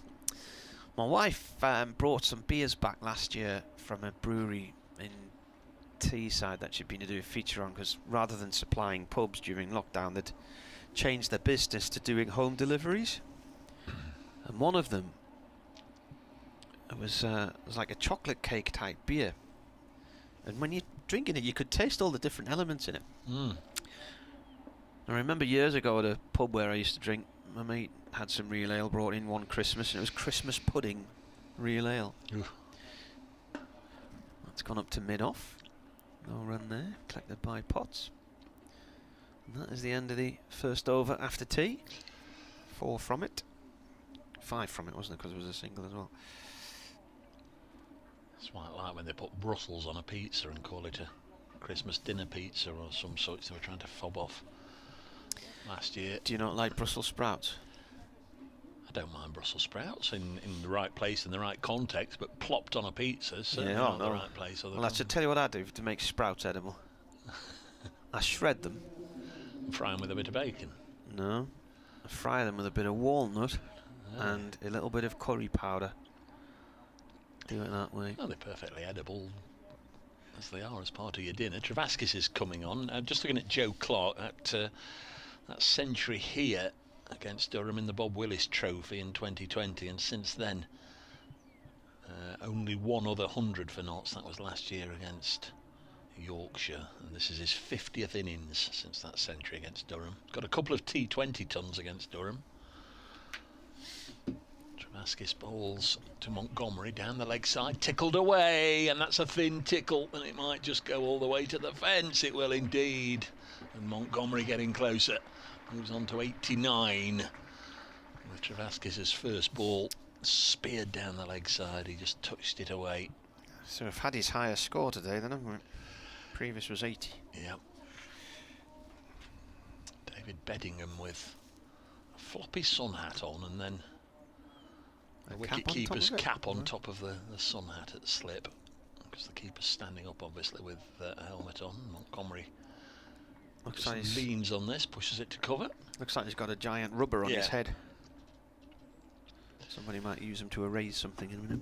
240 for 2. Notts need 10 for another batting point. Montgomery needs 11 for what will probably be one of the cricket highlights of his young career if he can get there. He defends this latest ball, pots in fairly tight at mid-wicket, encouraging the bowler who comes in off a couple of paces, bowls, and this has been steered into the offside for a single. So Montgomery now into the nervous 90s.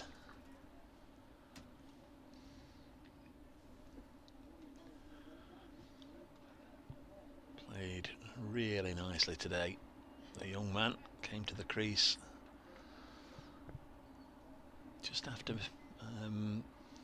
11:30 when Ben Slater was dismissed. There's Travaskis. Bowls to Clark, works it to mid-on, there's no run. I took a picture of that cotton wool roll cloud thing. Oh yeah. And Nick from work says, is it cloud busting? It's like a scene from that Kate Bush song, isn't it? This one's pushed into the offside. And there's no run, 241 for 2. Which Kate Bush song? Cloud busting. Can you remember the video where a dad had built a gun and they were firing it up? Were they trying to suck clouds out the sky or something? I can't actually remember that. Was Donald Sutherland her father in the video? Don't know. Can't remember that. Great tune. It's like Kate Bush at the Kick Inside LP. Oh, what a cracking album that was. That and Parallel Lines got me through Blondie. a year or two. Past the outside edge here from Rain through to the keeper. Is this your over? Sorry. Did you have the Blondie poster on your wall? Of course I did. My dad used to sell them for 10 pence at the on the market on the River Tyne on a Sunday morning in Newcastle. I think he used to buy them for about 5p. Sell them for about 10 pence, 15 pence, something like that. There's your magpie, look. Morning, Captain. I've got a... Do you do requests? I've got a request here. Rain balls. Just gone towards mid-wicket to Maddinson. No run there from Montgomery. The thing is, you never know if people are serious or not. Squeezy Crip says, Dave, can you please ask Marty to go through that fried walnut and Brussels sprout recipe again, please? Yeah. So you don't Well, know, yeah, no, it doesn't take long either. It doesn't take long. Right, smash the walnuts up. And so with a hammer. Yeah, and then just break them up with your fingers. Shred the sprouts. Need a good knife. Rain in. This is delivered on a length, played back to him, and then you just let them fry and butter for a few minutes. Sprinkle some curry powder on. And it's jobs are good. And what do you have them with? Christmas dinner. Oh, as part of your Christmas dinner? Yeah, but I mean, I quite often do it on a Sunday. And so if you can get the kids eating sprouts, then you're on to a winner, aren't you? So there you are, Squeezy Crip. Yeah. Try it tonight, let us know. Brain balls, forward comes Montgomery, plays it out into the covers. Doesn't take long to cook them, maybe about 5 minutes, that's all. I'm sure he's got a fridge full of walnuts and Brussels sprouts. You get packets of walnuts from the supermarket. I was going to say cheaply enough, but not anymore. Probably need a second mortgage for a packet these days.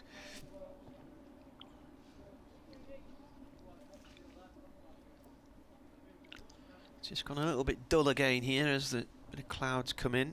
Sun's gone in, floodlights are on. Bit of a breezy day here in Nottingham as Rain comes in and bowls, and that's played back to him. He tries to flick it onto the stumps behind him. As it is, Montgomery was backing up. Sorry, Clark was backing up there, but still had enough time to get his bat back into the crease, if you see what I mean. Something like that, along those lines. Can he run through it again? Yeah. Basically just turned and put his bat down. Didn't hit the stumps anyway. You can use a little bit of garam masala powder. In comes Rain. This has gone up to Gibson at mid on no run there. That's the end of the over. 241 for 2. The other thing is, if you want to, you just get a little bit of either mashed garlic or just little garlic sprinkles, you know, the garlic powder. Just sprinkle a little bit of that in as well. Anybody else has got any... Squeezy comes back and says thank you. Anybody else has got any... Have you gone down the air fryer super duper food machine route yet? No. There's Travaskis. Bowls, and Clark works it onto the leg side, and had he got another pace down the track he'd have been in trouble there. He worked it to mid-wicket, set off running, and it was fizzed back in from... Who's that at mid-wicket? Is that Potts? Really good stop, really good bit of fielding, and Clark only just got back. 241 for 2. Travaskis bowls, full toss, hit hard, but straight back at the bowler, and there's no run. Yeah, I bought one of these big air fryer things. You can do about 15, 16 different things in it, and it's cracking. I hardly ever use the oven anymore now. I think I'm going to unplug this session and plug it back in again, restart this session. Seem to have gone down all different avenues that I've no idea what you're talking about. This is pushed back to the bowler. Karen will know, she'll have seen them. She's in charge. Yeah, I know that, that's why I said that. It's the 69th over, so 3/4 of an hour or so, and again nicely fielded by Matty Potts. 3/4 of an hour or so, we'll be looking towards a second new ball. You just wonder if Durham would want to take it as and when it becomes due. Travaskis to bowl to Joe Clark. 4 from 14 deliveries faced, 4 from 15 deliveries faced as he pushes this back to Travaskis. That's 5 dot balls in this over.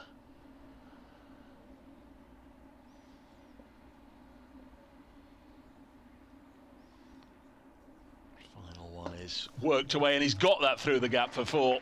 Tried a couple of times in the over, and Matty Potts cut it off, but on this occasion Clark just left the crease and clipped it to the left of Potts this time, and races away to the fence over there in the corner, just about between the Larwood and Bose and the Hound Road stand for 4. 245 for 2, and Clark on to 8. Montgomery will be back with all the focus on him because he's on 90.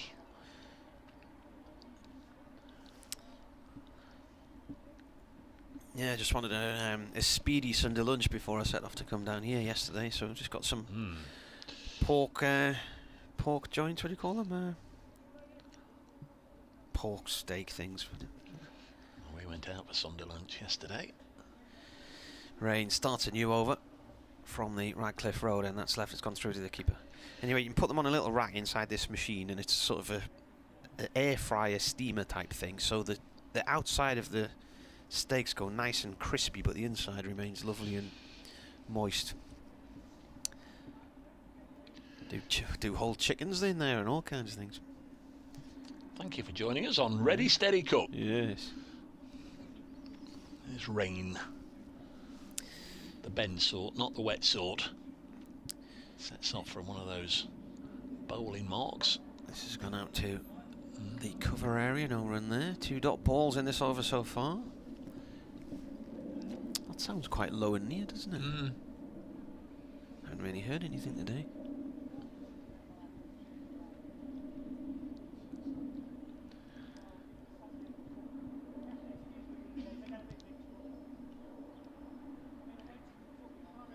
Game not particularly advanced in terms of number of wickets, but Notts will think they're getting towards where they want to be. Rain bowls. This has gone off to the covers, no run there. Some extraordinary scenes up and down the country last week, as what was it, 26 wickets fell at Chelmsford on the first day, and No, it's 26 at the Ageas Bowl, wasn't it? It was 30. Was it 30 or 31 at Chelmsford? It was a lot.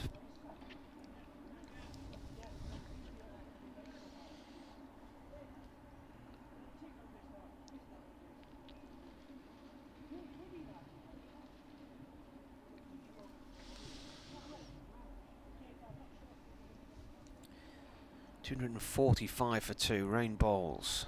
Montgomery defends again. Just thinking Ball. Just thinking with Ben Rain bowling at the moment, perhaps it's not uppermost in Scott Borthwick's mind to be looking towards the second new ball. Does have incredible that we've got a ball that's lasted 69 overs. Yeah, does have other options, of course, with Matt Potts and Ollie Gibson potentially to take it, but Rain took it this morning, didn't he? And he bowled the first over of the day. And he comes, it's a wideish delivery and it's clattered out towards point. A good diving stop there from Dixon, who's giving his right hand a shake. Anyway, so in him announced he's going to Somerset next year for family reasons. He will actually be near his family because they've all moved from Kent to Hampshire. So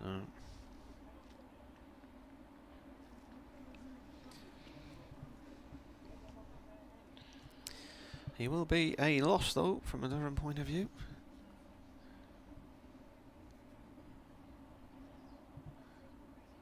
Rain in.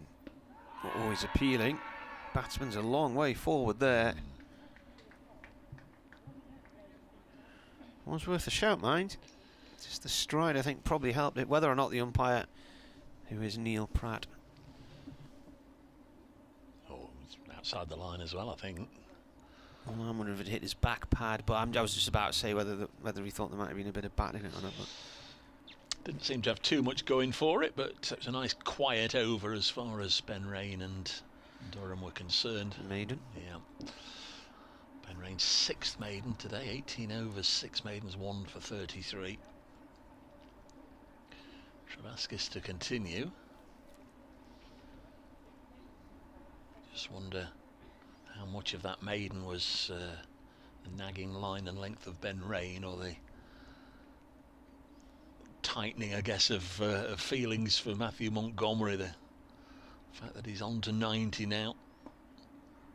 Clark drops this on the leg side. He wanted a single. Montgomery says no.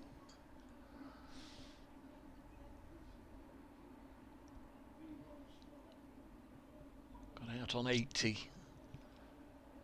at Cardiff, did Montgomery. 245 for 2. Next ball is punched away by Clark. We'll get a single. That's a decent stop there by one of the fair-haired gang. Is it Gibson? 246 for 2.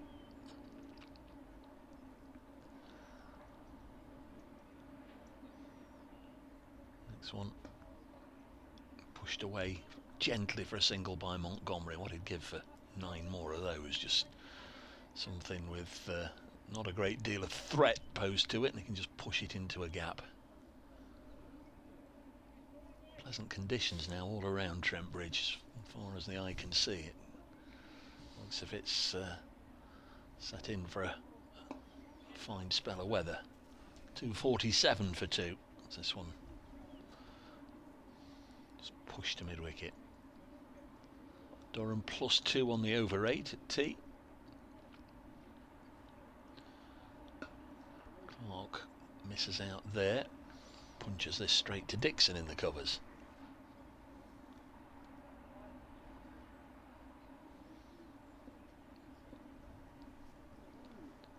Jim Clark on 9. Drills this back to Travaskis, who's literally raced through another over. Through 13 overs, none for 47. 6 bowlers used. Rain, Potts and Gibson. Bushnell is the 4th seamer, and Travaskis and Drissel have both also turned their arms over. I think they've Somebody's knocked got a off for dodgy the day. exhaust, haven't they? Yeah, something. Motorbike, is it? knocked off for the day at the building site next door. It's going to be George Driscoll, so maybe Scott Borthwick has revisited that second new ball option and has brought Ben Rain out of the attack.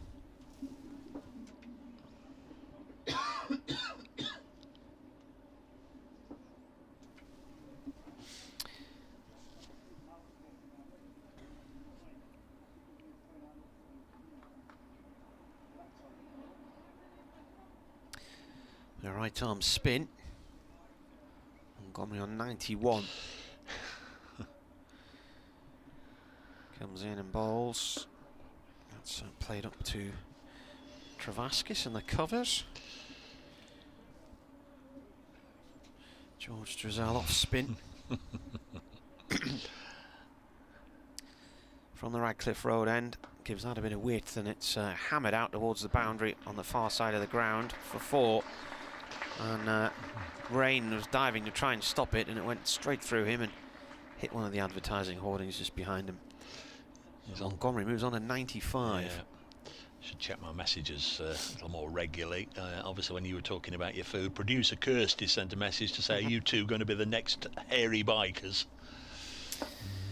Played up to mid-on to Borthwick, no runner. They're up yours. As we were coming out of lockdown, I was going to a game at Yorkshire, and I came round the back route, passed through Harewood House, and there was this convoy of cars. Drizel now, defended by Montgomery. This goes short on the offside. There's a convoy of cars going rather slowly, and a big Range Rover with the back lid open, and I could see a camera crew and everything filming it. I wonder who they're filming, and it was the Hairy Bikers. Ball played this time up to Gibson, no run there. So they were on their bikes? Yeah, and they were being filmed, and I thought, well, I wonder where they're going. I was wondering if there was some sort of country show at Harewood House or whatever, but a few months ago, the Hairy Bikers Go North series came on the telly, and this one's defended, and they spent a week in different locations. So they were in East Yorkshire, then West Yorkshire, the Yorkshire Dales. So that particular episode, they were travelling around, they were staying in, I think it was an old church in the Yorkshire Dales, and they're travelling to all these different food producers in that area. So they went to see a woman who made curries in a farm near Bradford, and an ice cream manufacturer and all this kind of stuff. And then one of the episodes, they came up to Newcastle and Tyne and Wear. So 250 up for Notts, second batting point. 251 for 2. So Montgomery has 95. Clark is on strike on 9. Defends on this occasion. Not as far as Dixon. Flicks it back to the keeper, who throws it back to him. And Sean Dixon runs down the other end and lobs it back to Liam Travaskis. It's in again to Clark. Blocks this one. They'll both be very aware that in the previous over, Joe Clark managed to clip one away through mid-wicket.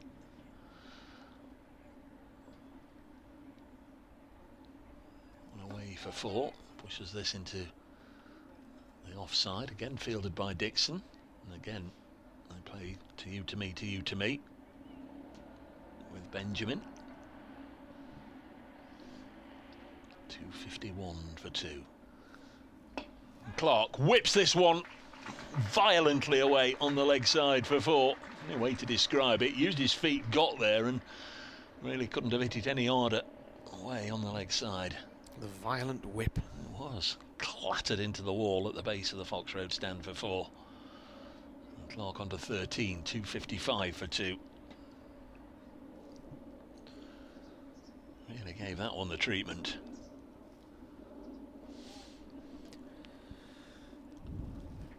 It's the 73rd over. Travaskis bowls, and Clark again stays at home and is happy to block, almost playing by numbers. 1 ball left in the over.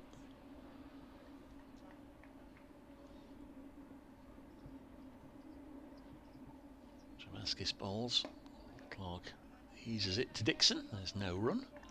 255 for 2. Montgomery's on 95. Joe Clark will know all too painfully what it was like to get out for 95 this season, because that's what he was given out on in Cardiff. Still, my doubts about that, with the wicket-keeper standing up, taking the ball, whipping the bail off, appealing to the square leg umpire, seemingly for the stumping, and the umpire at the non-striker's end, or rather the umpire at the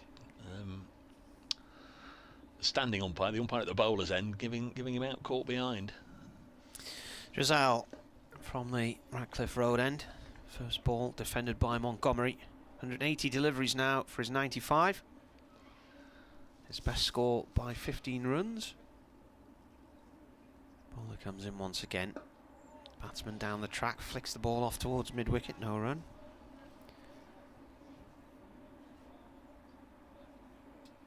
Loitering in there is Matthew Potts. Keeper standing up to the stumps, slips close up as well. This is played out through the covers for 1 run. Rain picks it up. He was in discussion with Graham Clark, one of Durham's reserve players, on the boundary just before he was called into action there.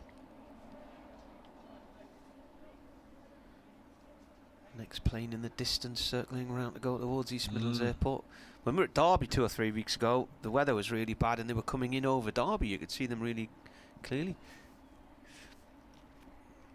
It was a week we had a lot of thunderstorms and a lot of wet weather.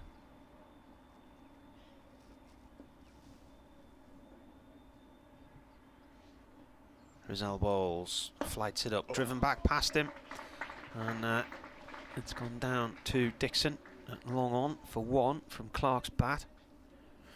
So that brings Montgomery back onto strike, looking to become the second centurion of the match, having put on 180 for the second wicket with Hasib Hamid. He comes in and bowls, and this is defended. And there's 1 ball left of this over, then 22 to go tonight.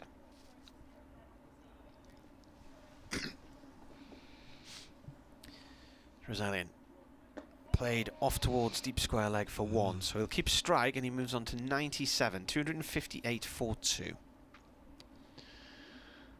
Getting there in a diet of steady singles, Matthew Montgomery. He's on strike now. George Drissell.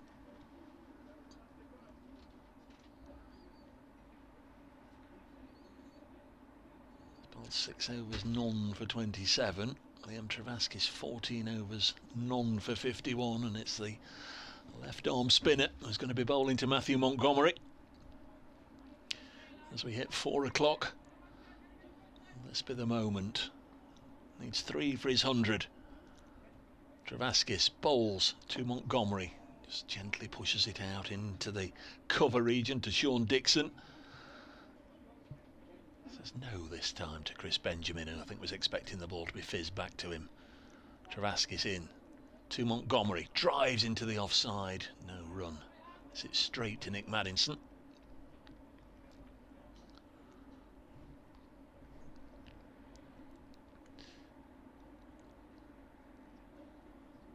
Montgomery on strike will get a 98th run, pushing this to wideish mid-off.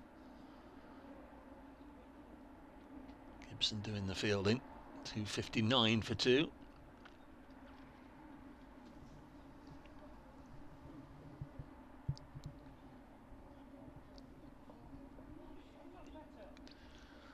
Clark has 14. Makes that into a full toss. He's hit it to mid-on and no chance of stealing a single.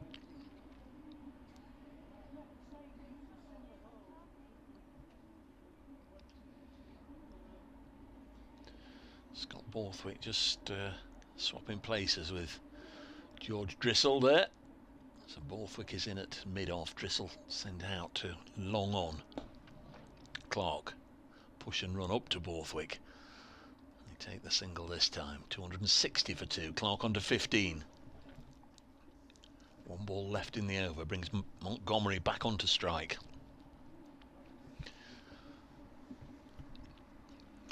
is on 98. Travaskis in to bowl.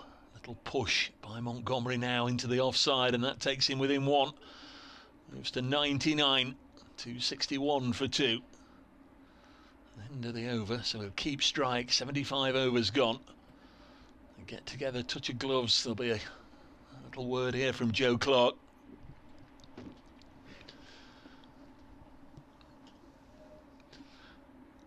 Just a word passed between the two of them. I'm sure all Matthew Montgomery followers and supporters, teammates, will be hoping that there's a little touch of gloves between the two of them in the next minute or two as well.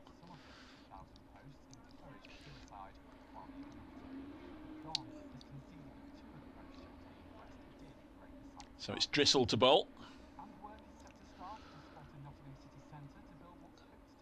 To Montgomery, leans forward and defends this one. He'll be doing an update for BBC Radio Nottingham in the next 20 seconds or so, so they may well get a big moment one way or another. As Drissel is in and bowls, worked onto the leg side. There's no run.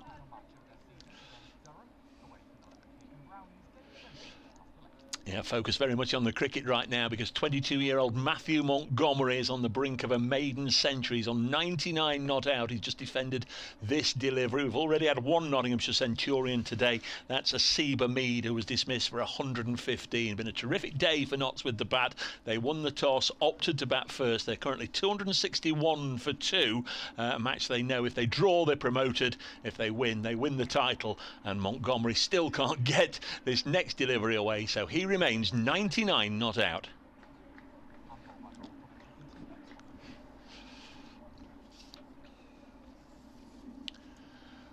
So Drissel into bowl to Matthew Montgomery. Full toss, hit back, well fielded by the bowler. That could so easily have been punched down the ground for the runs or run that he required, but it's too straight to the bowler. It's the last ball of the 76th over. Drissel in to Montgomery. Works this one up to mid-on to Sean Dixon, and there's no run. Prepared to wait, prepared to bide his time. Just wait for the moment when he can maybe drop the ball into a gap and respond to Joe Clark calling him through, but it didn't happen in that over. So that's 76 overs. Done and dusted. 261 for 2 it remains, with Matthew Montgomery now at the non-strikers end on 99. Joe Clark has 15. It's going to be Liam Travaskis to continue.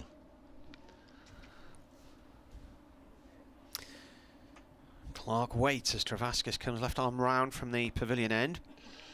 Played out into the covers for 1. Montgomery comes in. He's been on 99 for what seems like a while. Had half an eye on that last over, but he didn't get there, did he? No, I was through my news report. Me as well. See if he can get there this time. Liam Travaskis to bowl to him. Could do with one just short and wide that he can either punch away or at least push into a gap.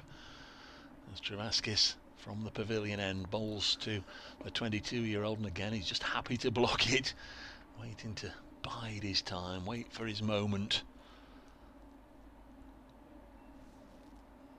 Words of encouragement from Clark. Next delivery from Travaskis, over pitch, hit back to the bowler. It's a good job it wasn't hit on the full, because Travaskis spilled it. Yeah,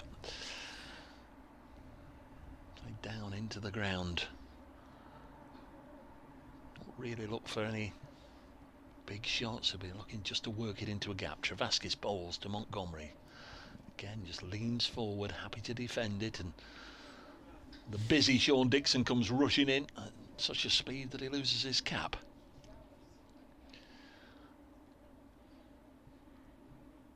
Two balls left in this over, the 77th, 262 for 2. Montgomery on 99. Travaskis bowls to him short, cut away, and they'll take the single here. And that's a great moment for the 22-year-old Matthew Montgomery.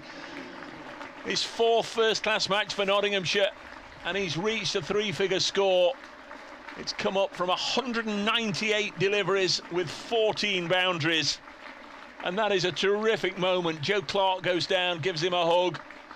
Montgomery, with helmet off, acknowledges the crowd. They're all stood up in the pavilion. All his teammates are on the balcony. And that is a fabulous knock from Montgomery. He's 100 not out, and he'll remember this day for the rest of his life. One ball left in the over. 263 for 2. Travaskis to bowl to Joe Clark, who's on 16.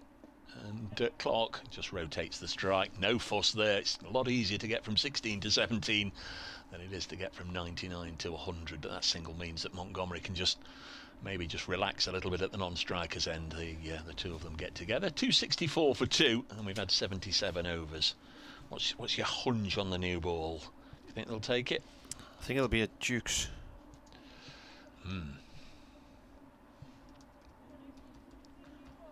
Do you say this is his 4th game for Notts? Yeah. I think it's his 8th first class in all. Yeah.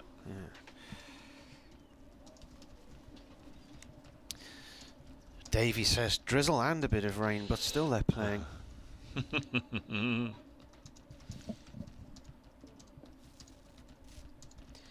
Here is Drizzle. Defended by Clark on 17.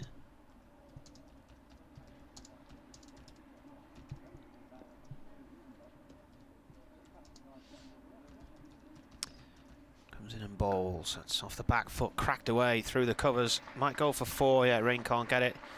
Hits the rope and shoots into the front of the Fox Road stand.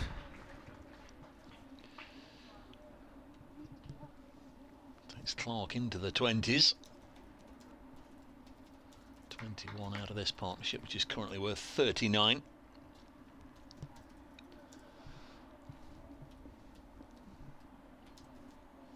Comes in and bowls again. This has gone towards mid-wicket. Picked up by Maddinson. Sing the praises of the weather for a few minutes, and then the dark clouds start to roll in again. Cut by Clark out towards the cover boundary for 1 run.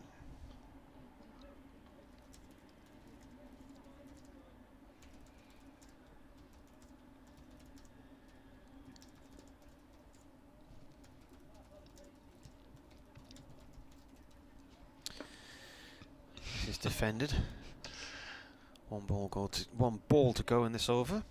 Said to you this morning how impressed I was with Gareth Roderick of Worcestershire last week. A quite brilliant century against Notts. Gareth Roderick dismissed without scoring, say Worcestershire.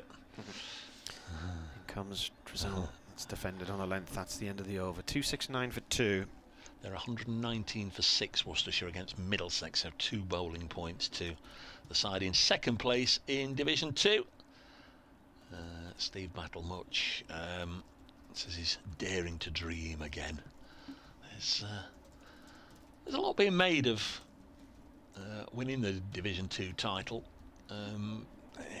In essence, people will say it's the 11th place, and others will say, you know, you can only play against who you're sort of drawn to play against, or where fate finds you. And all Nottinghamshire can do this season is do their best in Division 2, and they find themselves top of the table. People moving about on the committee balcony there. They're being asked to basically shift. Get out of it. Sit down. Sit down. Now they've gone inside. Don't know who it was. Just wondered if the committee are over this side of the ground for this game, but a couple of people were on the balcony there. Now they've been asked to move. Travaskis bowls to Clark. Scoreboard will look very, very good indeed to Matthew Montgomery as he looks up there and sees 100 after his name. Well, as well for Notts supporters. 269 for 2 as Travaskis tosses it up, and this is punched down the ground by Clark for a single.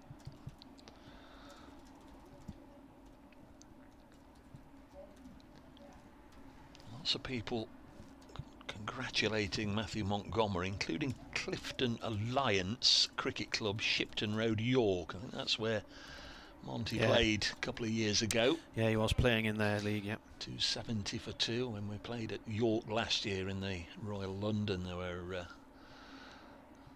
lot of people from that part of the world came along and said hello to me. Been a teammate of a side in that area, but I'd imagine that was the team. Clifton Alliance, 270 for 2. There's that Graham Clark running behind the bowler's arm at the far end quickly, making sure he's out of the way. Montgomery on 100, Travaskis. 2 balls left in the 79th over. Montgomery leaves his crease and punches it again straight back to the bowler.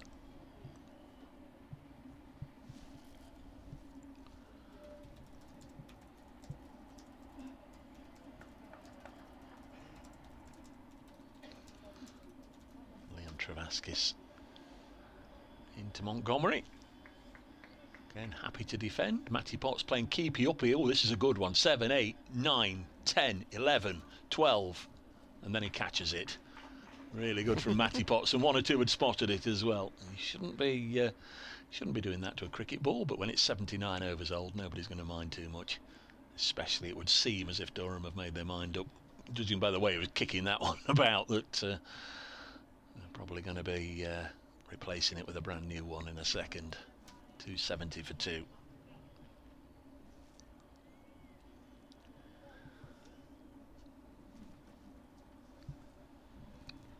"17 overs remain in the day.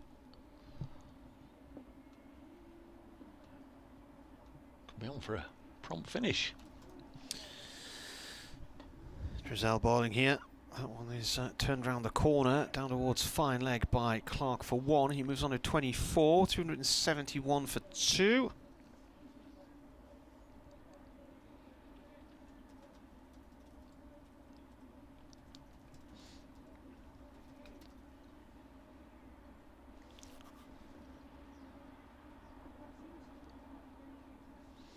Bowler comes in again, defended on a length this time by Montgomery.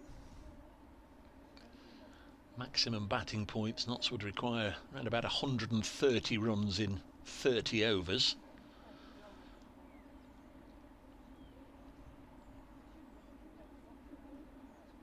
Ball played to Potts at mid-wicket, no run there. That's doable, isn't it? Yes, quite easily doable. Oh, it's just looking a little bit dark and threatening to the north, to our left.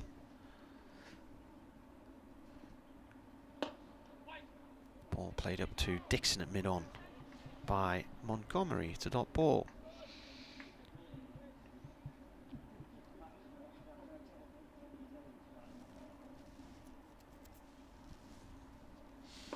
This is defended.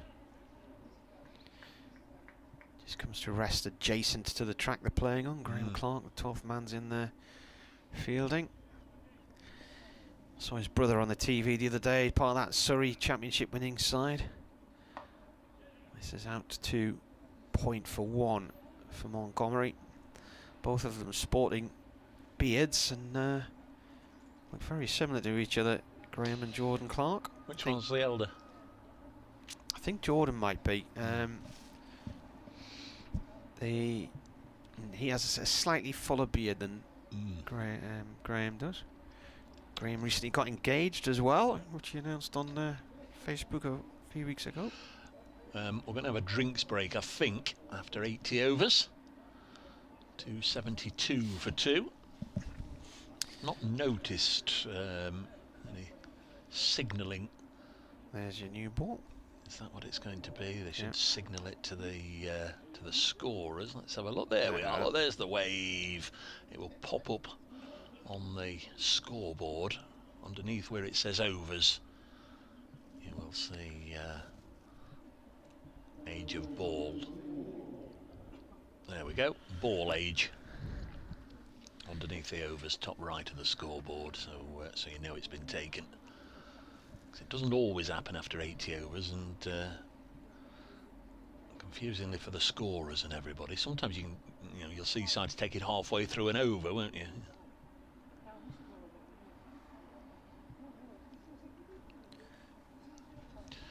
Not sure what we're waiting for now. Somebody coming leaping down the pavilion steps.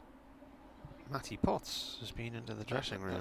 That's probably it. I think he's going to put his bowling boots on. Yeah, we were missing a bowler 272 for 2.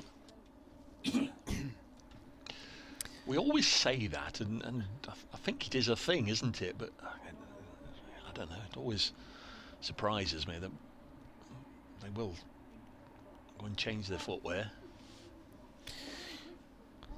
As Don Topley told you, if the time he was playing for Essex Seconds and they brought a trialist bowler in, who became quite well known. I'll not name the man for fear that the story might just be embellished a little bit, but it goes that the coach asked him to open the bowling, and he was like, "Oh, brilliant, that's very nice of you.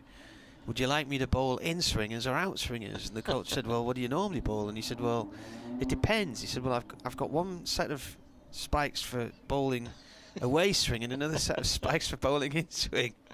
So the coach thought for a minute and said, "Put one of each on your feet and bowl straight." Very good.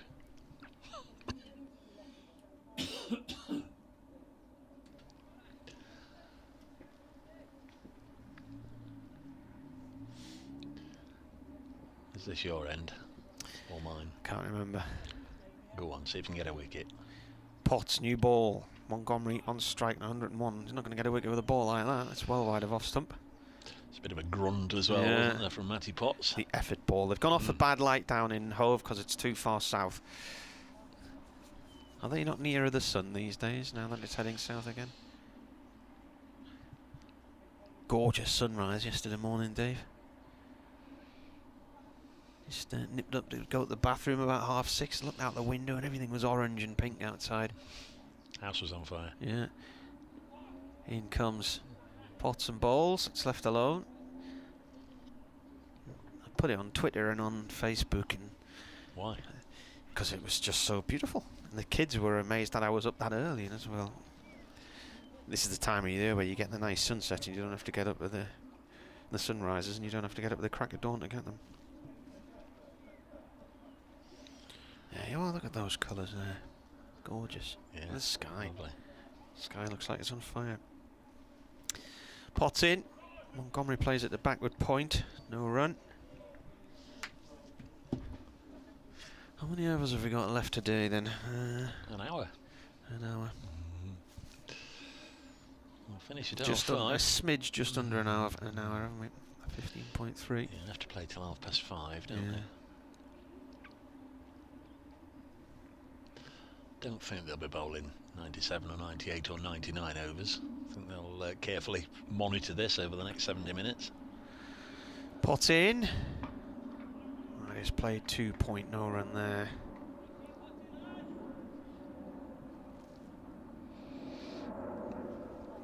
So we've got a very dark grey sky around us now. Towards the east it's a little bit bright. You can see a little bit of blue there, and down towards the south sunshine, but right over us now grey, murky swathes of cloud.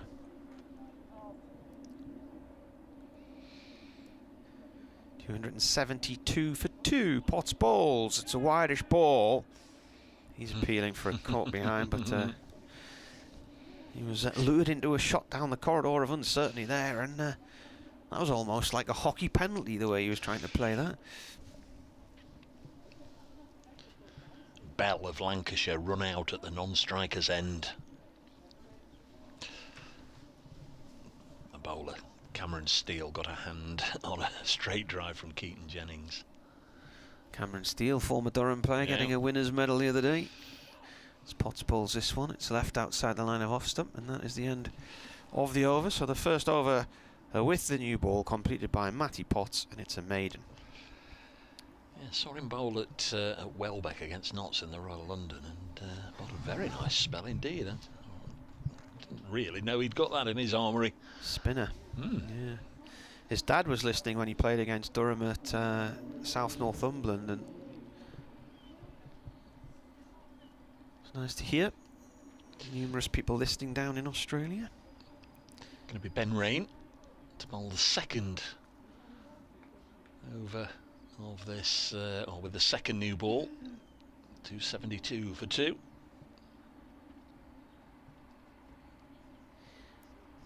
If this cloud doesn't shift, I'm thinking bad light could be an issue here. Yeah, it will. Don't worry.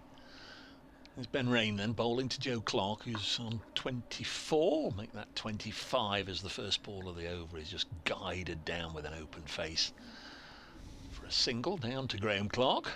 He's been on the field for about 3 overs now. 273 for 2. Montgomery on 101. The men out Slater in the morning session for 23. Was given out, caught behind by Benjamin from the bowling of Rain. There was a definite look of frustration when the umpire's finger went up as Rain bowls down the leg side, and that one's just come out of the gloves of Benjamin. I don't think there was any bat involved. Saved runs. With Slater, impossible to tell if he'd hit it, he hadn't hit it, he didn't think he'd hit it, he did think he'd hit it, he was just frustrated at getting out, but he certainly gave the impression that he couldn't believe his innings was over. But it was. That was the end of the 18th over, 49 for 1, and then Durham had to wait quite a long time for the second wicket to go down. That was a Seabermead just before tea, as Montgomery works this to Dixon at mid-wicket. Mead, with his 6th Nottinghamshire century, 4th of this summer, was magnificently caught by a diving Scott Porthwick slip from the bowling of Matty Potts for 115. That was 229 for 2 in the 63rd over. And since tea, Matthew Montgomery, who was 84 not out at the break, has converted his maiden first-class 100. Getting there from 198 balls. Mead got to his from 145. Next delivery is blocked again by Montgomery. Have you been to Madeira, Dave? No. No. We had a day there in April. A day in Madeira? Yeah, those people on that plane there, they're flying back in from Funchal. Where did you have a day in Madeira from? That's, basically set off on the ship from La Gomera and sailed north for the day. And then had a day in Madeira and then a day at sea. But I would love to have had an overnight there. It was a fantastic place. 273 for 2. Next ball wide of the pegs, and Benjamin gathers. We've got the cable car up the mountain, and then you get in these wicker baskets, and they push you back down on these huge sledges on these wicker baskets down the streets. It's really steep. The road's very shiny, and the only way they can stop them is to sort of steer them sideways, like skis, really. Good fun though. Some of the steepest streets I think I've ever walked down. What a beautiful place though. Definitely worth a visit. Is that where Ronaldo's from? Yeah. Ben Rain bowls. Good length delivery that Montgomery lunged at. Got nothing on it. Through to Benjamin, 273 for 2 after 82 overs. Here on BBC Radio Nottingham, BBC Newcastle with Dave Bracegirdle and Martin Emerson. And we're getting towards the back end of the day. If we can get through to 5:30 unscathed, that would be a little bit of a bonus. I think around about the middle of last week, sort of looking ahead to today, it did seem as if it might be a day of sunshine and showers. Well, thus far we saw a little bit of a light sprinkling, didn't we, during the morning session, but didn't come to anything. Certainly didn't lose any time or play. There's a big statue of him in the harbour there, which we never actually saw, but Potts then. Gloomy conditions now at Trent Bridge, coming into bowl to Clark. This has gone up to mid-on, no run there. Clark's had some runs against Durham, hasn't he? Did he get a century? He's had a century here, and he's had a... Scored 133 against Durham in 2020 in a record 3rd wicket stand with Ben Duckett, who made 150 of 195.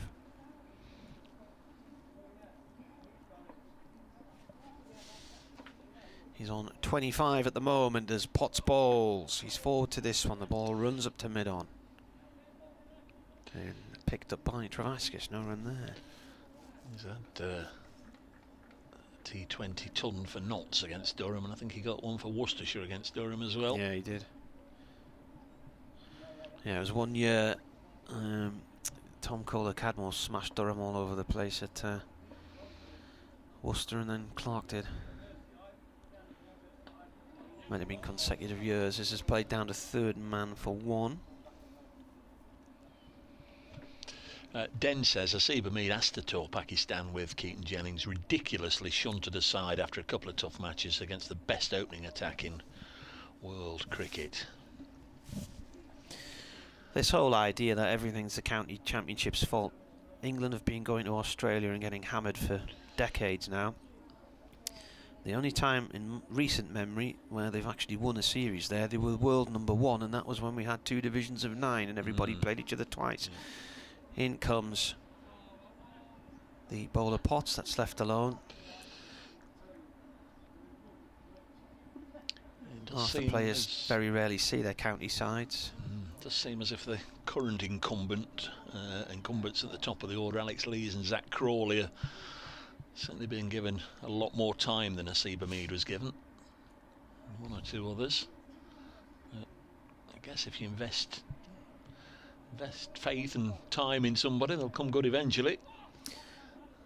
Montgomery comes down the track to Potts and eventually fends the ball down into the ground about 2 yards out of his crease there.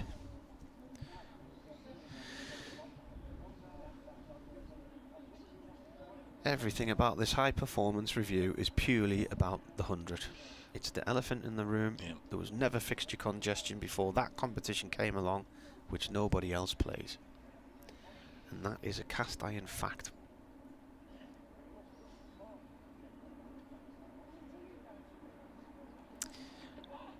This is defended by Montgomery, and the ECB claiming in research shows supporters want less cricket. I've never met a single person who said that. They want a better structure, and they've tried to muddy the waters by mixing the two together. They want a better structure because the structure's been hammered by the introduction of the 100. Umpires are now having a conversation about the gloom here. I said if this cloud didn't lift, we might be in trouble bad light-wise. And I think we might be seeing a light meter on a bail in a minute, or on a stump.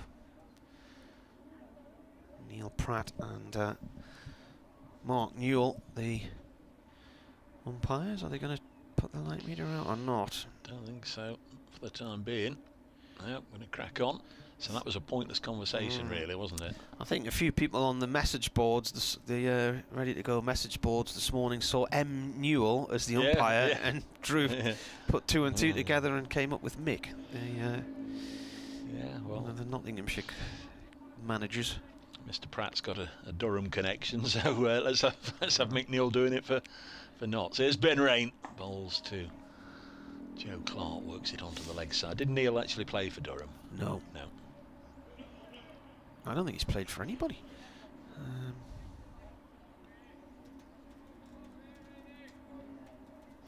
Gary will tell you now that it was actually, at the time, it was fantastic what happened to him with that run out, Ricky Ponting here. But then he said in hindsight it was one of the worst things because he just became labelled as a super fielder. 274 for 2. Clark has 26. Ben Rain bowls to Joe Clark. Pushes it out to Nick Maddinson, the left-handed Australian.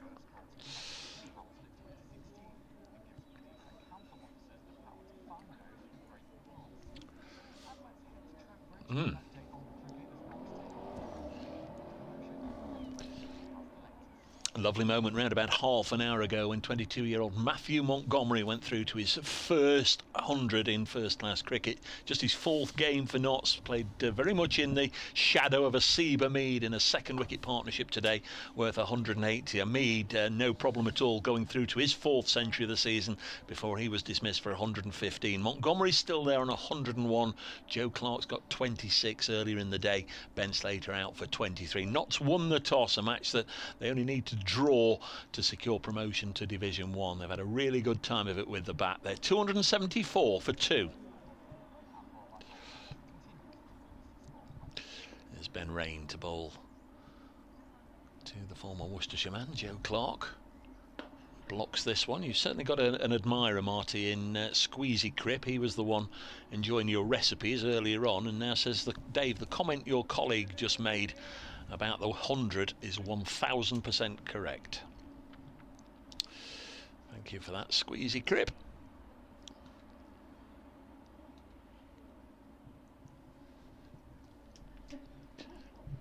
Lovely Lovely to hear from Andy Kingston. Listening to you from Lyme Regis. 274 for 2. Clark is on 26. This one goes through to the keeper. Is that Dorset, Marty? You know these things, Lyme Regis. Oh, I've not been there. It's one of them bits down that corner bit, isn't it? You're like me. If you don't play first class cricket or have a football league team there, West Dorset. I tend not to have visited it. It's 25 miles away from Dorchester, where you've got isn't Portland Bill down that way, in the sailing centre? No idea. I thought that was a kid's cartoon, Portland Bill. There's rain. Next one, run away to third man for a single, 275 for 2. But lovely to hear from you, Andy. No, Paulie's well. Montgomery on 101. Clark keeps strike there with that single to go to 27. Weymouth's the big sailing centre. It's the thing I'm thinking of, the big spit of land, isn't it? My colleague Matt Newsom, who's from around here, he had a job for Radio Dorset in their Dorchester office. Shadows. Chesil Beach is that long bank of shale, isn't it? That's it. The shadows around the players are getting more and more visible. Just emphasising what Marty was saying about the light. I think after this bank, though, it gets brighter again. Potts starts a new over. Is that an edge? It's been spilled. If it was, I think it was an edge, and it's been put down by Chris Benjamin. Clark with a life on 27. Potts was celebrating, wasn't he? Yeah, he was. Clark just had a little fiddle away from his body. It appeared certainly as if he nicked it, or Benjamin's just kicking out in frustration at nothing in particular. So all the pointers out there is that was an edge and a drop and a life for Joe Clark, who goes from 27 to 28. Second new ball, very nearly being the undoing of Joe Clark.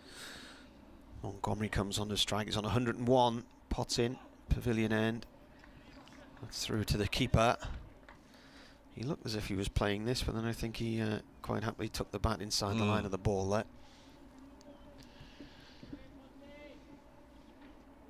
Our mate John was the skipper of a sonar yacht for many years in the Paralympics, and although he lived in Sunderland and had a house on the marina, he was based in Weymouth, up and down to Weymouth every week.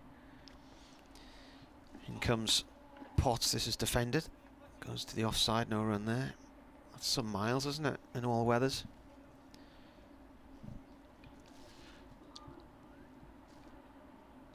Umpires aren't happy with the light now, are they?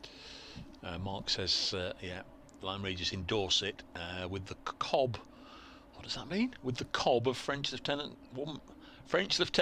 woman fame. Cove of French lieutenants. Going off here. They haven't even done a light reading, have they? They've decided to take them off. So knots 276 for 2. So bad light. What time are we? 4:35. I think that's the way, isn't it? They judge it with their own eyes and hey, this is too bad, and then take a reading and see what it is, rather than prejudging it. But now it's been set. Later on in the game, should we get gloomy conditions, which we probably will, they can then refer straight away to the light meter and they can see if it's the gauge that they've set themselves. But yeah, they're making their way off. There's nobody particularly rushing off. In a way, I guess both sides are reasonably happy to make their way off. Nottinghamshire 276 for 2. Certainly Montgomery's been at the crease for a long time, almost 4 hours.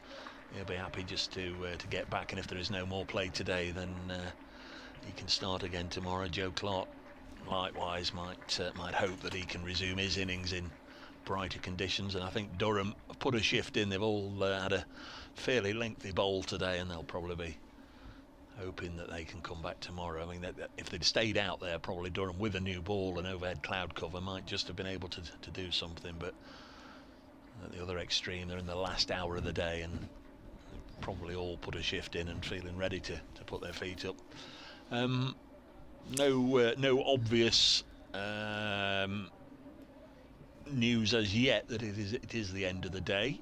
We may well get back out there, but they've gone off. All the players have now left the field. Scott Borthwick last to cross the boundary rope, which he does now. So yeah, strictly correct. All the players have left the field. The 2 umpires are out there.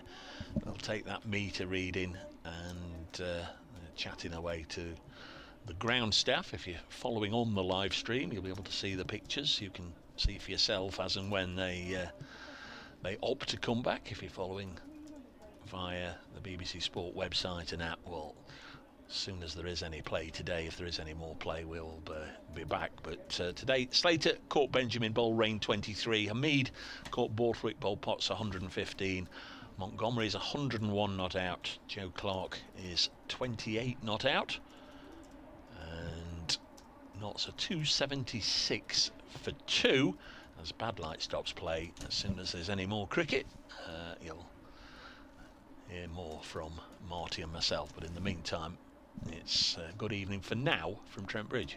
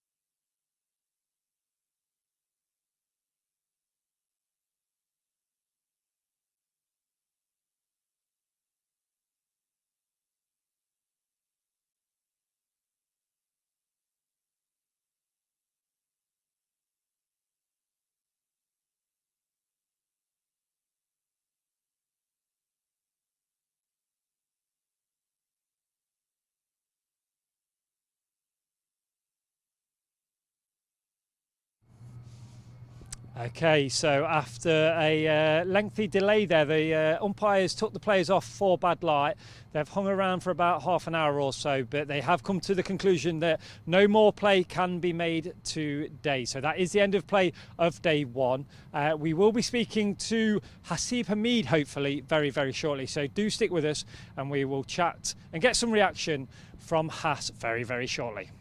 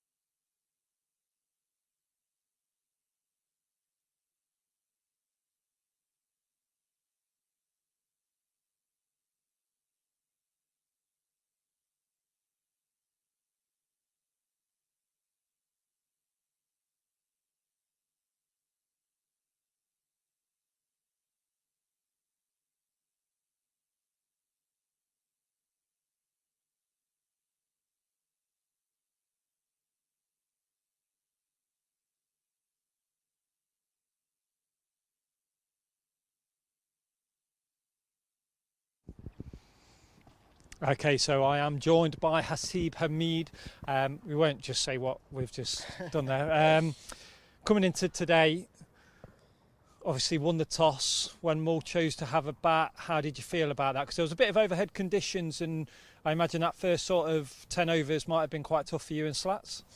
Yeah, do you know what? Mull actually came up to me this morning and asked me what I thought we should do, and I said I'm tempted to bat first, to be honest, just because having seen the wicket, it was drier than what we usually have here. It was less grass covering as well, so yeah, we know generally there can be good wickets here as well. So we knew it'd be challenging early doors, but we also knew that if we could get through that period, then hopefully we could go on to get a big score. And yeah, lucky that Monty and myself were able to do that today.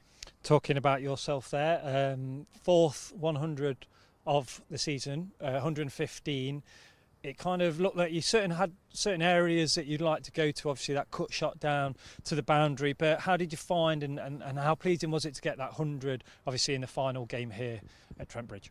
Yeah, no, very pleasing. Yeah, like you say, I mean, the way they bowled, I kind of tried to identify areas that I could score, and yeah, obviously that cut shot was one of those areas this game, but yeah, like you say, we knew it was a big game for us. There's an opportunity to do something special and win a trophy for the club. So yeah, we're all excited by that, and we're happy with the start that we've made.